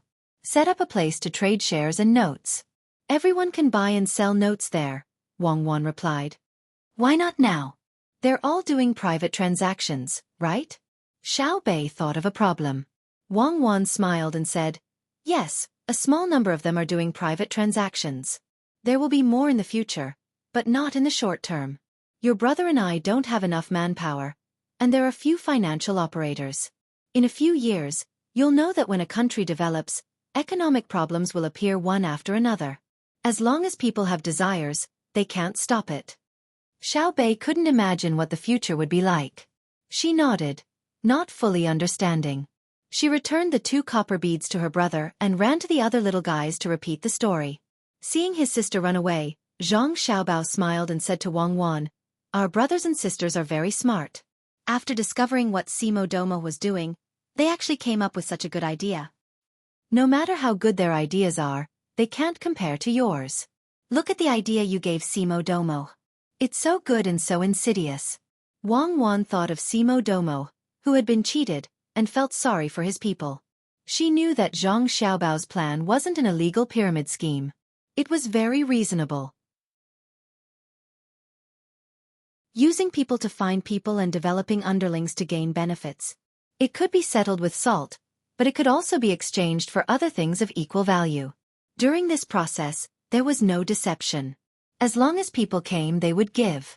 The more people they brought, the more things they would give out. The problem was that this was still a slave society, just like the places her team had to pass through. There, Zhang Xiaobao used salt to encourage people to catch slaves and use slaves to exchange for salt. Now, it was another way of saying it, but it was still encouraging people to catch slaves. When the people before really did exchange for salt and weapons, what would happen to the people who couldn't be persuaded? They would definitely use force to solve the problem. Then they would form groups and gradually grow in size. They would use the money from selling slaves to continue to tempt others and arm themselves. In that case, the entire area would be included. What would happen to this place in the future?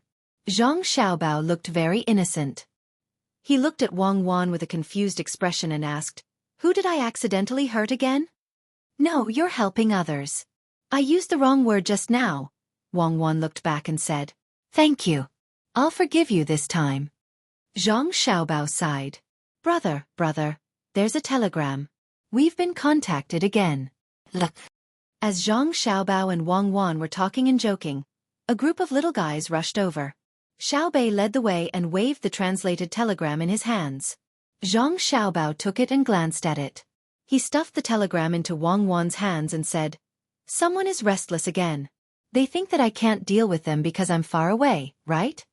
Wang Wan also read it and handed the telegram to Xiao Bei for them to play with. She said to Zhang Xiaobao, previously, I was talking to Xiao Bei about illegal pyramid schemes and stocks. This time there's futures. I remember someone from Japan was playing this game. This is just a game of warrants. Now that food futures have appeared, can't they stop?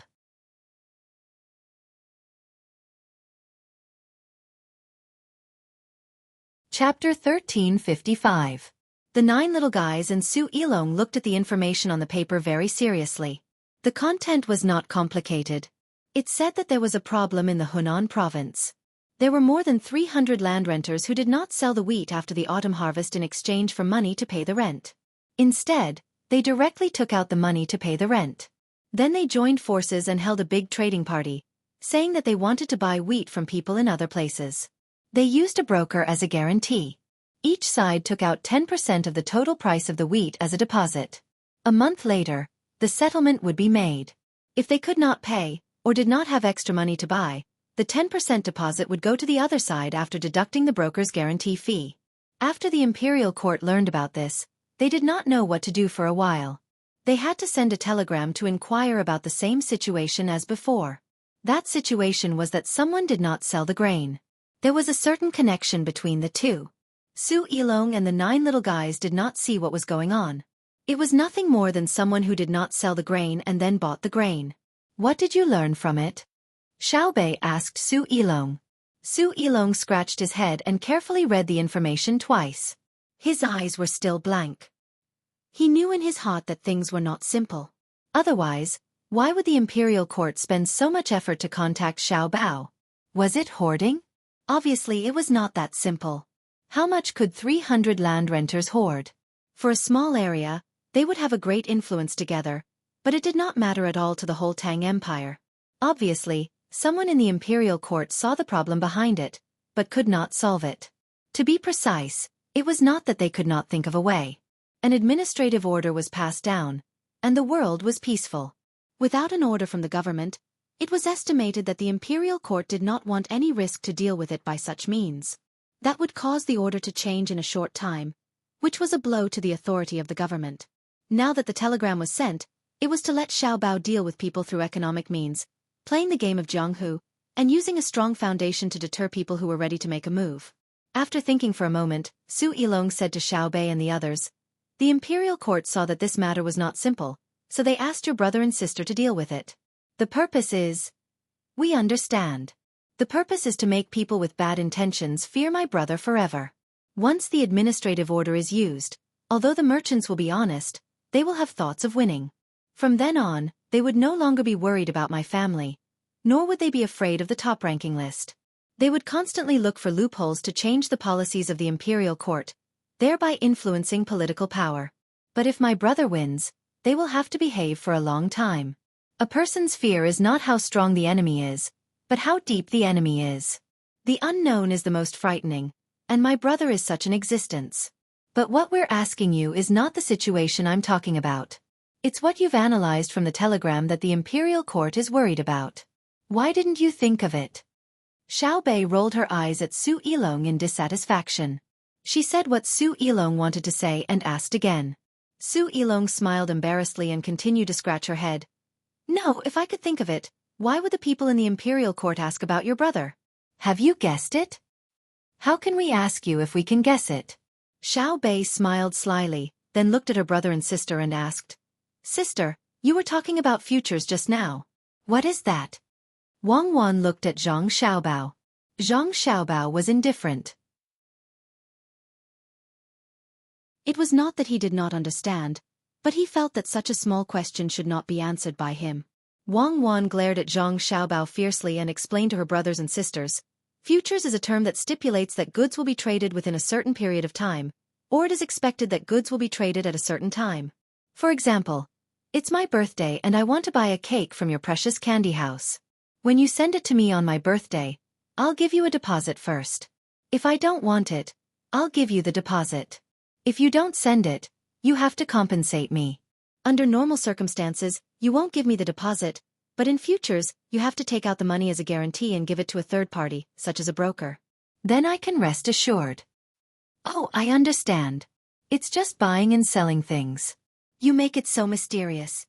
You want to buy a cake from me, but you don't trust me. Got it, got it." Xiao Bei looked like he understood and patted his chest. Wang Wan and Wei Wei smiled and continued, "What's the most interesting thing about futures? When I buy a birthday cake, I don't buy it from you. I only say that I want to buy it. For example, the Glory and Splendor I series cake that you sell is priced at 20 strings of coins. It can be given to more than 100 people. As for me, I don't want to spend 20 strings of coins. I think it's too expensive, so I said that I want to buy it with 19 strings of coins. When your brother found out, he discussed it with me. He was willing to buy me a cake that costs 19 strings of coins on my birthday, the same as my request. I took out a part of the money as the deposit, and your brother took out a part of the money as the deposit. If the price of the cake is 19 strings of coins when your brother bought it, he will lose 1 string of coins. If it's 18 strings of coins, he will make 1 string of coins. At this time, it depends on how much the deposit is. If it's 2%, then suddenly the price of the cake will be 21 strings of coins. Your brother will choose not to take the deposit, otherwise he will lose even more. If it's suddenly 17 strings of coins, then I don't want the deposit. I might as well buy a new one myself. If the price of the cake rises little by little to 19 strings of coins and 500 coins, then your brother's deposit was 380 coins. Now he has to add in the next 500 coins, which is 10 coins. If he can't take out the 10 coins, then the broker will terminate the deal between me and your brother, and give me the 380 coins. Of course, the broker will have to take out a part of the money, but I can't guarantee it for free. On the other hand, it's the same for me. If the price of the cake drops, I have to make up the money according to the decrease. Otherwise, the broker will also give my money to your brother. Xiao Bei and the others were in a daze.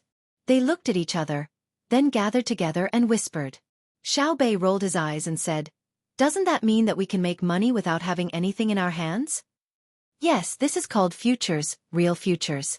It's not like the simple things that appear in Hunan province where both parties' deposits are unchanged. Wang Wan looked to the east and seemed to see a group of people who thought they were smart in Hunan province. They were happy there. The eyes of the 9 little guys were full of excitement. They learned a lot today, and also touched the threshold of a certain industry. It turned out that money could be earned this way. Of course, it was also lost in this way. Su Yilong also seemed to see a new sky. What surprised him even more was that when the problem that the imperial court couldn't solve was passed on, Wang Wan didn't care, while Zhang Xiaobao looked disdainful. What did this mean? It meant that what the imperial court found difficult was not difficult for them. And according to what Wang Wan said, it was even better than what some people in Hunan province did. For a moment, Su Yilong began to mourn for the more than 300 people. You said that the tricks you tried so hard to come up with were like children playing house in front of Xiaobao and Cuckoo. The two of them were disgusted and absolutely disgusted. Now there were still people in the country looking for trouble, but they were not afraid of them. Dealing with them would be a piece of cake. Thinking of this, Su Yilong also relaxed and asked Wang Wan, "What they did is not good?" It's hard to say whether it's good or bad. There's no problem with the futures trading itself. What's wrong is their ideas. They purely want to seek greater benefits, and they are clearly aware of the impact that their success will have on the Tang economy. Why didn't they do it earlier or later? Why do they have to wait for me and Xiaobao to come here and do it when the war is going on? What are they thinking? Xiaobao, tell me, what are you thinking? As Wang Wan spoke, she suddenly questioned Zhang Xiaobao, who was standing aside as if he had nothing to do with it. Zhang Xiaobao blinked and showed a confused expression. He looked very confused. Sister, what does it have to do with brother? Seeing that his sister was talking about his brother, Xiaobei did not speak up for his brother, but asked very curiously. Ask your brother. Wang Wan stared at Zhang Xiaobao again. Seeing the little guys looking over, Zhang Xiaobao smiled shyly and said, "It has something to do with the national policy I mentioned before. One is the centralization of agriculture, and the other is the rent discount rules. After promoting agricultural production and reducing the excess loss in the process of direct payment of grain, it will inevitably lead to the concentration of grain in the hands of individuals. At the same time, there will be more fluctuations in the price of grain. This is the two-sided nature of the matter." Ah, this matter was caused by you, brother? Xiaobei was surprised. Don't push the responsibility to me. I didn't go back. I thought it was too late to deal with it when I went back. Who would have thought that there was a group of stupid people who think they are smart? They don't want to live a good life, but they have to find trouble. Zhang Xiaobao would never admit that he was guilty. Su Yilong didn't know what to say. She found that she couldn't keep up with the others' thoughts, so she had to ask the question that she had been thinking about before. Xiaobao, what did they do wrong? They didn't use the normal way of futures to protect the price. They maliciously raised the price. Zhang Xiaobao didn't need Wang Wan to say it this time. Protect the price? Xiaobei asked. Zhang Xiaobao nodded. Yes, protect the price. For example, you have a large piece of land planted with rice. The price of rice last year was 10 coins per bushel. This year, there is still a month before the harvest. You don't know the price yet, but you are afraid that everyone will harvest less than last year. Then what will you do? You can sell it now and say that you want to sell it for 10 coins per bushel. You pay the deposit, and then others will buy it. When it is time to harvest, the price will change. A bushel of rice will become 11 coins. At this time, you will lose 1 coin per bushel of rice that you sold before, right? But you planted rice, and the rice you planted became 11 copper coins, which was 1 copper coin more than the 10 copper coins you expected. You used the money you earned and the money you lost to offset the losses, ensuring that you could sell a bucket of rice for 10 copper coins. On the other hand, if it becomes 9 coins, you will earn 1 coin from the futures contract you sold before, and you will lose 1 coin per bushel of rice. In the process, you will lose some money to the broker. This is the protection price. You can hedge back and forth, or you can directly sell the rice to others in the end. The premise is that they want the rice. Otherwise, they will rather pay you the deposit. Ah, you can play like this? Xiao Bei's eyes lit up when he heard this. Then he remembered what happened before and asked, why didn't the 300 people from Hunan buy instead of selling? Because they are provoking. They are not preserving their value, but gambling. They want to get double the profit. There are many people watching and waiting for their results. If they succeed, more people will join in, Zhang Xiaobao said angrily. He did not care about this kind of behavior. What he cared about was what those people thought. Each and every one of them had a stable life and began to look for excitement, right? Aren't the people on the list smarter than you? What does it mean that they did not move? If I don't teach you a lesson, you won't know why flowers. Wrong. How many eyes does Ma Wangya have? The little guys were as angry as Su Yilong. They also knew what was going on. Su Yilong clenched her fists and gasped for breath. She said, everyone is busy making the Tang Empire better. You have already personally participated in the war. The people on the top list of billionaires are all cooperating. Many people spontaneously came out to help transport the war resources and repair the roads. When everyone is united, there are still people who play tricks behind their backs. They deserve to be killed. If they can be killed, there won't be this telegram. Xiao Bei was just angry, but he was not worried. He rolled his eyes and came up with an idea. Brother, sister, should we let Chong Pingsong release the grain now? Kill them at a low price. Wang Wan touched Xiao Bei's head. No, Chong Pingsong is the intervention of the Imperial Court's administrative order. It will disappoint the people on the list. In fact, this kind of thing can be solved by you guys. Yes, it's enough for you guys to do it. Zhang Xiaobao also echoed. Xiao Bei and the others were stunned. They looked at each other and did not know how they could solve the problem. However, they knew that their brother and sister would not talk nonsense. If they said that they had a way, then they must have a way. In an instant, they were excited. Xiao Bei clapped his hands. We can deal with them? Ha ha ha ha, I'm happy when I think about it. In that case, we will be more powerful than you two. We will let them know that their little tricks are useless and not even worth you two to do it. We will scare them to death. Let's see who dares to watch and is ready to learn from them. Su Yilong's head was full of question marks. The Imperial Court's problem fell on the 9 children? If it was really done, more than 300 people in Hunan province would be sad. So he asked, how do we do it? Yes, tell us. We will deal with them. Xiao Bei waved his fist. Wang Wan still had a calm smile on her face. She said to her younger brothers and sisters, now that your darling candy house has stopped the cake business, with the autumn harvest in various places, the cake business should also be reopened. There is a kind of cake that can be made with the method of making ice cream, but the price is more expensive. There is also a kind of cake that can be made with rice flour, and the taste and texture are not bad. As for the cake made with rice flour, it will be boring to eat too much of it, so we will send a telegram now and tell the darling candy house in the country to involve the branches in Hunan province and the surrounding areas. From now on, we will not buy any wheat and flour. At the same time, we will develop a new darling rice noodles and a cooling series of drinks. Before that, we will sign a contract with an organization of more than 300 people to sell wheat and flour. Let them lose money. It is best to get some coarse grain products. Write in the darling candy house's newspaper that eating noodles is not good for health. Xiao Bao should eat more other things. This time, it was Xiao Yuan who said it.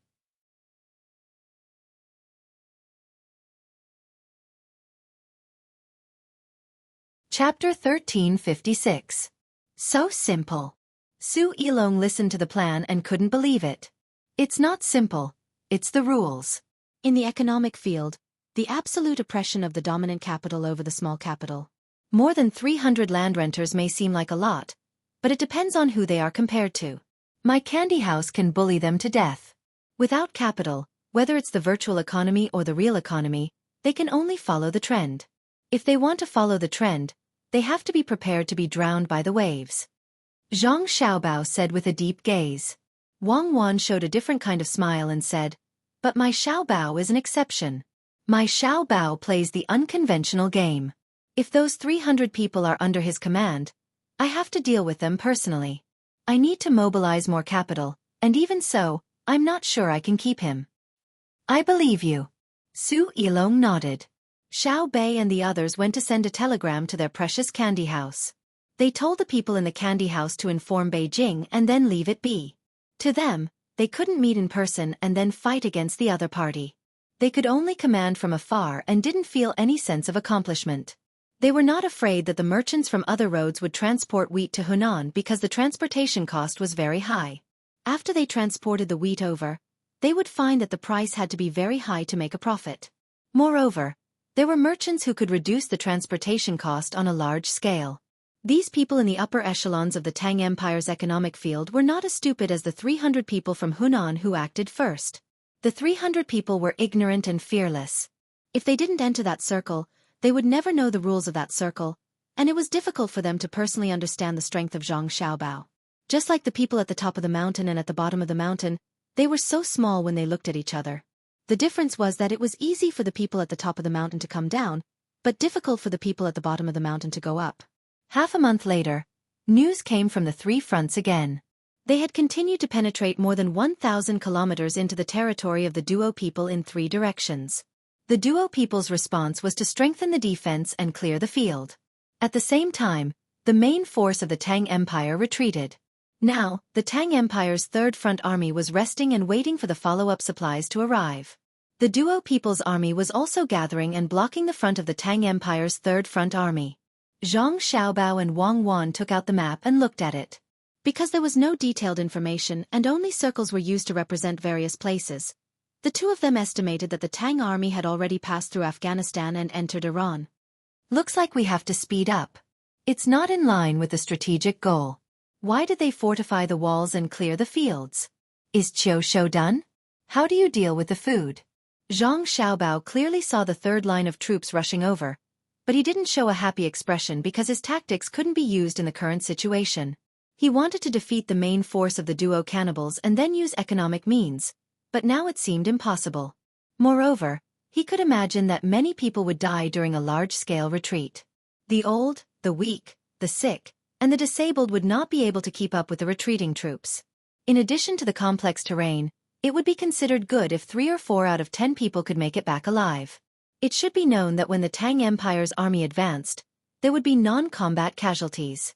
They were all young adults, not old people and children. Wang Wan also frowned. She also didn't want to occupy a place where there was no human habitation, but she understood that this was the best way the Duo people could think of at the moment. Looking at the map again, Wang Wan said to Zhang Xiaobao, "Let's not go any more. Let's go back and provide support to the pyramid schemers at the top of the tower. Let's go home and not go any further. Our landing forces over there have probably already taken over a large area as well. We'll be able to complete a pincer attack with the third line of troops. Besides, we don't plan to attack all the way to Mecca in one go. Let's just stay here and find the oil first. Then we'll ship it to Xinyuan Island for processing, which is Luzon Island. There is also a lot of coal there. Don't ship it to the Tang Empire anymore. When the technology is mature, we can go back to the Tang Empire to build a factory.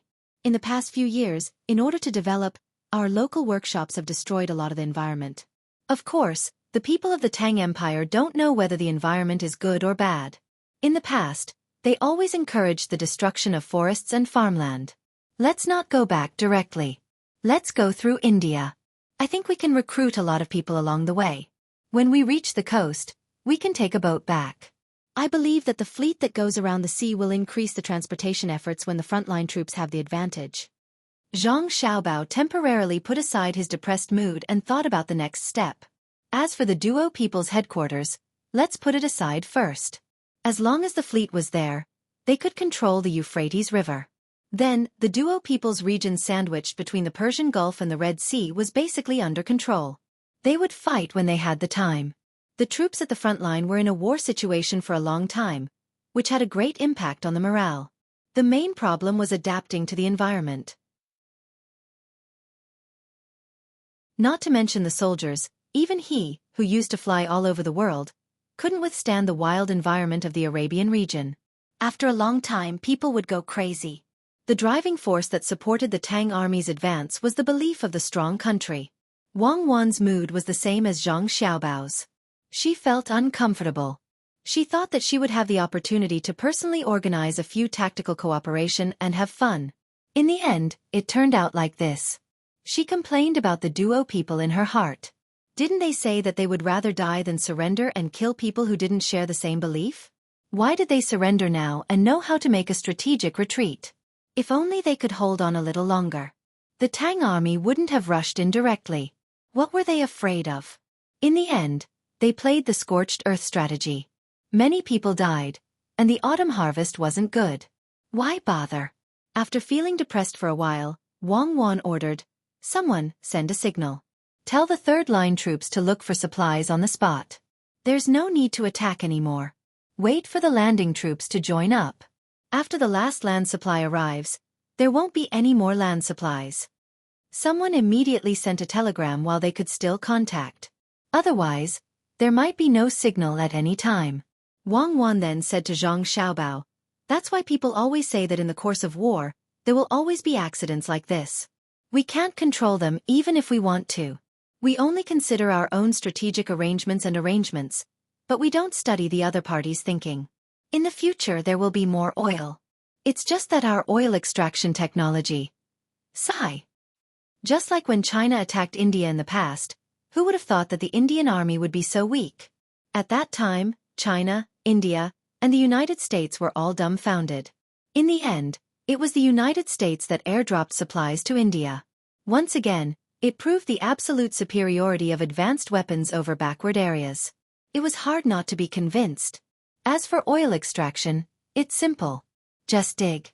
I don't believe that all the duo people in the war zone will be killed. There will be a large number of survivors. Now, there are already people digging oil wells. As long as they give enough benefits, they will be able to dig more. For example, in our Great Tang, other than the oil that flowed out naturally, there's also the oil that has just been dug out. This kind of technology doesn't need to be used in the duo people area for the time being. To them, oil doesn't have much use. One is used for war, the other is used for fires, and the other is used to treat skin diseases for camels. It's not worth much. Once it's dug out, it's very simple to fill it up. Just a few barrels and it'll be a ton. We can give them more valuable things in exchange, such as cooling ointment and toilet water. 10 tons. They only need 10 tons of oil to get a small box of cooling ointment. After applying a little, they won't have to worry about getting heat stroke easily. It's suitable for both young and old. Zhang Xiaobao couldn't think of a better idea. The industrial foundation was there, and the current Great Tang was using indigenous methods. It wasn't easy to get a gasoline engine and make a plane, but until now, there was no news of it taking off successfully. Wang Wan sighed. A lot of resources have been wasted, and now you're starting to scheme against people. You didn't have a chance to carry out your previous schemes. Do you have anything to say? What should I say? I'm used to it. Not every scam will succeed. There will always be stupid people. If you put food in front of them, they won't even open their mouth. How can you trick them? Let's first occupy the line between the Euphrates River and the Persian Gulf. After that, we'll discuss with the duo people. In any case, that place wasn't theirs in the first place. While their teachings are still not stable, we should quickly change them and instill the idea of loyalty to the country in them. As for the plan to build a road that connects here, we'll continue to postpone it. However, we don't know the specific situation. If we can build a road here, it's better to build the road in our Great Tang first. Zhang Xiaobao said as he rolled up the map. He leaned back on the chair and closed his eyes to rest. Wang Wan, on the other hand, pulled a chair over and laid down, resting her head on Xiaobao's lap. During dinner, the two of them announced their decision to go back. The happiest one was Su Yilong. He felt that if he continued to follow the team, he would die in a foreign country. He admired the soldiers who came to fight. They suffered more than him, advanced faster than him, and still had to fight the enemy. Whether it was the psychological or physical pressure, it was countless times greater than him. At dawn the next day, the team set off and headed south. They had to pass through part of the Indian territory and then to the seaside. They would wait for passing ships to help deliver the news and then return home by sea. Your Majesty, eat some melon. Not far from the capital, beside an artificial saltwater lake, Gao Lisher held a plate with cut melon on it and spoke to Li Longji, who was lying under a parasol. Li Longji waved his hand, indicating that he didn't want to eat. He said, "It's so hot this year. Is there a disaster?" Gao Lisher pondered and put the plate on the table. He answered, "A state and 2 counties in the Yangtze River Basin were flooded. A county in the Yellow River Basin also had a flood. Drought? No. Oh, it's good that there's no drought. After the flood, people will move out and wait for the water to pass before they can go home and rebuild. I'm only worried about the drought. After a few years of drought, locusts will fly everywhere.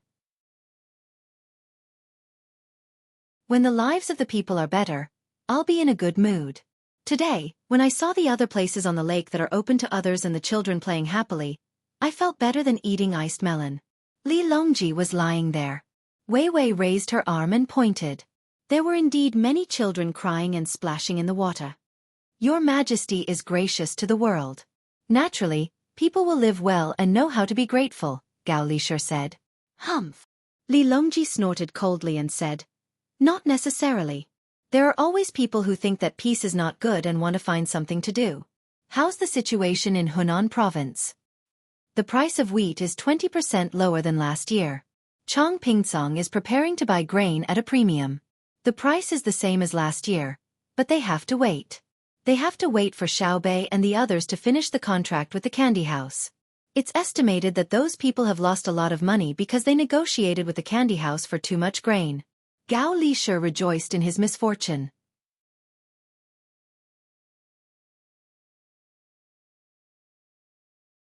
Chapter 1357. While Li Longji and Gao Lisher were talking, Empress Wang and Wu Huifei, who were wearing swimsuits, also came to the shore. While pouring water from the bucket onto themselves, they listened to Li Longji chat. The two of them liked this lake very much. They didn't have to swim by themselves. They just had to lie down casually, and they wouldn't fall in. However, there was also a disadvantage. There was too much salt. Every time they came out, they had to wash it, otherwise it would hurt their skin.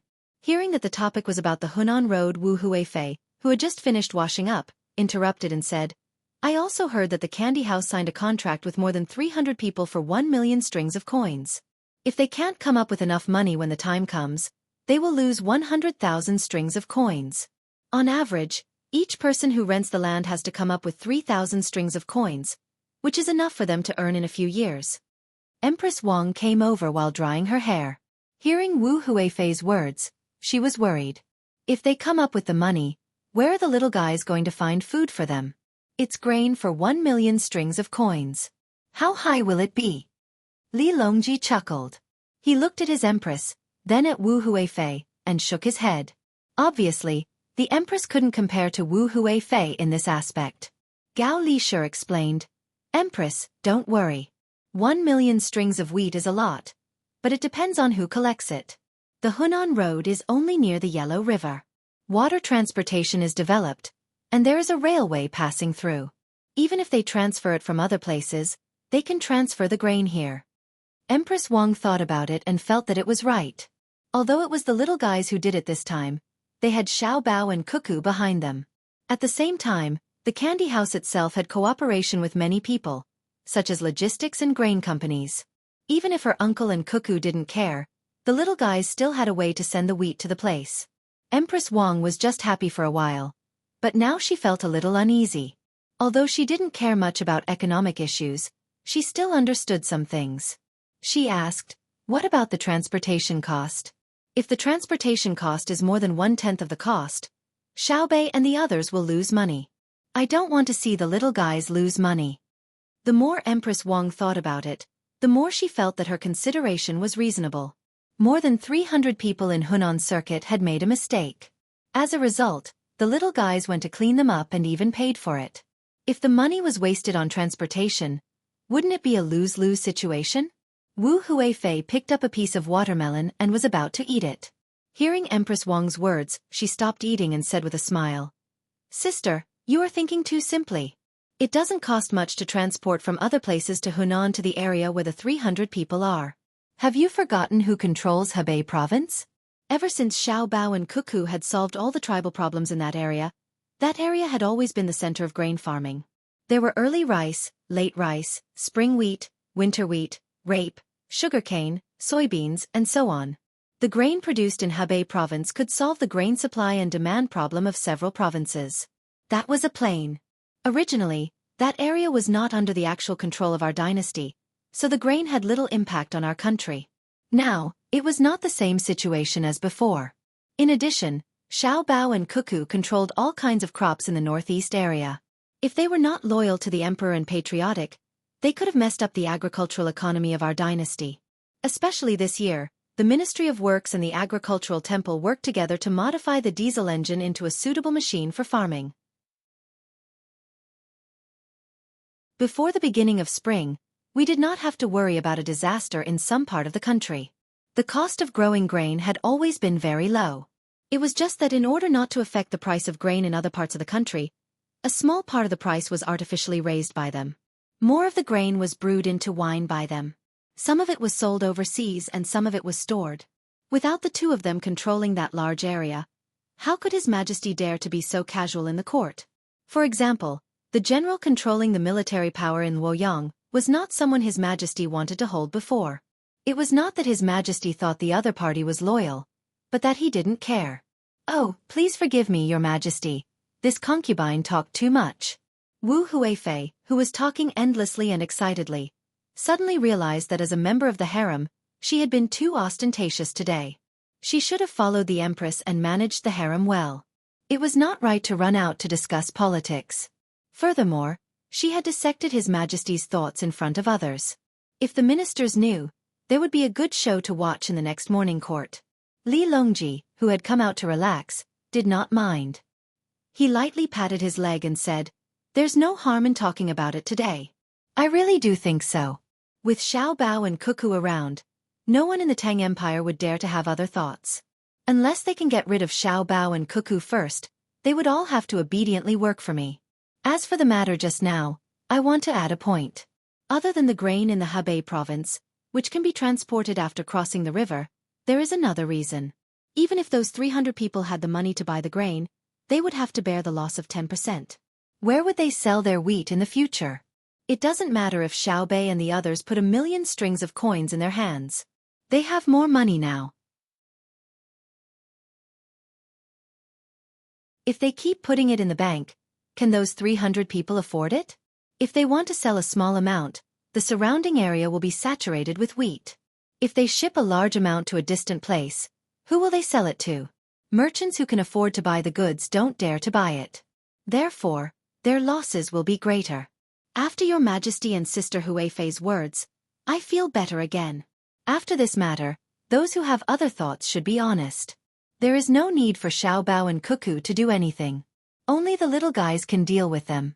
But what about the 300 people who rented the land? Empress Wang began to worry for the people who had been cheated. Although the actions of those 300 people were hateful, they were still people who had supported the lease of the land. If they really lost their capital and even owed more debts, would they be able to survive until next year? Sister, don't worry. Xiao Bei and the others won't kill them all. They just want to warn people and don't intend to take advantage of them.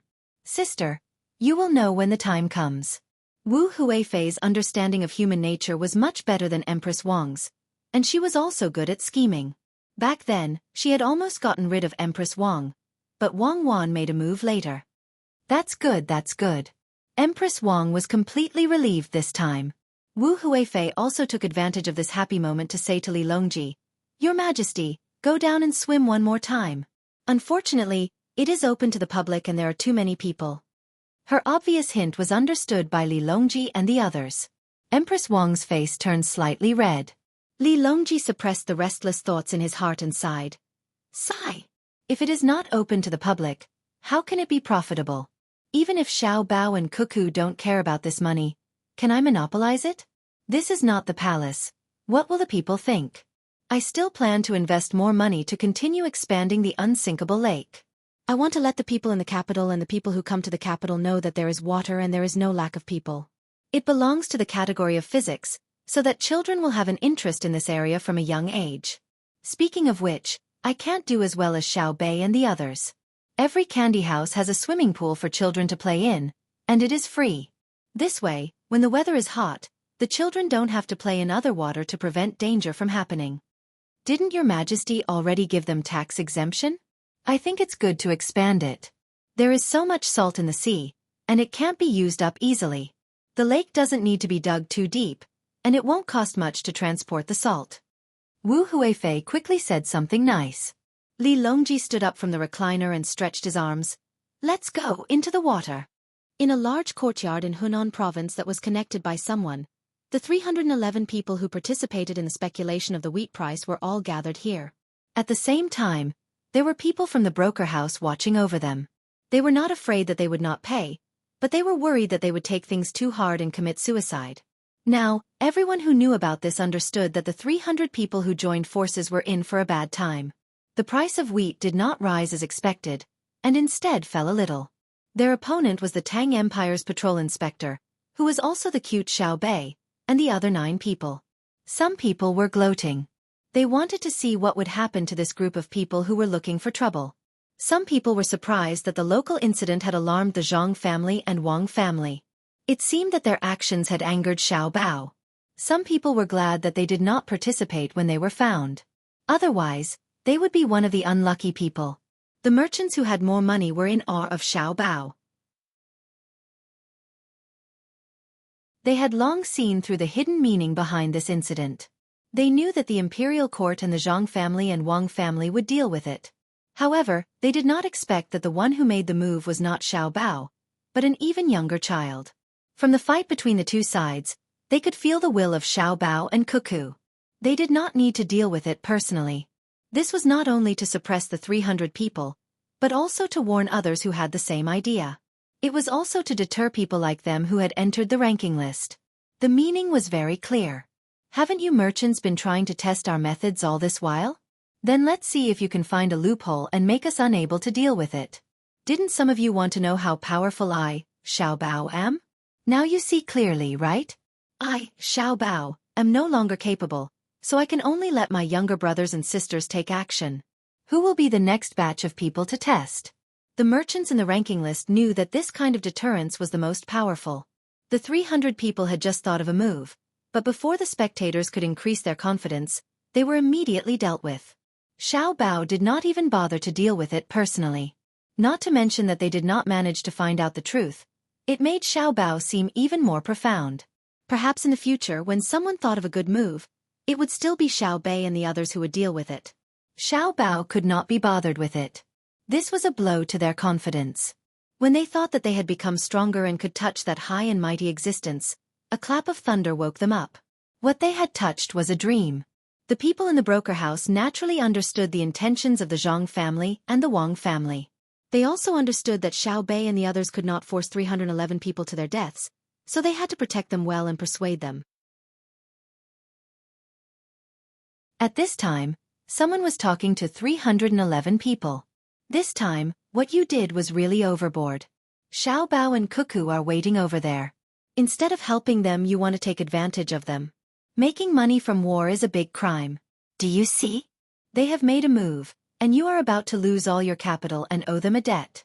But don't worry, there is no obstacle in life that cannot be overcome. I believe you all know that Xiao Bei and the others will not be ruthless. If you don't want their wheat, you can just pay the deposit and distribute it to you. Each of you will pay 3,000 strings of cash. That's a lot of money. I understand, you understand, and Xiao Bei and the others understand. You should do what you should do now. Settle down and wait for Xiao Bei and the others to save you, okay? Don't worry, after all, you still supported Xiao Bao's national policy. You have both merits and faults. The 311 people who were listening were all silent.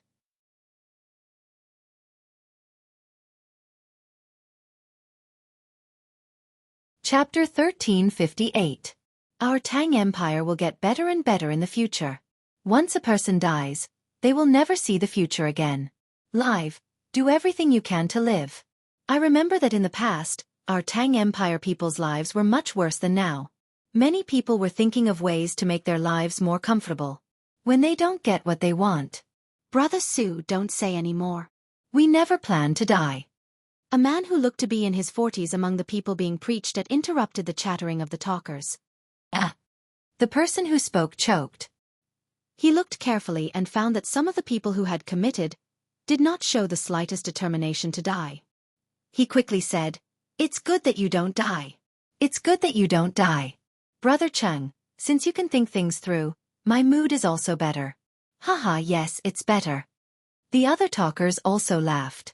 They finally breathed a sigh of relief. What they were most worried about was that the people in front of them could not think things through and would go to a dead end. If that happened, they would be the unlucky ones. Although the talkers were not responsible for guaranteeing the life and death of both sides, it still depended on who was involved. They knew very well that even if one of the 311 people died because of this, it would bring trouble to the 9 little guys of the Zhang family and the Wang family. This kind of trouble did not come from the imperial court and the people. The imperial court would not deal with Xiaobei and the others, and the people would support them. The trouble came from Xiaobei and the others. The 9 little guys would definitely regret and think that they forced them to die. After all, they were still young. The person who was called Brother Su was called Su Lin. His courtesy name was Maorong. It was a very nice name, but it was not given by his family. It was a name he changed last year. Now that there were more schools, there were also more scholars. He felt uncomfortable using the cheap name he had when he was young. So he found a school and asked the teacher to help him choose a name. He paid the teacher a set of pig intestines and then went to the yamen to change his name. He had a meal with a few people who had changed their names and bragged about each other's names. He was very proud of himself. Nowadays, he liked to let others call him by his name. Whether it was someone close to him or someone he met for the first time, he always told others what his name was and what his name was. At this moment, the opportunity came again. He said to Brother Cheng in front of him, "Brother Cheng, please call me Maorong. My name is Lin." When it comes to choosing characters, one means opposite, and the other means compatible. As you can see, I am compatible. Old Brother Cheng didn't have a new name. It was just casually given by his father. He was called Cheng Ping Ping, probably because he wanted to be mediocre, peaceful, or plain. It definitely didn't mean that he wanted to rule the world. He did not have a Chinese character, so Su Lin could only call him by his surname. He wanted to get closer to him as there would be another person who would call him Maorong in the future. Cheng Ping Ping didn't think too much about it. What he was thinking about now was what he had to face. 3,000 strings of cash was indeed not a small amount to him. A portion of the money he used to rent the land was borrowed. He owed a debt and had to pay it back. He could think of a way to get the money, but what would he do in the future? Without the capital, how long would it take to pay back all the money on the land that was still in his hands? Hearing what Su Lin said, he lowered his head and thought for a moment. He pursed his lips and the wrinkles on his face squeezed together. He discussed with the other party, "Maorong, can you give me the money? What I mean is that we have to deal with you. Anyway, we have to pay you a part of the fees. We owe a lot of people, so it's better to only owe you one." When Su Lin, who was still smiling, heard this, his expression immediately changed. He revealed an embarrassed expression and said, "Brother Cheng, you think too highly of me. I'm just an ordinary person in a broker house. How could I dare to guarantee you 100,000 strings of cash?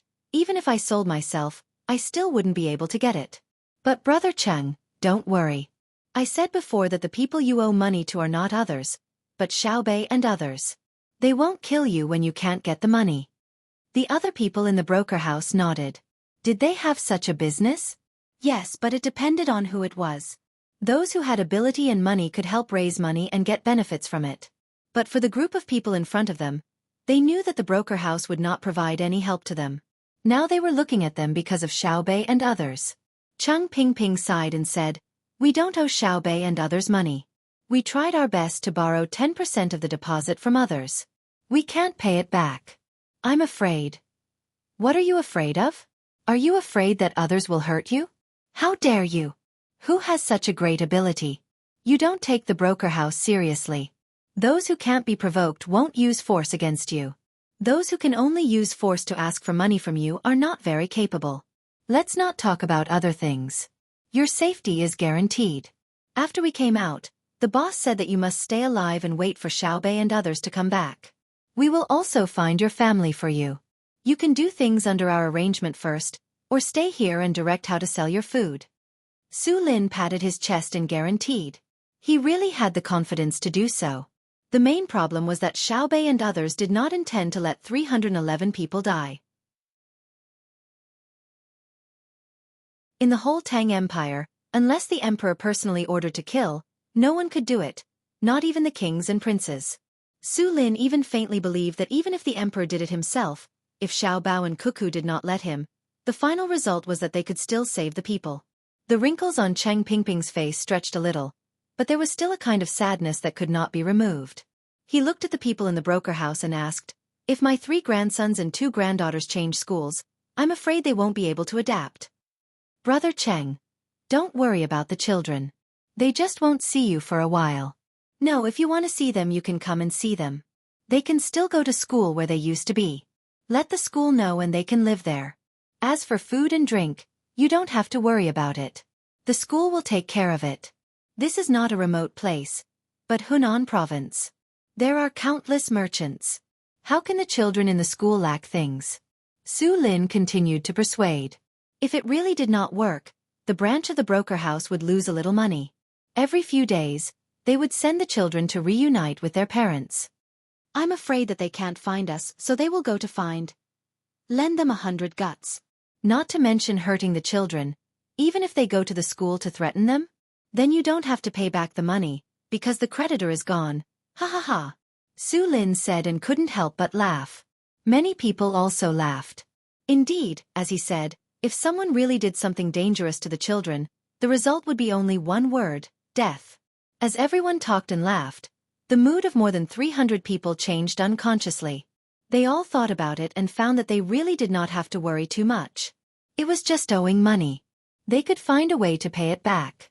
While they were talking, in the middle of the day, the people of the broker house began to deliver food. The dishes were not bad. There was a fried eggplant, a scrambled egg with cucumber, and a bowl of mung bean water, sorghum rice, and salted beans. However, this money had to be credited to the accounts of more than 300 people. When there was a chance in the future, they would collect it from them. The taste of the food was naturally not as good as that of the small pot, but the more than 300 people who had temporarily put down some of their worries had a good appetite. They ate very happily. Everyone ate and chatted. Su Lin was still the most active person.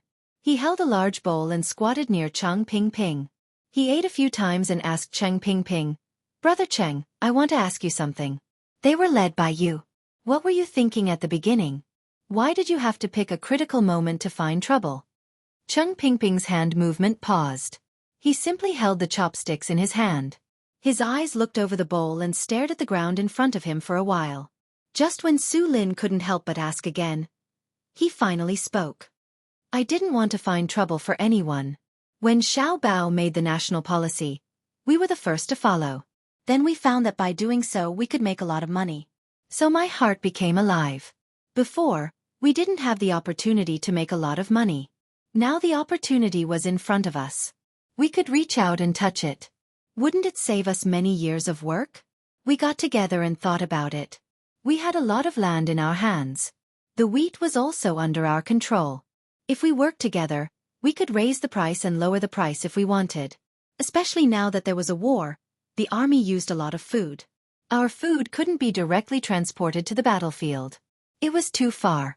The imperial court's method was progressive transportation. The food would be transported from one place to another. Once the food was transported, our Hunan circuit would inevitably lack food. The grain merchants would raise the price. Since that was the case, why didn't we raise the price ourselves and then sell it? You know what happened next? We came up with a plan. If it succeeded, we could make double the money. As for failure, we really didn't think about it. We have a lot of people, a lot of land, and a lot of food. I thought about it. When doing business, whoever has the bigger capital can use this bigger capital to make more money. Those with small capital can't even qualify to join. As Cheng Pingping spoke, the people around him nodded. They had really thought about it this way. 311 people, if they worked together, would have a lot of power. If the 30,000 people who were renting land worked together, they could control the price of food in several dozen provinces. Big Brother Chung said exactly what we wanted to say. Moreover, we thought about it. First, we would work together and raise the price a bit, but not too much. We knew that Xiao Bao wouldn't allow the price of the necessities of the Great Tang to fluctuate too much. 1/10 isn't much, right? But if we did this, if we succeeded, we wouldn't be earning 1/10, but 2/10, or even 2/10. In truth, we were just testing Xiao Bao to see if he would say something and tell us to behave. If he said something, we would raise the price by 5 or 3%. But who knew? Another person chimed in, and then stopped talking. He lowered his head and ate sullenly. Who would have thought that Xiao Bao would act so quickly and so decisively, right? You all thought that you had a lot of money, but in the end, Xiao Bei and the others used even more money to deal with you all. Su Lin also felt that the other party was unlucky. Xiao Bao wasn't like this usually, but now he didn't give them any face. Yes. Chung Ping Ping nodded. I figured it out. Xiao Bao doesn't care about raising the price of food a bit. He won't allow us to be distracted. You're tuning in to the Xueqi's Martial Arts Saga YouTube channel. Don't forget to subscribe and join us on this journey to catch the most captivating stories.